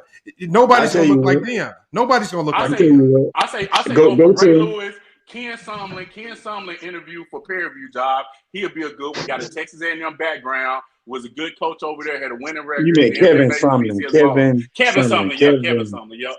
Thank you, Kevin Sumlin. He's a good one. And then other than that, like I said, I would look in house. I would go for those two guys, and then I would interview TC. Okay, you know what though? I think they should. I actually think they should go after. Why would they put the from Buddy from one at a time. One at a time. I think they should go after Buddy from the team on ESPN though. Why would they put his team? Hold on, I couldn't hear you. I were both talking at the same time. My bad. I was gonna say you said Kevin Sumner. Why would they be putting his HBCU school on TV? Why would they do that? Who want to see that? Because he has a history of winning at a big college. There ain't no other Deion's, bro. That's the reason why they plucked him. All right, so Ghost Town. Does Jackson State just need to shut their football program down for? No, that's not what I'm saying. I don't think he's saying that. What I'm I mean, if there's no other Deion, we all know that.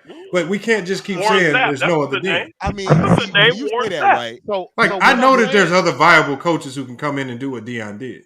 But you know what though? I think this guy right here would be really good though. The defense I think this guy right here would be really good. He got to start somewhere. Miami, right? He can't get a job in the NFL. Game day to come to JSU. No, he can't get a job in the NFL. So I think this guy right here would be a good choice. He got to start somewhere. The offensive coordinator for the Chiefs, Eric Bieniemy. I think he'll be good. Is we're trying to recreate lightning in a bottle, bro. Dude, make it 2 or 3 months. That's a major sacrifice for Eric Bieniemy to do. Yeah. Major sacrifice. But he got to start somewhere. He can't get a head coaching job in the NFL. He's right. My brother, Amigo Justice, he's right there at the door, though. His name is being mentioned. You know here's a good. Hold on. Here's a good example. Remember, like the Lakers coach this year. Remember how long he been mentioned? Darvin Ham. He been mentioned for like the last 6 years. Eric Bieniemy in that same category. Once somebody give him a chance, he gonna be in, but he can't take steps back right now. He's too close. Exactly. Eric Bieniemy can't do it. Even with Eric Bieniemy, right? He can't Now do with it. him, Eric Bieniemy is not a good. Hey, one at a time, yeah. One at a time. One at a time. Even with That's Eric, all I'm right? saying. He can go too to close. to JSU, right? And he can definitely replicate the winning. That's given. We know he's good enough to do that. That's the problem. No, but what I said was, is, hold on. But remember, when schools look for a coaching search, they generally hire firms to go seek candidates that fit the qualifications. So if you hire one of these firms to find a guy that fits the qualifications that you set forth, then you know when you finally get your candidates, you have all guys that meet all of the qualifications, so you don't have no hiccups. I don't like Herm Edwards. I mean, I do like Herm Edwards, but I don't like him because I heard he's really bad with connecting with young people. That's one of the struggles he had over at ASU. He's too old school. He could not. He never connected with. I mean, I'm out here. I used to hear nightmare stories about him. Yeah, you gotta connect. I moved to Phoenix. I'm telling you, I really wouldn't even care about because all these guys doing it can coach to some level. You're not just no bum. I wouldn't even care about their level of coaching. I really wouldn't. Thank you. You're it ain't the most recruiting and important marketing. thing. Right. When you got to be able to recruit, you got to be able to market and advertise and connect with these young boys on this social media. That would be the number one criteria. I get a guy that can do that. I can put a coach staff around that can make him successful. But that's the problem because you can't find. I got a buddy. You cannot. You can. I think you can. You just cannot really find somebody who can bring everything. You ain't gonna find nobody coming there talking about what my thing with Deion did and all that kind of shit. You can find people who can win. Hey, y'all act like Deion did it by himself. Deion had an elite staff that helped him. The elite staff. The elite staff is going to help him with the winning. Deion had a lot to do with the marketing, but as far as the winning goes, that was an elite staff. Yes, I agree with that. So that's why you get a staff. And so when you get a staff, you end up delegating tasks. But that's what you're missing in the point. The point that we're trying to make is it's not hard to find somebody to come along and with the winning part. But it's the whole package that Deion brought. Because the fact of the matter is, even though JSU is a small school and they can't compete as far as money-wise with the PWIs, what he made up at is that the connections he brought from working at a ESPN or NFL Network and all that stuff. Y'all understand? Him out. He brought college game day to that campus, in which anything that you would never really pay JSU no mind. Okay, hold on. Now I'm looking at these kids. Hold on, this quarterback or this whoever is good. Okay, look, let me pay a little more attention to him. You know what I'm saying? So they just need to get LeVar Ball. That's all marketing. They need LeVar Ball. That's all marketing. That's all marketing. LeVar played in the NFL. It ain't like he don't know what he's doing. It would be a clown. Hey, LeVar Ball will have y'all rocking again. If LeVar would at least have y'all believing that you won't be on TV. I'll tell you that. LeVar got too many ulterior motives. That's the problem. He gonna have definitely be on TV. Hey, but people would definitely be talking about him. I promise you. No doubt about that. All advertisement is good advertisement. Huh? Man, LeVar would have y'all on the map. All you gotta do is pay him. I mean, I bet you can get him there for at least one season. He might quit. Yeah, he'll mess around. Hey, he'll have Jello playing middle linebacker. Jello, he gonna have an ulterior motive. That's the only problem, bro. Never lost. Yeah, that's the only problem. He gonna have an ulterior motive. Think about this, Lamont. This is how hard the SWAC jobs are, right? I got a buddy that coached as a defensive coordinator at the PWI in Texas.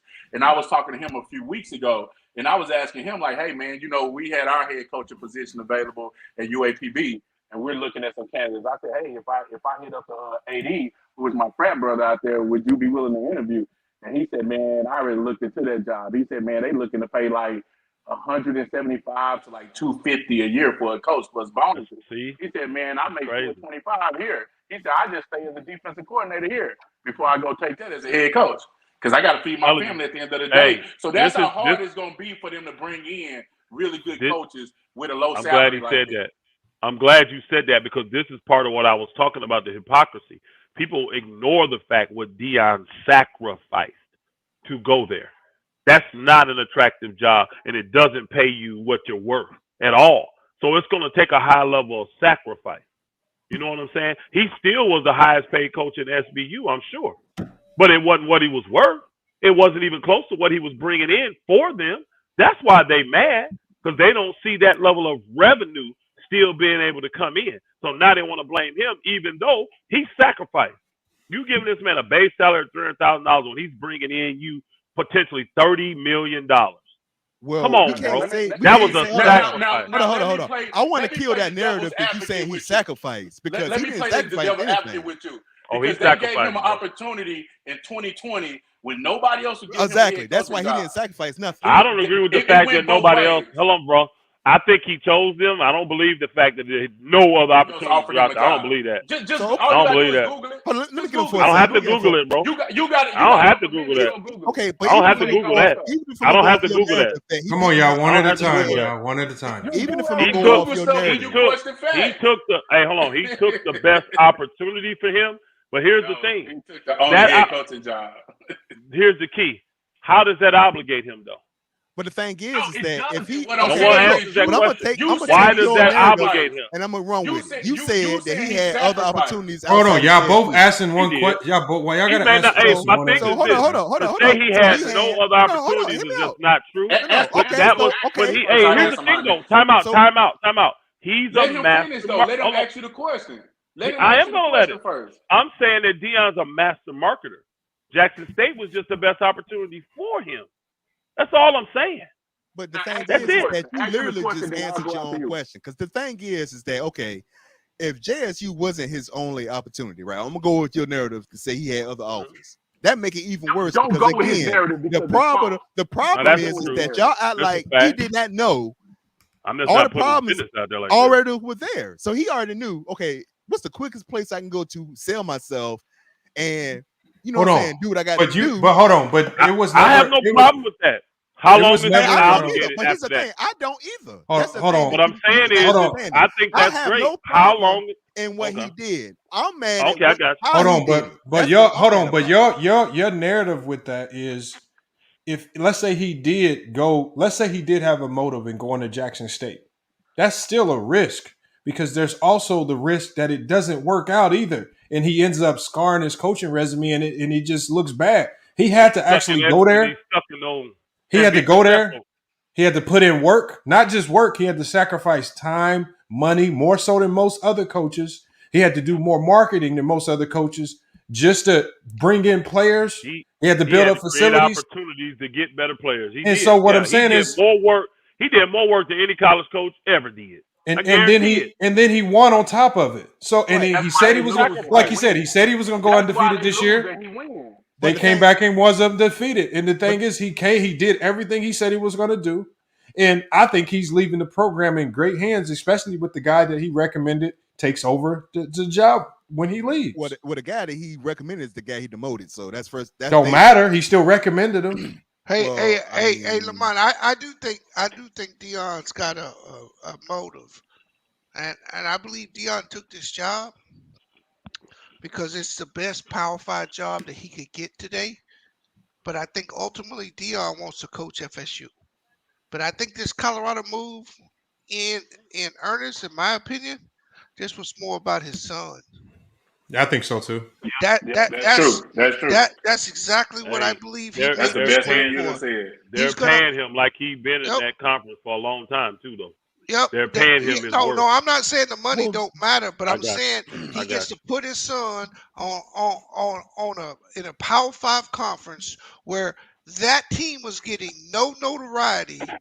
They gonna tune in now because Deion went there. Yep. Decades, yeah. They got Elder. They done already came out and said they got over 200 calls from Division I players in the portal right now. Hey, B, I was trying to tell folks when he made the statement about don't all y'all jump in the portal on Monday. That statement was people were thinking it was just that those guys at either place. No. Y'all forgetting the people around the country that's gonna want to come to Colorado and play for Deion now. They wouldn't go to Jackson State, but they'll go to Colorado. They'll go to Colorado, bro. Deion Sanders. No. Hold on, bro. Deion Sanders is at Jackson State. They weren't going there. Why they won't? They weren't. Why they won't? Hey, hold on, bro. Watch the guys that jump in this portal now wanting to go to Colorado. Deion's in Colorado. He's going to get even more. Deion Sanders lost a lot of players. He got an NIL fund. That is true. That is true. What's up? A lot of guys did not go to Jackson State because it was a shitty unit. Like as far as football Jackson schools State, go, it's a it bad was not Ain't They nobody didn't want to be go in because Mississippi. the Some cats don't NIL. want to be in Somebody made that Mississippi. point, and that's a good point. They didn't go there. It's Now, not because hold on. Why do y'all act like it's 'cause every the single player got an NIL deal? Maybe only If like you go 5 into a players Power on the Five, team has if an you go NIL in, deal. but if you go into a Power Five school, But and you act you like all attend a players school get like that, NIL. but No, we they don't. talking Only like about 4 or top 5 10. players. We're NIL talking about fund that everybody. they use. It's NIL fund they use. All They I'm use saying NIL funds to is get players because to he's come at in. Colorado now, he's going to get a lot more 4-star, 5-star players that want to be around him. A lot of them considered it, but they said, no, we're not going to Jackson State. I ain't going to Mississippi. It's hot as shit. I ain't going to be down there in the dust. No. Now you're in Colorado, I consider that. It's nice out there. I can ski. I can this. I'm telling you, he's going to get a lot more players from other schools. These 5- and 4-star players that ain't playing right now, that's legit, they just ain't got opportunity, they're going to want to come there now because they know he's going to get rid of the whole team. What was they, 1-11? Yeah. Man, he's finna get rid of 40 of them guys. Why? Got 200 in the portal right now asking to come. 200. Y'all know 200 in the portal asking to come? Are y'all serious? Man, come on, bro. I want to figure out who said he didn't have players. If you ask everybody on this call, I'm pretty sure everybody on this call would say Deion finna light up this Sam fucking Carter. portal in a couple Hold on, bro. My brother. I'm sorry to cut you off, brother. Sam Carter. Go to my page and tell me if I hate black people. You go right there to my YouTube page for my name, and you tell me if I hate black people. You know what the thing that's so crazy about all this is? No, not you, bro. Not you. I'm talking to the Sam Carter dude there. Asking me why do I hate black people? Right, I know you asked me why do I hate black people. Hey, bro. Sam Carter. I accept your apology already, bro. Go to my page and then you tell me if I hate black people. I accept your apology now, bro. I accept it. Right. Said you hate black people. Okay. And all that's a dude. A dude named Sam Carter is on. Why do I hate black people? Go to my page. Just watch any video. It doesn't matter which one you click on. All of them will show you. And I accept your apology right now. I just hate when I accept your apology now, bro. Each other. We try to destroy each other. We have a different of opinion. Black folk don't like the cold, bro. I'm from Indiana, bro. Everybody I heard on this call made valid points today. Yeah, we got a little rowdy at times, but everybody made valid points. Everybody did their research. Everybody know what they're talking about. Everybody speaking with facts. The problem is if we don't agree with each other, we try to rip each other head off and say, hey, we agree to disagree, but it's okay for both sides to be upset. And what the other side is doing. No. I don't agree with that, though, brother. I don't agree with that. No, I know because you said it earlier. No. You said it's okay. Like hold on. The money. No. You're missing the point. You said it's okay to be upset. I don't think the people down there have a right to be upset. Disappointed and upset is disappointed and upset is two different things. They have a right to be disappointed, not upset. Not upset because he did something that all of them would have done. That's why you can't be upset. I understand from the entertainment being disappointed. Your team may not be as good. You may not have opportunities. I get that. We all are disappointed in our teams when they don't do what we need them to do. But to be upset, to be mad at this man, when you would have done it 10 times quicker, you would have took the TCU job. I guarantee it. The majority of you would have been working at TCU last year when they came off. But the thing is, I think that they'd have been gone. They'd have been gone on the first team smoking. I think us maybe here on this panel, and then the people, on the chat room or whatever the case may be, and at large, most people talking about this. Thank you, Nick. We are disappointed. You understand? Now, if you in Jackson, you upset, and you have every right to be upset. Because let me ask y'all this. That's what I'm talking about. Hold on, let me ask y'all a question. Anybody having the right to be upset? I don't agree with that. If you don't like him leaving, let me ask y'all this question. If Jackson State, if Shedeur would have got hurt, and Jackson State goes 6-6 this year, and then he leaves and goes to Colorado, would you guys have been upset? It depends. It depends how he'd have done it. Because that's really no. how he done it. No, what I'm saying is, so if they're 6-6 and they're average, and he leaves and they're average, would you have been upset? And everything is the same as it was from the gate. So I would say the people in the community, like Elder said, they could be disappointed that he left, but when that stat earlier was brought up that he brought $30 million into that city, that's white, that's black businessmen. Yeah, Where were they at when that offer? They should have exceeded that Colorado offer because he was bringing money into that city. He's bringing money into those schools, not just JSU, into regular high schools, elementary schools. He's creating jobs in that community. Where were the business people in that community? Why did they stand up and say, you know what? This thing is too good to lose. We're going to pay you whatever you want. I said that. I said that a month ago. He absolutely right with you. Me and you ain't agreed all day. But I went on Off Script. Off Script is the guy that do a SWAC show, and I went on his show and I said Deion is bringing $30 to $40 million a year into this community. Why don't the business owners put together a fund to pay this guy $2 or $3 million so he could pay his staff and increase his salary? I said the same thing. Like, man, you pay for something you want to keep. What the hell was Mississippi, the state of Mississippi? What the hell was the city of Jackson? But the problem with that is that's right. But the problem with that is they won't never gonna win no bidding war with Colorado to begin with. I don't care if they did what you said they were gonna do. They was not gonna win no bidding war. I think if they'd got Deion the $3 million and promised him and signed off on that stadium and showed him that they were going to put the funds in escrow, that they were going to do the stadium, do the indoor facility, that would have been enough for him to stay and continue doing his mission. I don't think they needed $30 million. Well, I think to keep Deion, you would have needed a very, very good short-term plan because he wants to get his son to the NFL, and you needed a much better long-term plan as far as where the money's going to go, what facilities you're going to build. Are we going to get out of this conference, or are we going to try to build this conference up? Are the other teams going to fall in line? Because remember, he was having trouble with the other teams falling in line with what he was doing. So I don't think they had a good enough short-term plan to help get his son to the NFL, obviously, because they were never going to play good enough competition. And then long-term, the other teams were not falling in line with what he was wanting to do. This is why he was so bumping heads with so many of the other coaches, because he had his way of doing it, which was so different from their way. They wanted to do it the old way, which was seemingly not successful. He wanted to get out of these bogus classic games. Nick the boss got it right. Nick the boss got it right. They was going what did he say? They already had scheduled 3 FBS. Mississippi don't got a spotlight like that. Nick the boss. They don't have it. There is a cap on Mississippi. Being there, in there, that's a cap. That's like if you guys understand it in the pro contracts, NFL, NBA, places like that, even in Major League Baseball, if you live in a specific city like LA or New York or maybe even Chicago, sometimes Miami, you get extra incentives in your advertising deals just because you live in those cities. He was capped in Mississippi, and he knew it. And I agree with what Lamont said. The opportunities for his son are greater moving to a place like Colorado because they're on a bigger scale, a scale that Jackson State will never get on. They'll never get on that scale. I disagree. I disagree with. I think he knew. Hold on one second. He came in and he capped that thing off real quick.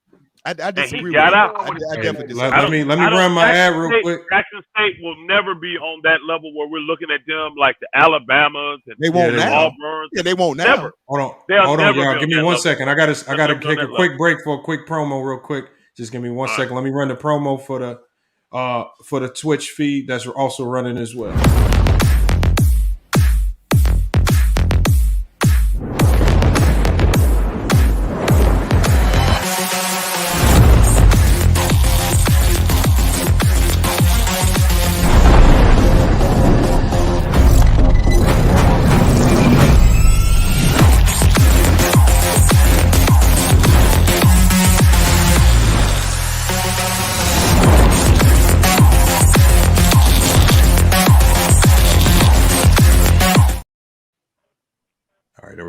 Fit 8, man. Make sure y'all grab y'all Fit 8, man. Nah, Lamont, I'm gonna stick with Red Bull.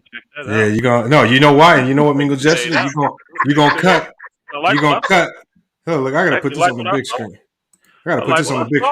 Check this out. Look at this. Fit 8. Look. Sports recovery drink. Look, unlike Red Bull, like what you could tell Mingo Jester drink that BS too. Right? This is clean energy. With turmeric, look, turmeric. What other energy drink has turmeric in it? That's one of the best herbs you could take. It has that electrolytes. shit's called turmeric, bro. No, Not turmeric. turmeric. It's pronounced turmeric. We call it turmeric. Yeah, y'all call it wrong. It's turmeric. All right, hey, whatever it is, glucosamine, CoQ10, all your omega-3s, man, it's all in this, man. It's all clean energy. See, Red Bull has got that taurine and all that stuff in it, gonna accelerate your heart rate, had you messed up in a couple years, man. You know, you saw Kevin Samuels drinking them Red Bulls every day. You saw that blood pressure went up and messed him up. So, man, come on. You should have been drinking Fit Aid. Man, grab your Fit Aid, man. Man, anybody want no Fit Aid? I'm due. I ain't gonna lie.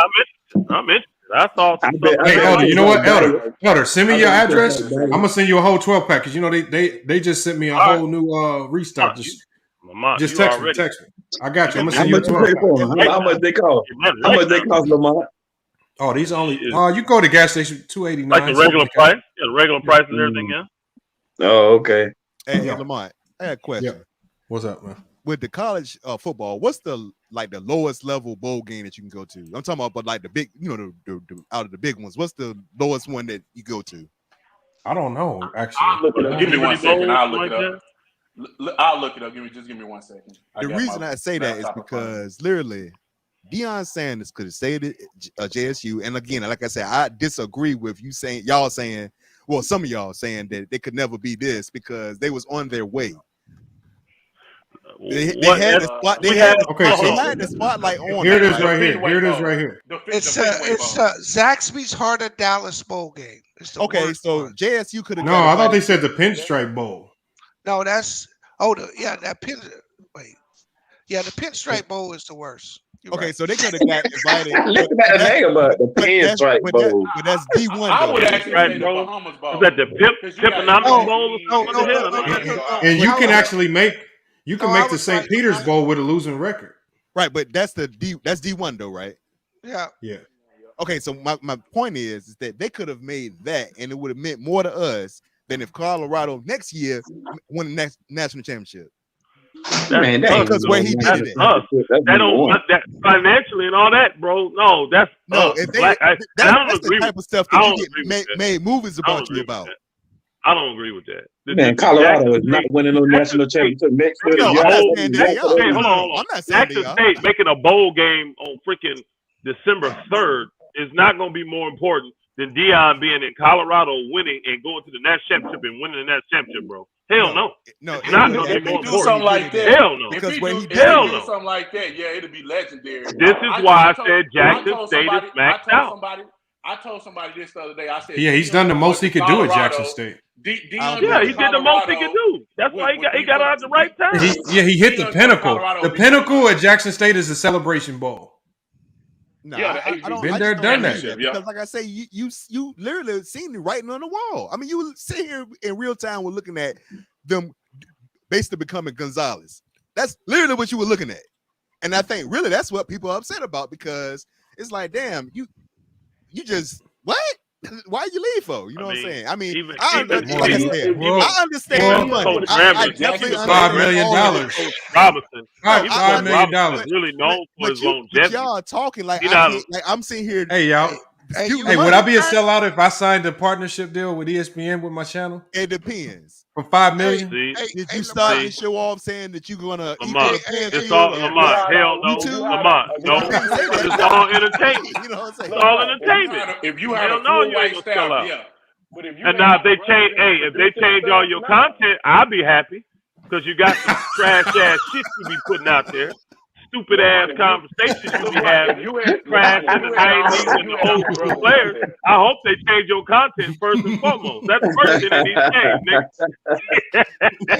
nigga. But you would be selling out, bro. You in this to get paid. It's entertainment. Get your money. And if you look at what Doc Oak put, I'll be the first one clapping for you.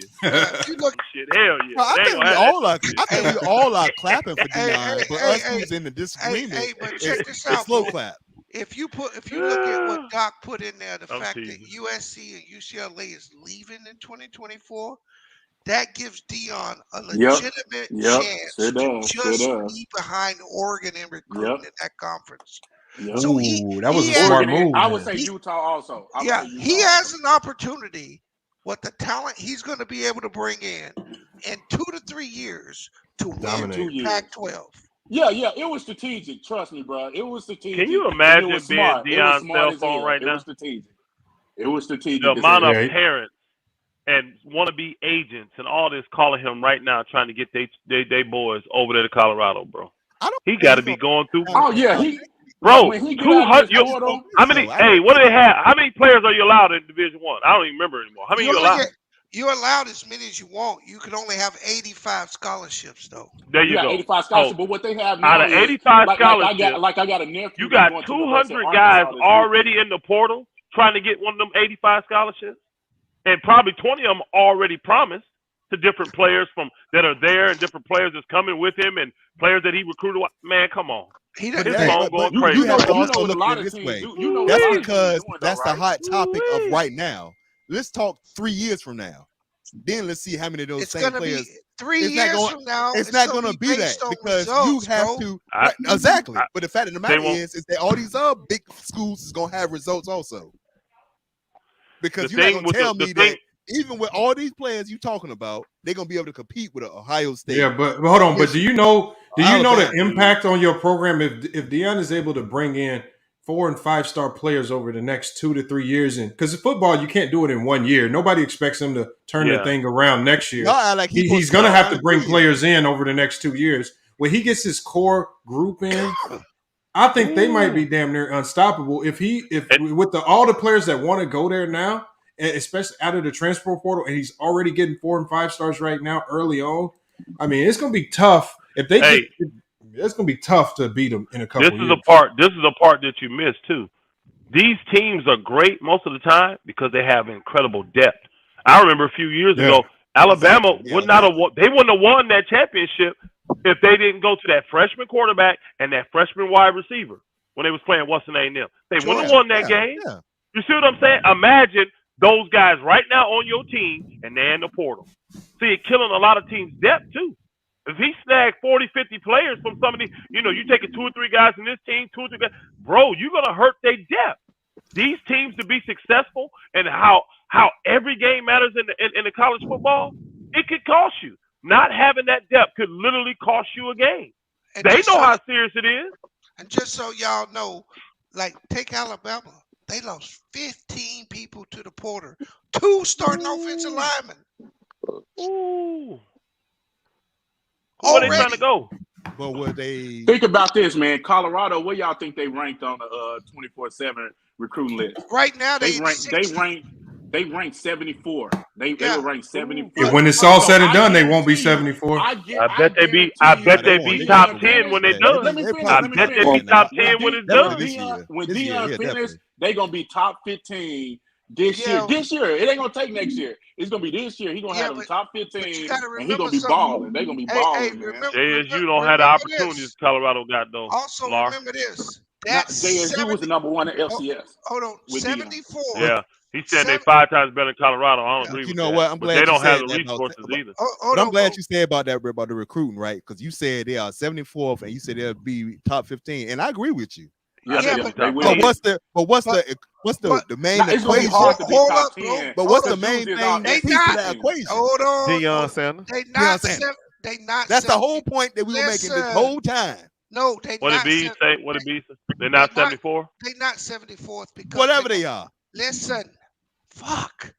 They 74 with 11 commits. Listen, bro, they gonna turn them commits down. He is not gonna honor that other coach's commits. You watch what I tell you. Those No. I agree with you on that. That ranking that they have right now is based on the recruits they had already got to commit. He is going to turn those down. No, that's what I'm saying. He's going to jump it, like you're saying. Motherfucker, bro. He already dumped him. He already dumped a lot of them. Yeah, you finish, man. Let B finish. He's saying the same thing he's saying. Yeah, that's what I was saying. That's all I'm saying. He's saying the same thing. But his point might be different though. But he won't let him finish talking because he keep damn talking. My point is that whatever the ranking is right now is irrelevant. They're going to turn those down because they're going to have their pick of the best recruits that they can. They're going to take the best players. So his ranking is irrelevant right now because that's based on the old coach. But he'll never get into the top 20. Hey, think about this. Think about this too. Hey, think about this, y'all. Hey, y'all, think about this. Think about this. Think about this. Think about. I get what B's saying. I get what B's is saying because that ranking was established before Deion got there. But think about this. What coach has 200 players at his disposal to recruit? Coaches don't have that many players to recruit, bro. You literally recruiting what? 15, 20 guys max normally? 30 maybe? He got 200 people to pick from. So when I was pointing out the ranking, my man, I don't know your name. When I was pointing out the ranking, I was showing you where they were before Deion and where they're going to be once he bring in his recruits. I was saying the exact same thing. I was saying they're going to go from 74 to about 15. The reason I don't say top 10 this year, he won't be in 15. Because the SEC will have their stronghold, and the ACC like Clemson and Florida I don't know if State y'all can hear me, like but he won't get to on the top 15. 10. He won't get to 15. Hey, y'all don't realize the power of something What do you new. think he's going to get to? When players see something shinier and brighter, they go. Hey, he won't get to 15. It's way too hard to get to 15 I think he'll right get now. top 10. Watch, he'll get top 10. He won't get to top 10. It's way too hard. He's going to pick all the 4- and 5-star recruits. No, he He's going won't. to pick all them. Guys, he'll come down. He'll come down. He'll probably end up in the 30s, maybe 40, but he'll never get into the 20s. He'll never get in the 20s with classic. No, he'll get there. No, he'll definitely get there. We're going to find out, bro. He'll never get into This year, the top 10 right now is Alabama, Georgia, he will never get Notre into the Dame, 20s. Texas, If Ohio State, LSU, if there are Oklahoma, 200 Miami. players in the portal, he has an easy chance to get in the top 20. You're saying if those 200s are not available to everybody else also. Exactly. That's a good point. Come on now. Is that how the portal works? Is that how the portal works? Yeah. Everybody gets honestly, hey, no lie, bro. I'm not as educated on the portal. I don't even watch college. Relatively new anyway. The reason, so, I mean. and the reason I said top 15, dude, my guy, I don't know your name, because Jamaica I think he could. Jamaica. I think he could jump Arkansas and South Carolina. No, he won't. Currently 15 and 16. Listen. I respect Deion. I'm a root for him hard until he go up against my cane. But what I'm saying is this. Listen, this is not something that's new to me. What I'm trying to explain to y'all is so hard to get into that top 20. It's going to be. If he does I agree. Listen to me. If he does that, the investigation that will go on will be ridiculous. And I know he's prime. But he ain't prime time today to get into the top 20. Now he appears to. You don't think he can do top 20 at least? He won't. You don't do think top 20? He won't get it. You can remember I said I think he can get top 20. I revisit this with you. I think he'll get that. He won't get in top 20. The only reason I won't give him top 10 only because Michigan is 20. When you start talking about colleges like Notre Dame, Duke, that degree means something. Yeah, so, guys, listen. He won't get into the top 20. He appears maybe he'll scare a few folks. He's gonna scare a few folks. He's gonna get there in the top 40. Them cats care about their degree. No. He won't. We know that out of the 200 you talking about, maybe 5 of them might go to the NFL. So, like I said, that degree when you go to certain schools, that means something. You know what I'm saying? You get a degree from Duke, I don't think the number that low. I don't think the number is that low. No, it's that low. Is that low? What you mean? Explain that again. What you mean? Is that low for what? Guys that's in the portal right now? 200 guys that's in the portal, maybe 5 will make the NFL is all he's saying. That's not true. Yeah. What are we? Yeah, I'm gonna say I don't think so. I don't think way higher than that. Hey guys, let me give you one other thing too. A lot of guys right now is in that portal because of NIL. The USA Today NIL money. Yep. Trying to hold on, y'all. The USA Today just said that the USA. This is one day ago. They said Deion Sanders slingshots Colorado into the top 20 in national recruiting already. We know, I figured that. You know, for this year, hold on, the guy that said that they can't. Why? Well, now you got USA Today already saying that he is. So what's the deal? But this year, I'm just telling you. No. They said Deion Sanders I don't know the portal. I'm trying to recruit. understand it. I'm not coming at him. I don't understand the portal. I don't watch college football, so I'm trying to get understanding. That's all. I'm not coming at this brother at all. Yes, USA Today said he'll sling into the top 20 this year. No, they said now. he is in the top 20. No, they said less than a day after Deion Sanders announced he's coming to Colorado. He's already landed highly touted 4-star wide receiver Winston Watkins Jr. 2025 kid. He's a 2025 kid. Yeah, he's a 2025. Hold on, they have a list of about other kids. I'm gonna put it on the screen. 2023. Put on the screen, We got to talk about 23. I'm just trying to understand what's going on between the article and what's been said. I'm trying to understand. No, I'm That's actually all. looking at. I don't know. I don't know how the portal works. I don't know how it works. I'm looking at when you're in the portal, when you're in the portal, does that mean any school can re-recruit you? Is that what that means? Hold on. Deion Sanders just got another player from Notre Dame. So a Notre Dame commit just accepted another offer from Deion Sanders. So he decommitted from Notre Dame. He just accepted the offer to go to Colorado now. So that's Easter. So he's snatching but guys, from. Also keep in mind, guys who are in the portal is not going to count to the rankings.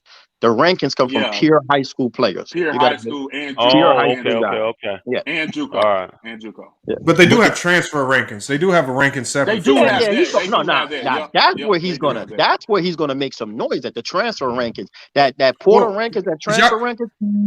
He's only gonna mess with the portal, the transfer portal, to be competitive next year. To be competitive in a couple of years, he's going. No, he's going to mess with that portal every year. But that's based on position too, FYF. Like we always look at the wide receivers in the. Who got the background on? You gonna get a lot of them. Which one of you boogers? Hey, which one of you boogers working on the docks, man? It's the J dude. Which one of you boogers working on the docks? It's the J dude. That's Jamaican. I don't know. Yeah, man. I just muted him. I just muted him. Mute button, bro. No, I was just trying to get understanding. I was not trying to clown that, brother. I don't watch college football. I don't even know. I know how the NIL thing kind of works, but I don't know how that transfer thing works. Okay, go ahead. Let's hear it. Rankings right here. Let me see. So 9. Let me see what Colorado is. Yeah, in the transfer portal rankings, they do have Colorado in the top 20. They consider them top 20. Yep. Already. And these are based off projected. This is they projected that's Travis what I Hunter. He ain't accepted none of that yet. Yeah, that makes sense, brother. Yes, projections. That makes sense to me.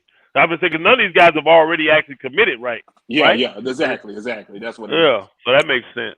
But with 200 people flooding it in one day, I mean, why else is everybody flooding it? You know, or is that normal? He gonna get a team. Hey, Jamaica, they gonna compete. They gonna compete this year, huh? A combined class with transfers and new players coming in. Do you think they do a combined class too? Rankings. When Jamaica that said he's hold on. So that's why I was trying to make the point earlier that his ranking.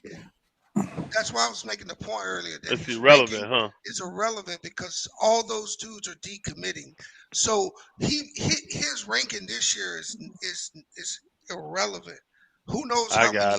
Who knows how many kids? Because they got 2 signing days now, right, Elder? They moved the portal early They signing. got an early signing. He may make hay in the late signing, right? Because the early signing ends like in a week. Or 2 weeks. Yeah, it's like mid-December normally. Yeah. Early signing day. And then they play. And then the next one is February 3rd. Right. 3rd so that's when you can probably start to look at Colorado to be moving because now he's gonna be sending people out and getting a hold of kids. No, I agree with that. So that's why I'm saying his ranking right now is irrelevant. Let me see who they got commits at Colorado. So they had 11 hard commits, but like 8 of them decommitted.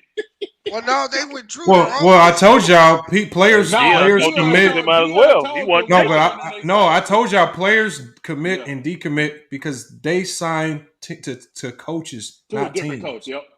Yeah, they only when they signed to Colorado, they were signing to play with that coach, look at this class though, Lamont. Look at this class. They got all 3 stars. Deion don't want them guys. What a 4 and 5 stars. I understand, but we've seen Deion recruit 3 stars, and those 3 stars were pretty good. No.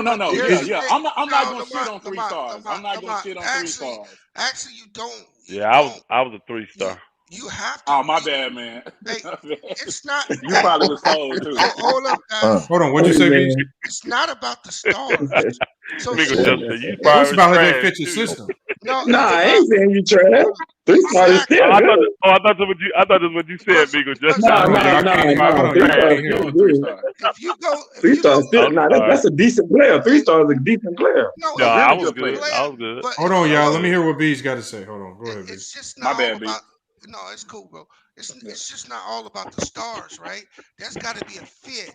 When you look at Alabama's 20, the majority of them dudes is low 4s and high 3s. They'll have 2 or 4 or 5 star. They'll have 5 or 6 4-star. But most of them players are going to be 3, low 4s. But they got to fit what you do. That's the key to recruiting. It's not just getting a dude that's a star. It's getting a dude that fits in what you want to do. Fits what you do. Yep. I agree. That's what I would. I give you. I guess let me clarify what I was trying I get to what say. he's saying. I get what he's saying to a certain extent. See, you got to fit what a team is doing. But also, if you're a star, like if you're real good, they can put you anywhere on the field and you can do whatever. Nah, not in football. Maybe in basketball. Maybe in basketball, but not in football. In football they too. Do athletes in football. They do athletes in football where you don't even have a position. You just an athlete. No, you just decide what they want. No, but I'm saying you can't. It's harder in football. Michigan. It's harder in football just to go to any team and have success. You kind of have to be in the right system. You're right. Derrick Henry was considered an athlete at Alabama. But my point is for your program to be good, you got to have guys that fit what you do. Fit. I get that. Not just in the skill position too. That makes sense, B. Not just in the skill saying position. But B, when you see a Deion class, and this, let me clarify what I was saying. The guy who said he's a 3-star, you probably was better than anybody on my team in high school as a 3-star. So no disrespect to you. But when when we see a Deion class this year and moving forward, if he got 15 commits, like B said, 2 or 3 gonna be 5-stars, about 6. Maybe 5 gonna be 4-stars, but like he said, there's gonna be a lot of high 3-stars in there. And when I'm looking at these cats are like 85%, 84%, 83%. They low 3-stars. They not like 88%, 89% 3-stars. And Deion wouldn't recruit them guys like that because he's trying to win championships. Yeah, I'm sitting here looking at 24/7 Sports and the 22 recruit rankings. They're not gonna get the top 10. I don't think they're gonna make it in. He gonna what? I'm saying, looking at it. He gonna what? Nico, who is the best? But they could get 15 though. They definitely. Hey, salute Mahari. What's good, Mahari? What you got on this? Mahari. Hey, what's good, brothers? How y'all doing today? I've been kind of like listening on and off to this subject, and I did a video about this on my channel too as well. Listen, I'm not mad at Deion at all because he took the best opportunity that was available to him based on the success that he did at Jackson State. But I think that what people are misunderstanding is that anybody would have done the same thing that Deion did. All right. He sacrificed 3 years of his money and his commitment to building Jackson State. He had to fight against administrators, against sponsors to try to get the program elevated, and they weren't listening to him. At some point, your blood rage is going to build to the point of like, man, what the hell I'm doing here? And the thing that really have a problem with people is that you expect him to be the guy to carry the torch of the SWAC conference or the HBCU schools when you had all the decades to pretty much market yourself and do your own thing like what the FBS schools have been doing. And you chose not to do that. So I'm not mad at Deion in a sense that, you know, he took the best opportunity for himself, but for his son too, because he wants his son to go to the NFL.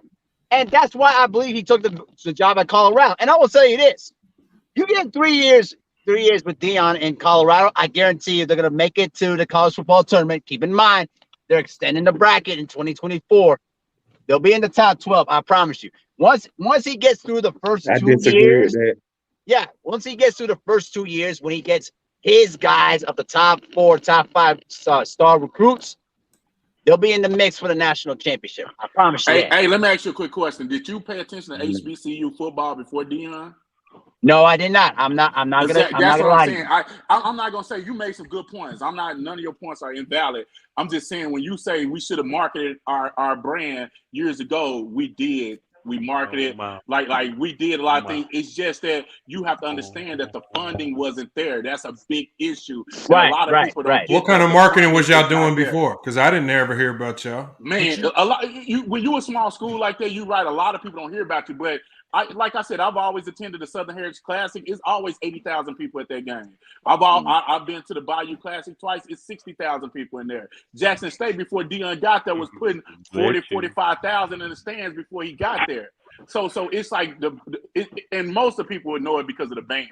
Now I do agree. The last 10 years prior to Deion, our product on the field had gotten terrible. I even wrote about this on my page in one of my article pages that I wrote. I wrote about how the SWAC has to somehow get better talent in to improve the product on the field, because I would have people that I work with and people that I know to watch games. I'd be like, hey man, the SWAC play this weekend. Make sure you turn to the game. It's on ESPN Plus. They would come back and tell me like, man, that look like high school football. And it would be embarrassing because it's like, we got to get a better product on the field. So I do agree with everything you said, but when you say marketing and all that, man, we've tried everything.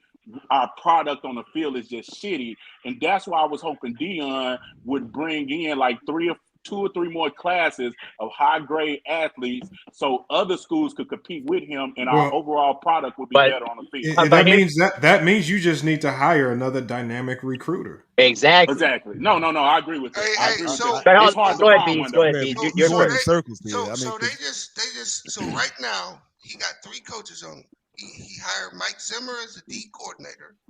He hired the former Kent State head coach Sean Lewis as his offensive coordinator, and he hired Willie Taggart. So he gonna fill out his coaching staff, and that's what makes him a good person for this job. He gonna put the right people in the right places to coach the X and O's.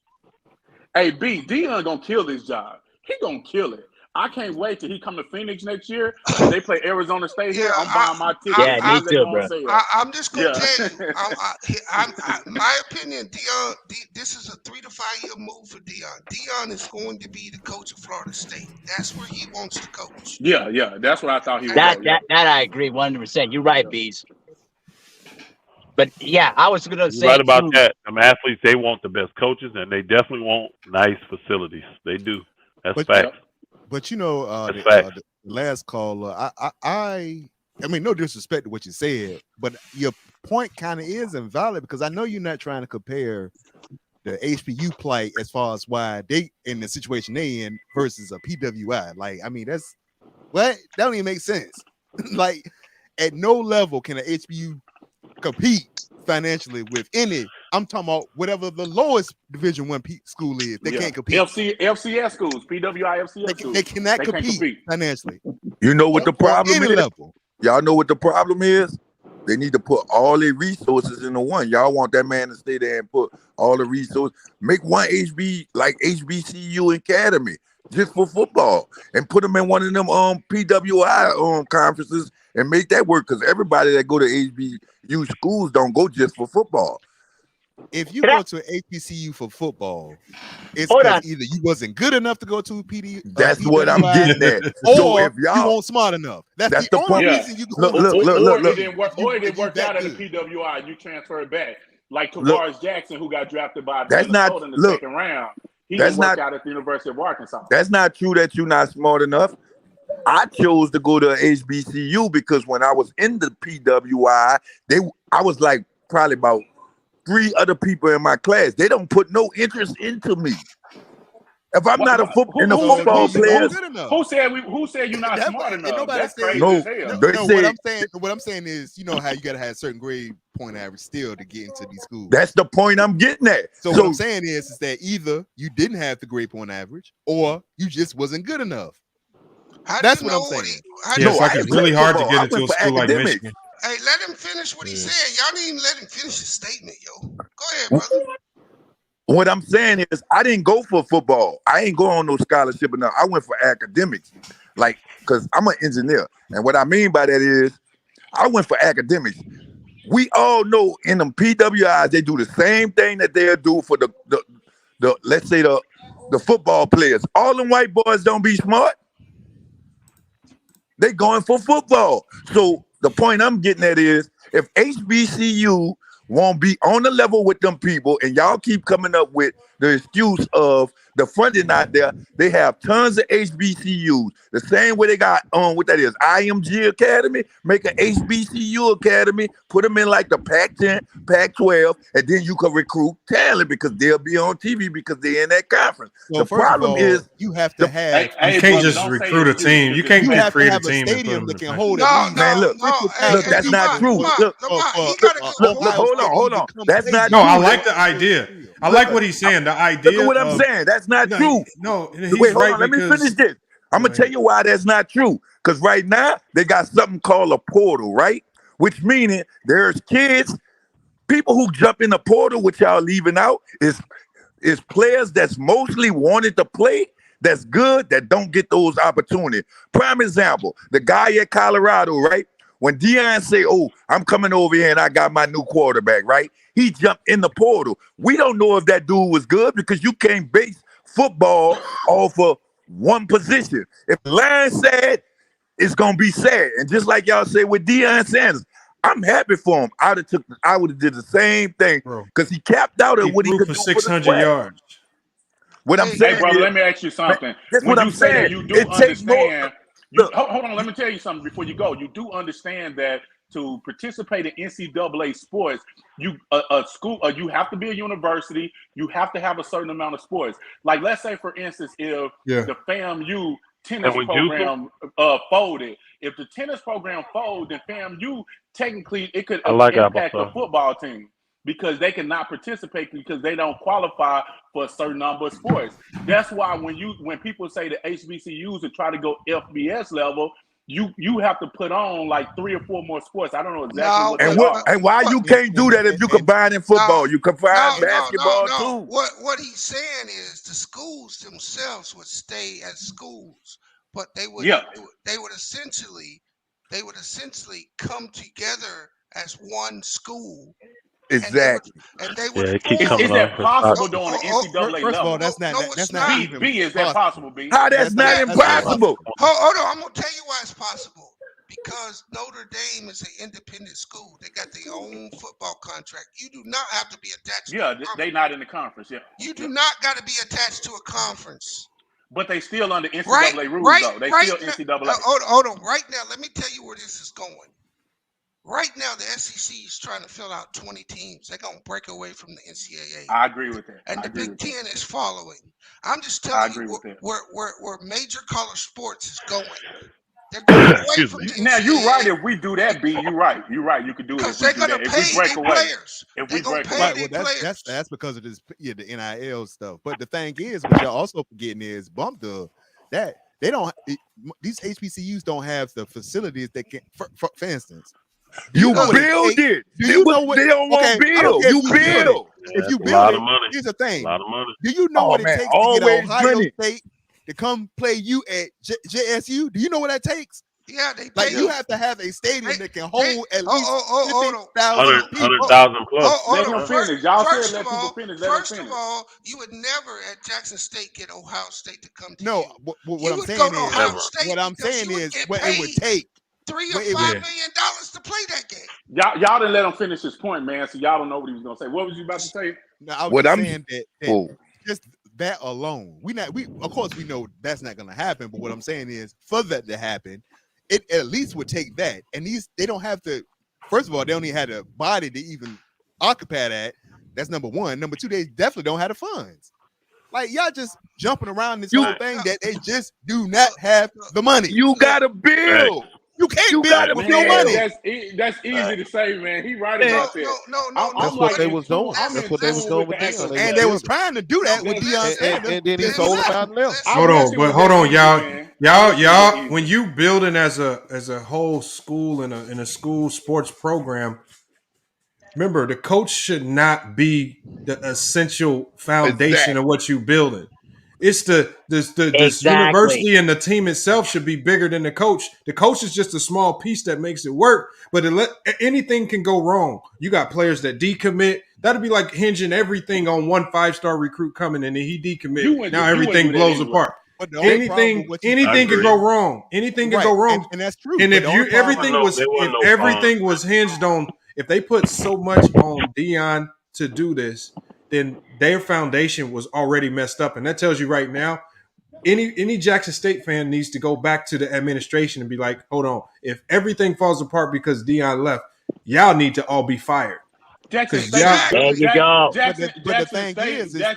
was was solid before Deion. They not solid, bro. They weren't solid before then. Let me finish. They not solid. They were solid. I didn't say they was great. I said solid. They were solid before Deion. They're gonna be solid after Deion. What Deion brought was this explosion, and that's what people don't understand. You're not gonna recapture that with anybody. So you got to go back to being solid. Individuality. All that was Jackson State process. But you know, Jackson the State was the only one proud. First of all, okay, I can agree with what you said about they should have had to do everything on Deion. But the problem is, you literally just said that people go to colleges for coaches. That's what you literally just said. Yeah. So with that being said, they had Deion Sanders, right? Because let's not act like the reason why all these people that y'all talking about, these 200 players in the portal and all this stuff, ain't going to Colorado because Deion Sanders is there. Okay, so let me ask you a question. We can use the biggest college program in the country. If Nick Saban leaves Alabama today, will the Alabama football program fall apart? No. Why? Because Nick Saban's going to take all of his recruits. He's going to take all his players. He's going to take a step. Will Alabama football? It's going to take a hit. What I'm saying is, hold on. I'll tell you why. They have a infrastructure. Saban built. Saban came in. He came in and got him back to the level that Bear Bryant left him. Saban came in and did that. They got enough pedigree. They would bring in another coach that would try to sustain what Saban has done. They would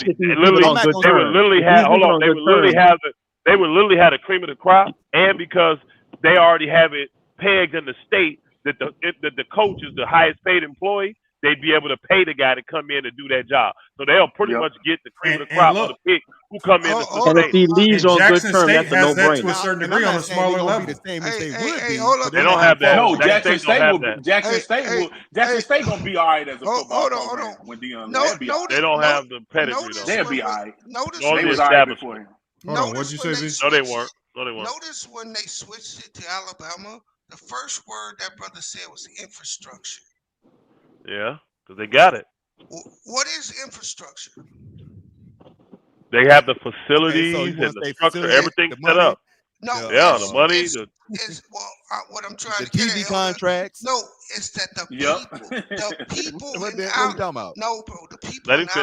the people in Alabama support that program. Man, them TV contracts support that. That's $1 billion TV contracts. Stop, you bro. right. You cannot get the TV contracts if you don't have the support at home. Exactly. You know how they get the TV contracts? It ain't no support. So what I'm trying to tell you, it's them black athletes running around the field. That's how they get those contracts. It's them black athletes running around the field.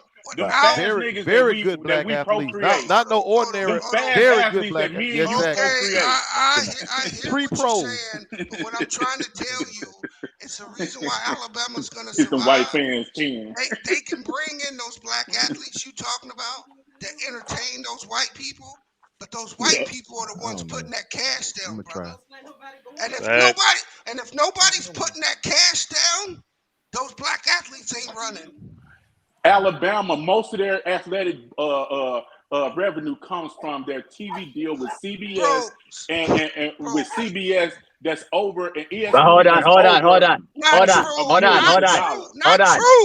true. Why are you sitting up here saying falsehoods? Listen, Bees is making a point though, because here's the thing. You can say that Alabama's making their money from the TV contracts, but here's the big factor. Who's supporting Alabama football? The donors that are donating money to bring the black athletes over there to the program to keep it stable. That's what Bees is trying to say, and he's absolutely right. And then another reason why you know it has. Hold on one second. White fans bring it. Hold on, y'all. Look, what I'm saying is this, and why it ties back to the donors, because if you've been a scholarship athlete on any team, right? If you've been a scholarship athlete on any team, there's a reason why scholarship players always play first, right? Because their scholarship money is tied directly back to boosters who donate to the team. Exactly. Boosters don't want to see players on the field. This is why in college basketball, walk-ons will hardly never play. The boosters don't want to see no walk-on, a guy that they're not funding scholarship-wise on the court. They pay for. That's not who they pay for. No, that's facts. That's facts. And to show you, Nick Saban only makes like $1 million and a half from the state of Alabama. 9 million or 10 million of his salary comes from the boosters. From boosters, yeah, come from. There you go. And who are those boosters? Fans. It's the people that support that program. So That's considered a fan. Jackson State has to do better outreach. Hey, B, let me ask you something. B, if Alabama lost all of their 4 and 5 star top players and they still kept the boosters and the fans, they had all 2 and 3 stars, would they still be getting those TV deals like that? Yes. If they going 2 and 9 every year? If they going 2 and 9 every year? No, I'm saying before they got it. Listen, bro, because see, before Nick Saban, that's what Alabama was doing. Hey. They were shitty, and they were still surviving. Yep. Hey, just give him this example. Hold on. Look. But you're talking about an established school, though, because with Alabama, you literally could take away the football program. Hold on, how is Jackson State not an established school? They've been in, they've been in over 100 years. You obviously Right. don't Are we understand. really trying to compare Alabama to JSU? Come on now, stop. Why can't you? Why can't you, dude? You know how You much can't. Dude, Like, really? are you serious? Y'all sound crazy as hell, man. Man, that shit right here, bro. Y'all got they a very defeated low before they standard. even tried. I told Bro, you. that's what I'm You guys are saying. putting up low standards for yourselves. Y'all defeated like a How would motherfucker. I sit up here and get mad because I don't have Yeah, they defeated before they even tried. Let Beats talk, guys. Let Beats talk. Howard, right? Man, I don't blame Deion for leaving. They don't want to help themselves. I don't blame them for leaving. Y'all sound crazy as hell. Man, I'm gotta go Y'all too, sound man. crazy as hell. Y'all obviously understand business. No, you don't understand, brother. And that's why Y'all don't. Y'all don't. Nah, nigga, I'm a BT at the railroad. I make over $250,000 a year for the last 10 years. Hold on, look at this statement. Chill out. So chill Hold out. on, y'all. Look at this statement on the screen. S-Class says you can't compare a state school to HBCU. Jackson State is a state school. It's a state school, you asshole. What are you talking about? They both It's state state school. but they don't get the same funding. That's what he's trying to say. What They don't get the same level of funding. Let's say it. They don't get the same level of funding. They don't get the same money from y'all boosters. making up dumb points here, y'all. No, y'all making dumb arguments because y'all trying to compare somebody that get $10 million a year. You can be that level if you got people that are willing to donate and invest into the program. That's the point. Hold on. Dumb. Jackson State has a Jackson State has a $7 Do a million. little research. Hold on, go ahead, Bees. Jackson State Go B. Jackson State got a $7 million football program. The problem at Jackson State is that no matter how much money Deion brings in, just like all colleges, that money's got to be split up through all the sports, correct? Right. So unless you increase the donors, you can't build that school up like that. Oh my God! Let me ask you a question. Oh, can I have a word? It's maxed out, man. Hey, can I have a word? Can I have a word? I literally just sit here and looked up Alabama endowment. Like, are you serious? Let him say what he's gonna say. What's the can I have a question? Alabama endowment is $53 million. Like, really? Are we talking? Like, Hey, I got a question. Hey, y'all, let me ask you a question about Jackson State this year. Do you guys realize they had this? Somebody said they made $7 million. That's cool. But y'all realize they had this huge water problem going on at the school at one point this year? The city. That was for the city. That was for the entire city. Yeah, but I'm just saying, like, the school had to go through that too. So yeah, that's a city problem. That's big right there, because here's the thing. That's the reason why a lot of the recruits didn't want to come, because they're facing a water crisis right now. And Deion was fighting with local and city officials to try to figure out the water situation, and they weren't listening to him too. That's one of the reasons why he left the Colorado. The whole problem is a systematic problem. They trying to put it on Deion. But he's not the president. But he's not the president of the university. Y'all fight should be with the system, not him. Like, literally, that man did the best he could do. It ain't him, and I'm just being honest. That's the stupidest thing ever. He's not the president. Hey, I want to go back to somebody who was making a point with the portal. Let me just clear some stuff up. He's saying that, when you're in the portal, you are this and you're that, and you're not good enough. Listen, half of the guys that's in the portal right now is there for NIL. I promise you. No. I didn't say they weren't good enough. No, I said the reason why you would, if you were a football player going to a HBCU for football, you go in there either because you weren't good enough to make it in a top 5 PWI or grades or your grades. That's what I said. That's facts. That is facts. No. That is And facts. that's not true even being good enough because they handpick who they want. That's not true. Hey, if I don't get the opportunity, until Deion Sanders came around, it wasn't a lot of athletes just looking at their scholarship offer saying, yeah, I'm taking this Alcorn State offer when you got all these other offers on the table. Usually the HBCU offer is a last option. Well, damn, this fell through, or I got in trouble over here with the law, so now I got to take that's what it has come to with the SWAC. That's the level of football. What we dealing with. Basketball too. No, basketball. Not. I could argue, but we don't got the time for that. But not exactly the same for basketball, but more football. I'm more into it on the basketball side. Me too. Crazy. I went to an HBU, man. That's for football. HBCU, man. HBCU. That's what I meant. Yeah. It's just football. Ain't nobody, man. They don't put nothing in there. But like I say, for those who go to those type of schools for sports, they need to build something like an HBCU and put all that money. Because half of the college students that's walking on campus care less about him leaving and care less about him coming, and that's a fact. Because I know that's most of those schools put more of their money in the bands. They put more money in the bands than they do on their sports. Exactly. That been the money bringer. So, if you're in the band, you better be good. You better know how to play every. Well, you get a scholarship for that. You get a scholarship for that. Yeah, scholarship. So they put more money into that, man. Look, what's her name that used to be on the concert? She went back to her university. She's paying it forward now. She's probably one of the performing arts. It's a big time, like what you want to say. It's big time, supportive schools. They don't put a lot of money into it. It's about coming back and supporting your university.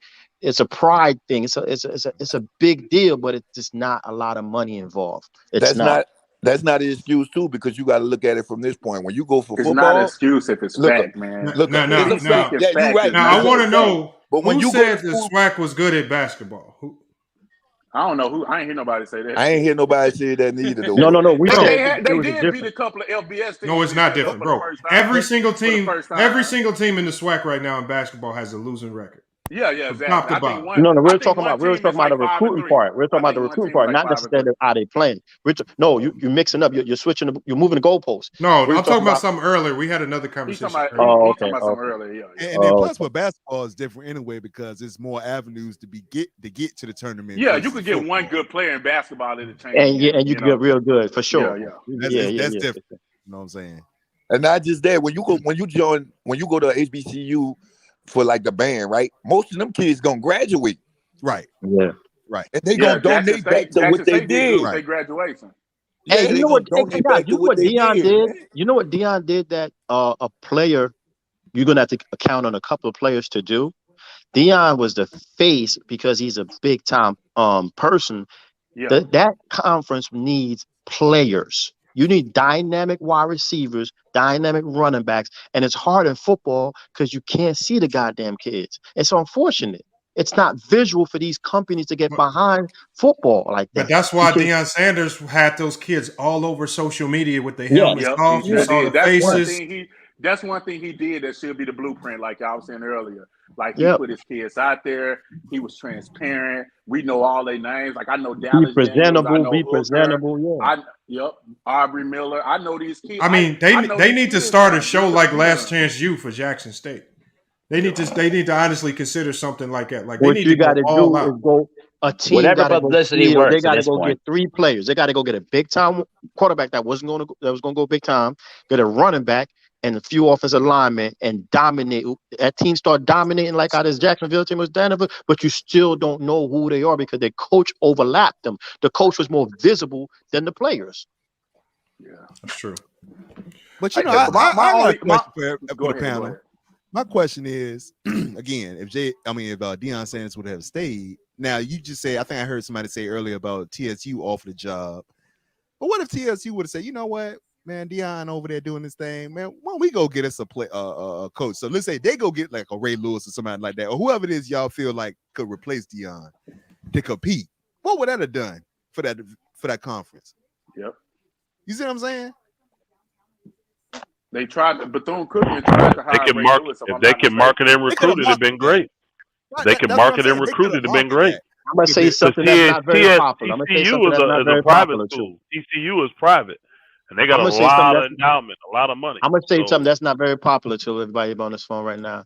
All these teams also in HBCU need to change their uniform look, bro. That stuff be looking tacky, bro. That's true. Why do you think uniform? Jackson State? Jackson State had the most variations of uniforms in football, other than Oregon. FAMU looked tacky, and a lot of people that really didn't watch the SWAC or been around the SWAC for 20, 30 years, just started watching it with Deion. It's tradition in those uniforms, and I get what you're saying. Yeah, they are a little. You're right. Shit like that. It's tradition in those. It's tradition. So that's why you have them. But you want to know one thing? I hope Deion left behind. You want to know one thing? I hope Deion left behind is all the people that's talking about the SWAC now. All the people that's talking about the SWAC now. All the people that came when Deion came. I hope they stick around. I hope they continue to watch. I hope they continue to support. I don't think they will either, but I just hope they do because they got a lot to say now. So if you got a lot to say, stick around, watch the product, support the product. You know what they're gonna be doing? They're gonna be watching Deion. They're gonna be watching Deion. I'm gonna watch Deion and the SWAC. Oh, of course, everybody, because everybody secretly is rooting for him. You got a group of people that's rooting for him, and you got another not rooting for him. Absolutely. Absolutely, so, of course, that's definitely going to be. But I think if you understand, I think we forget what moves college sports. I mean, the college sports is a little different than the pros because the one thing I think you can't. I think the pros. I think their number one priority is getting a face in there, a coach that they can push, the program with. Because I think you can sell with the coach. So if they bring it, even if it's not the greatest X's and O's coach. If you just bring a good name in, somebody said Ray Lewis. I wouldn't even really care how good of an X's and O's coach he was. I think it's the face that you push and just surround him with the best assistants possible and hope for the best and tell them to go promote, market, and just get some recruiters out there that can get the job done. But they need a face. He needs to be a great CEO. Just what you said. He needs to be a great CEO. They need faces. Who y'all think they're gonna get in that? Gotta be charismatic. Gotta be charismatic too. You can't just be. I mean, I love me some Ray, right? But here's the thing too, though. Is his heart in it? Is his heart really in it? Can he answer some of these questions that's gonna be thrown at him? Nah, I wouldn't matter. You need a guy in there that you know for certain, just with his cachet alone, is gonna be able to convince that's gonna kids. Help, but then you have to go further. No, I'm saying, if he can convince kids that I've been to the NFL, I can get you to the NFL. I think that's what Deion Sanders' number one trait was. He convinced a lot of players, I will get you to the NFL if you follow X, Y, and Z. So so the running back that played for Nashville, I saying Tennessee, and now I forget what school he's at right now, HBCU. He can't convince somebody to go to the league. Yeah, he can't convince somebody to go to the league. He's not charismatic. Like, don't nobody care what I just said that. And that's that was my point. That's the point. Don't nobody care what he's doing. That's why I said, it shouldn't. They don't need to go after the best X's and O's coach. They don't need a great X's and O's. Them X's and O's guys really get your program messed around, and get the whole staff fired. Yeah. Guys, look at it, man. You're making a good point there, Lamont, man. They need this guy was at this guy was at Jackson State, and Aflac came and did a damn commercial with him and Saban. Come on. So you already know you have to have that type of face. You have to have that type of guy. But the problem is, to get those types of names, you have to open that checkbook up. Even if you don't necessarily know where the money's coming from immediately, you better, just like Colorado said, we figure that shit out later. But we're going to open the checkbook. You know what to help? Hey, I'm going to say another thing, too, that's not going to be popular. You got to get some of these guys that went to the schools that was doctors and now doctors and scientists and all that. Those are going to be your boosters. Those are going to be your boosters. Make them your boosters.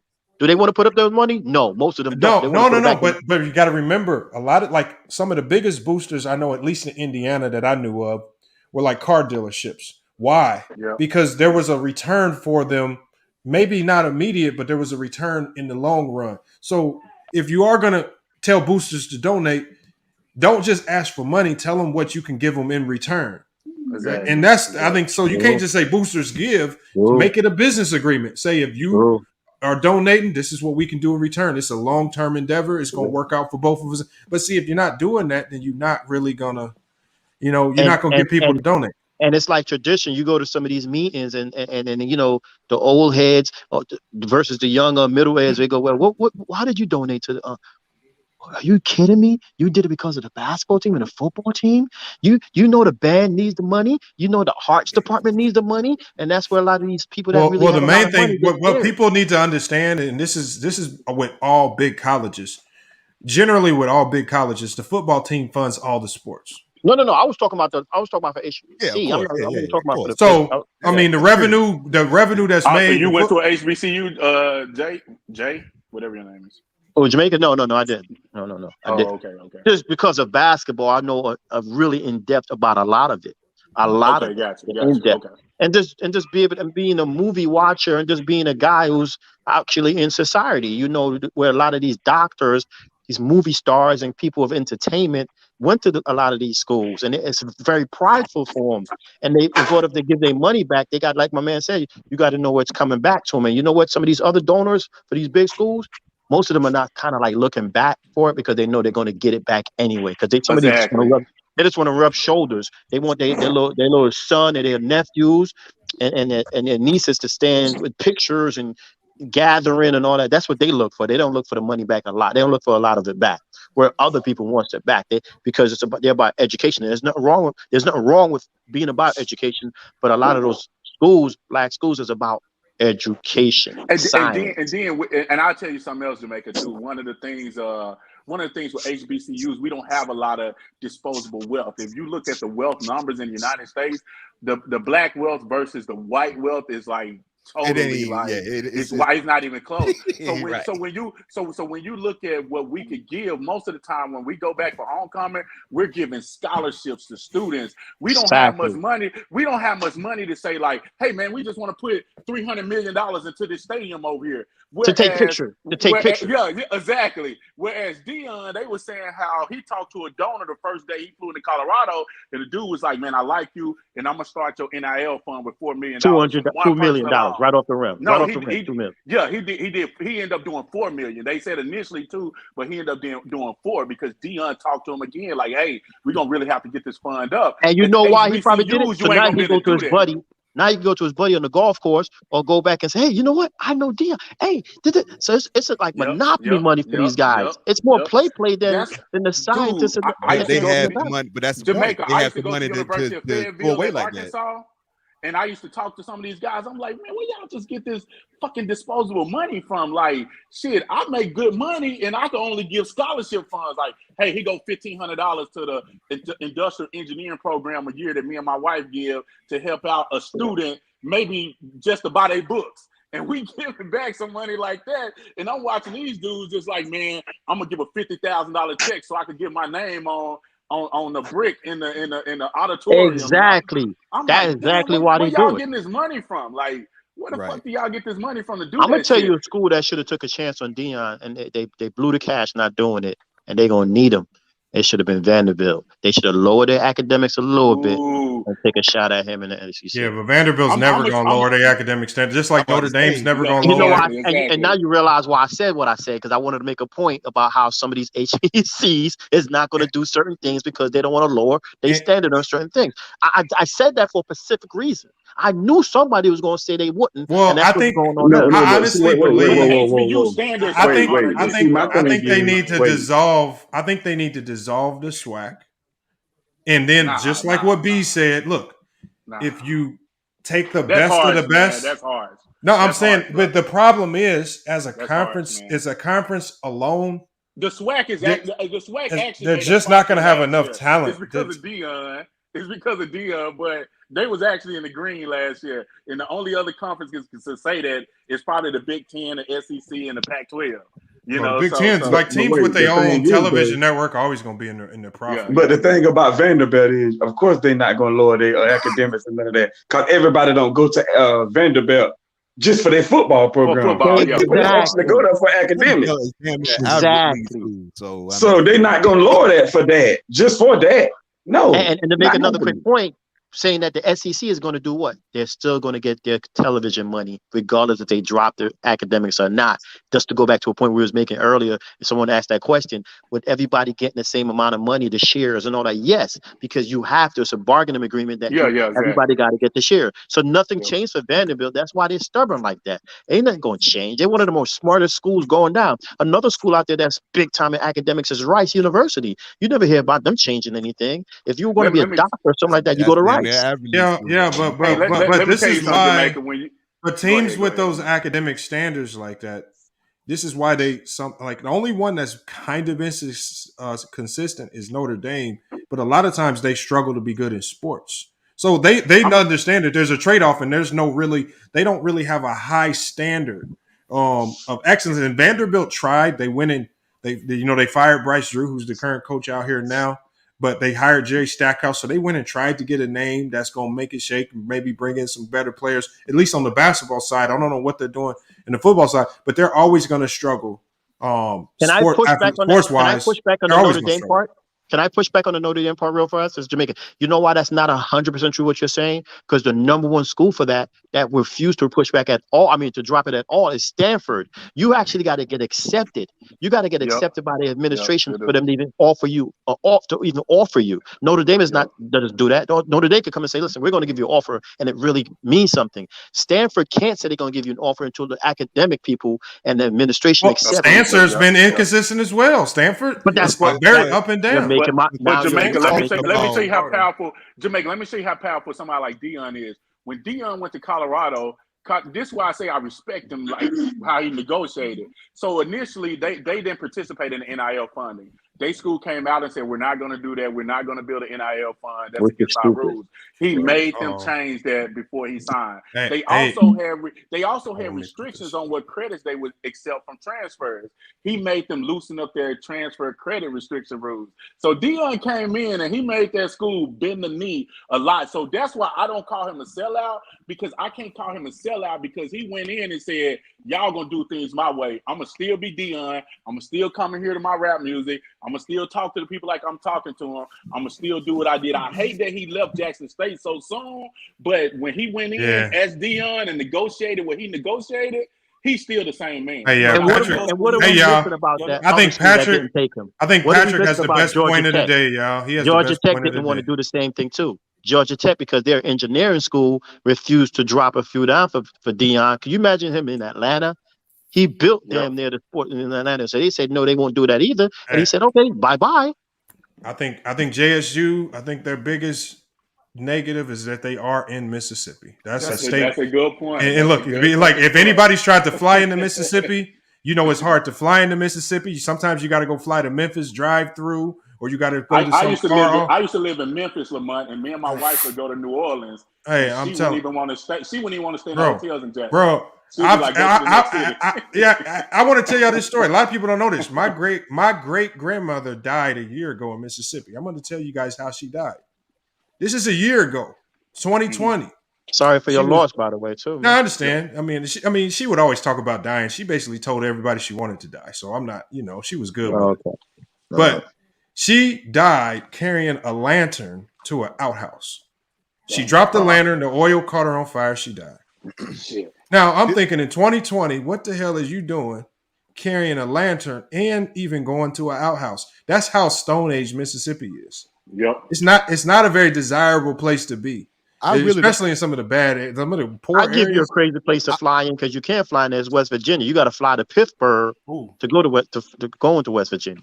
But I really don't think you really understand how powerful of a statement you literally just made about your own family situation to really wrap all of this up as far as why JSU always was going to be what it was. Yeah, that was powerful. This outcome was going to always be what it was going to be because Mississippi is the poorest state in the country. Yep. Deion Sanders knew that walking in the door. I know he didn't think him being there. Now, don't get me wrong, he did what he did, and he left a whole lot to be desired. But we got to get around this. Oh, well, they should have did this. They ain't got no money. We know, and we've been knew they ain't had no money. So what we talking about? But for him to do what he did, understanding the financial crisis he was walking into. So, but hey, yeah, I gotta shut this live down, man. We've been going on damn near close to 6 hours. I normally wanted to keep these at 2 hours. We didn't went on 5.5 hours. I ran into you guys back and forth. I said, damn, nobody wanted to give salute my brothers. Appreciate y'all. Yes, sir. Salute, Lamont. I'm salute everybody in the panel. I'm gonna start following your page now, man. I found salute, Lamont. bro. Hey, when do you come back on? When do you come back on? My daily show is at I'm on the West Coast. You guys. I'm in the West Coast. I'm in Arizona. So 10:30 a.m. Arizona are you in, Lamont? I'm in Chandler. Oh shit! Right now. I live in Levine. I just bought a house in Maricopa. I'm moving. You know they got good basketball. But I work in Phoenix because I work over at GCU, so I'm over there at GCU. Oh, that's what's up, man. That's what's up. I'm gonna follow your channel, man. They got a good high school over there, basketball high school called Perry over there. Perry High School pretty good over there. Perry High School is good basketball wise. High school. Yeah, Chandler got the number 1 quarterback in the nation in 2024. Chandler High. He got the number 1 quarterback in the nation. But yeah, Lamont, appreciate the yes, sir, man. Yeah, thank you for having me on. You know what I'm saying? Yes, sir. Hey, yeah, we're gonna be back live tomorrow, 10:30 a.m. If you're on the West Coast. I don't know what time it is over there, maybe 2-3 hours off, but just hit the notification bell. You guys will see when we go live. But we're gonna start doing our daily show at 10:30 in the morning. I think that's a good time for everybody on all coasts, and we've had a good turnout on all the live streams when we've been doing that. So tomorrow we're gonna get back to basketball where we're gonna be talking about Kawhi Leonard. He's probably been the biggest disappointment in basketball history. So we're gonna be talking about Kawhi Leonard. We're gonna get back to basketball. So that's the topic for tomorrow. But hopefully JSU can get things figured out over there and they don't let that whole program fall apart. Just because Deion Sanders left, man. Yeah, I remember he was not the president, so you can't hold him to that type of. Facts. I appreciate you having me on, man. I definitely appreciate it. Yes, sir, man. Hey, both sides, salute all y'all. I'll leave all y'all with this. Both sides of the argument can be true. We can understand why he took the money, but we also can be disappointed. I'm out. Hey, can I ask y'all something? That school, how close is it to Memphis? Because I went through that area before. I just can't remember how close. 4 hours, 5 hours. No, it's 3. Oh, okay. Only 3. 3 hours or 55. Okay, because I partied in Mississippi before, and it was weird, but it's still, it was it was some interesting people. But all right, man, I appreciate the site. Mississippi is a very weird state. I ain't gonna lie, it was weird down there. Every time I go, I just want to leave. There's 1 or 2 good soul food spots, but it was weird, man. They party in that was just a weird party. But hey, man, I'm here now. I made it out. So it's crazy. Real talk. All right, guys. Salute. Oh, Nick the Boss in the chat. Salute. Appreciate it. Man, if y'all new, I see a lot of new names over here. Make sure y'all subscribe to the channel. Come back. We got a lot of topics we like to cover, man. Definitely. You're about to get on something I do, basketball. So that's cool. All right, man. I'll talk to you guys. Appreciate y'all. Salute. Let me go ahead and get people up out of here. Oh, salute, Elder, man. Make sure y'all go check out Elder's channel as well. All you got to do is type it in. I'm gonna type it in. The chat. It's just Straightway. Hopefully I spell it right. Yeah, Straightway Georgia, Elder Rufus. That's what it is. Yeah. Oh yeah. Salute, my brothers. Y'all hang tight. Oh, yes, sir. Salute. Hey, Lamont, I sent that address. I'm waiting on them drinks. I actually during the show I emailed my guy. I sent an IG over to my guy at FitAid. I just sent him your address and everything. Told him because I know with my guy, if my guy send it to you, he gonna send you like 10, 12 packs. Good. I think I'm about to get into those. FitAid. I ain't gonna lie. FitAid. Hey, let me know what you think when you get them because I know he. I got a lot of guys on the construction sites that be drinking that, and I don't touch them. I don't touch the Red Bull. None of that. I already know they jacked up. Remember, but guys be drinking them and the other. I'm like, I want to give them another option. This is clean. This is called clean. It's clean energy because it's not from all of that other manufactured stuff. It's the cleanest energy drink out there. I think Russell Westbrook just got in on it as well. Did he? Yeah, as far as being a clean drink to give you energy. Well, tell him not to admit that this year, but next year maybe. That he's drinking. He's played a lot better. He's thinking a lot clearly. On the court, you got to give him credit. I'm just having some much better. FitAid had to probably because of the FitAid, man. All right, but salute Jamaica Kane, man. Hopefully I see you back here soon. Subscribe to the channel as well, man. Sure, definitely will. I ran into y'all and I was like, man, they doing a lot of back and forth. Let me jump in. Yeah, hold on. So you just found us today? Tonight, yeah, I was floating around, so basically trying to see what's going on with Deion. And his topic right now is just crazy. Every little thing you touch is boom, boom, boom, boom, boom, Deion. So I was talking about Deion, so I was like, all right, let me jump in. Yeah, like I said, I'm gonna stay tapped in with the situations. If anything changes when they hire a new coach, I'm gonna try to stay connected and still talk about them.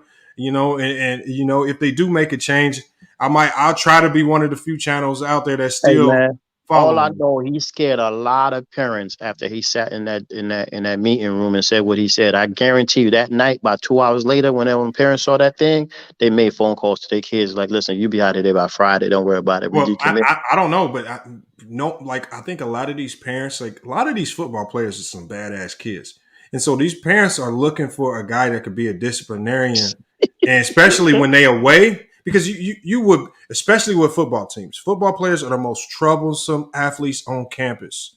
That's another point. I create ways. I'm talking about football players will create ways to get in trouble, man. Like did y'all see that one guy? Y'all see that one player took his hat off like he was on far left, like he was when we were looking at the screen, it's to our left in the corner.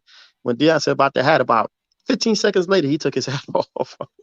Yeah, but I'm just saying, but it's just crazy. Like football teams of all the athletes need the most discipline. And if he can come in and when he's saying no earrings, no phones, I feel like parents are loving that right there. So we'll see how it goes, man. Hopefully he does well at Colorado, man. I'm going to go ahead and let you go, Jamaican Kane. Appreciate you pulling up today.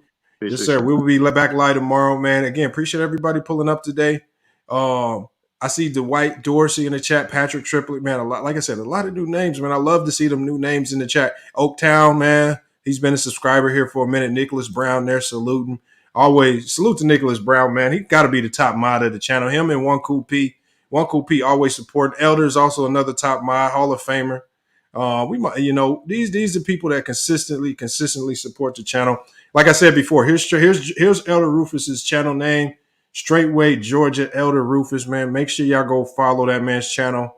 Man, when you talk about building a community, man, that's an example right there. It's not easy to do.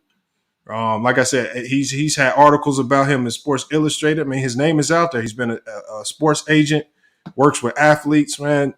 He's done it all, it seems like. So salute to Elder, man. But we're going to go ahead and wrap this up tomorrow. We got to talk about Kawhi Leonard. And the disappointment he's been to the LA Clippers. I just don't think that's getting harped on. I'm hearing, I hear people get on these athletes, the Steph Curry's, the LeBrons, about the pettiest things. And it seems like a lot of people are treating Kawhi Leonard with kid gloves. And I think it's time to take them gloves off and just kind of address it for what it actually is. But again, appreciate you guys. Appreciate you guys pulling up to the show today, man. It was a great podcast episode. Like I said, we will be back tomorrow, 10:30 a.m. Pacific Standard Time. And again, we got to chop it up on a lot of different things. If you guys got any show topics, anything you want me to talk about, all you got to do is hit me up on IG. You can follow the channel on IG, FYF Sports Debates. Very easy to find us over there, man. We're trying to get to 8,000 followers on IG. We really got to run our numbers up over there as well. And then we also have our second channel, FYF Sports Debates Live. If you want to watch this episode, if you want to watch the rerun of this episode, I am going to private it on this channel. But if you really want to rewatch, if you missed anything, just search FYF Sports Debates Live, and this video will be up live over there if you want to watch the playback. But again, appreciate everybody pulling up, man. If you want to hit the Cash App on your way out, the Cash App is $ FYF Sports, man. Appreciate the people that donated today. We got Double E. He always supports, and we got 11K Club. He was on the panel today, man. He said he was going to support. He definitely reached out and support. So again, appreciate you guys for stepping up, man, supporting the channel, man. But it's FYF Sports, man. It's been another great podcast episode. We will be back with more sports and news. Until then, man, it's FYF Sports. And we out. All I hear is yap, yap, yap, yap. Ain't talking about nothing, right? Watch this. We gon' bring that pressure. Just a little FYI, FYF, 20K sub 6 months, what's next? They been hating at first, now they calling us the best. Hit up YouTube, tell them cut the check. Just a FYI, FYF, 20K sub 6 months, what's next? Woo, fuck your feelings, we all know who the real is. I be getting to it, ain't wasting wasting no time. Walking straight in, we ain't waiting in line. Fuck your feelings, you don't care about mine. You a YouTube gangster, don't be yelling out slime. Or you talking LB, talking Ticket TV. Ain't nobody watching them, all the viewers be sleep. 5 years in, all your subs is your friends. Ticket TV, watch the cars again. Just a little FYI, FYF. 20K subs, 6 months, what's next? They been hating at first, now they calling us the best. Hit up YouTube, tell them cut the check. Just a FYI, FYF. 20K subs, 6 months, what's next? Woo! Fuck your feelings. We all know who the really all know. Shop don't close, working 24, trying to make the channel grow. Look at them, pointing fingers, hating on the low. You can't compete with our podcast show. Couldn't make it in the league, so we got on TV. Crying by LeBron like a little baby. You must be crazy, trying to ever play me. Or you super tough until it's time to say cheese. Just a little FYI, FYF. 20K subs, 6 months, what's next? They been hating at first, now they calling us the best. Hit up YouTube, tell them cut the check. Just a FYI, FYF. 20K subs, 6 months, what's next? Woo! Fuck your feelings. We all know who the real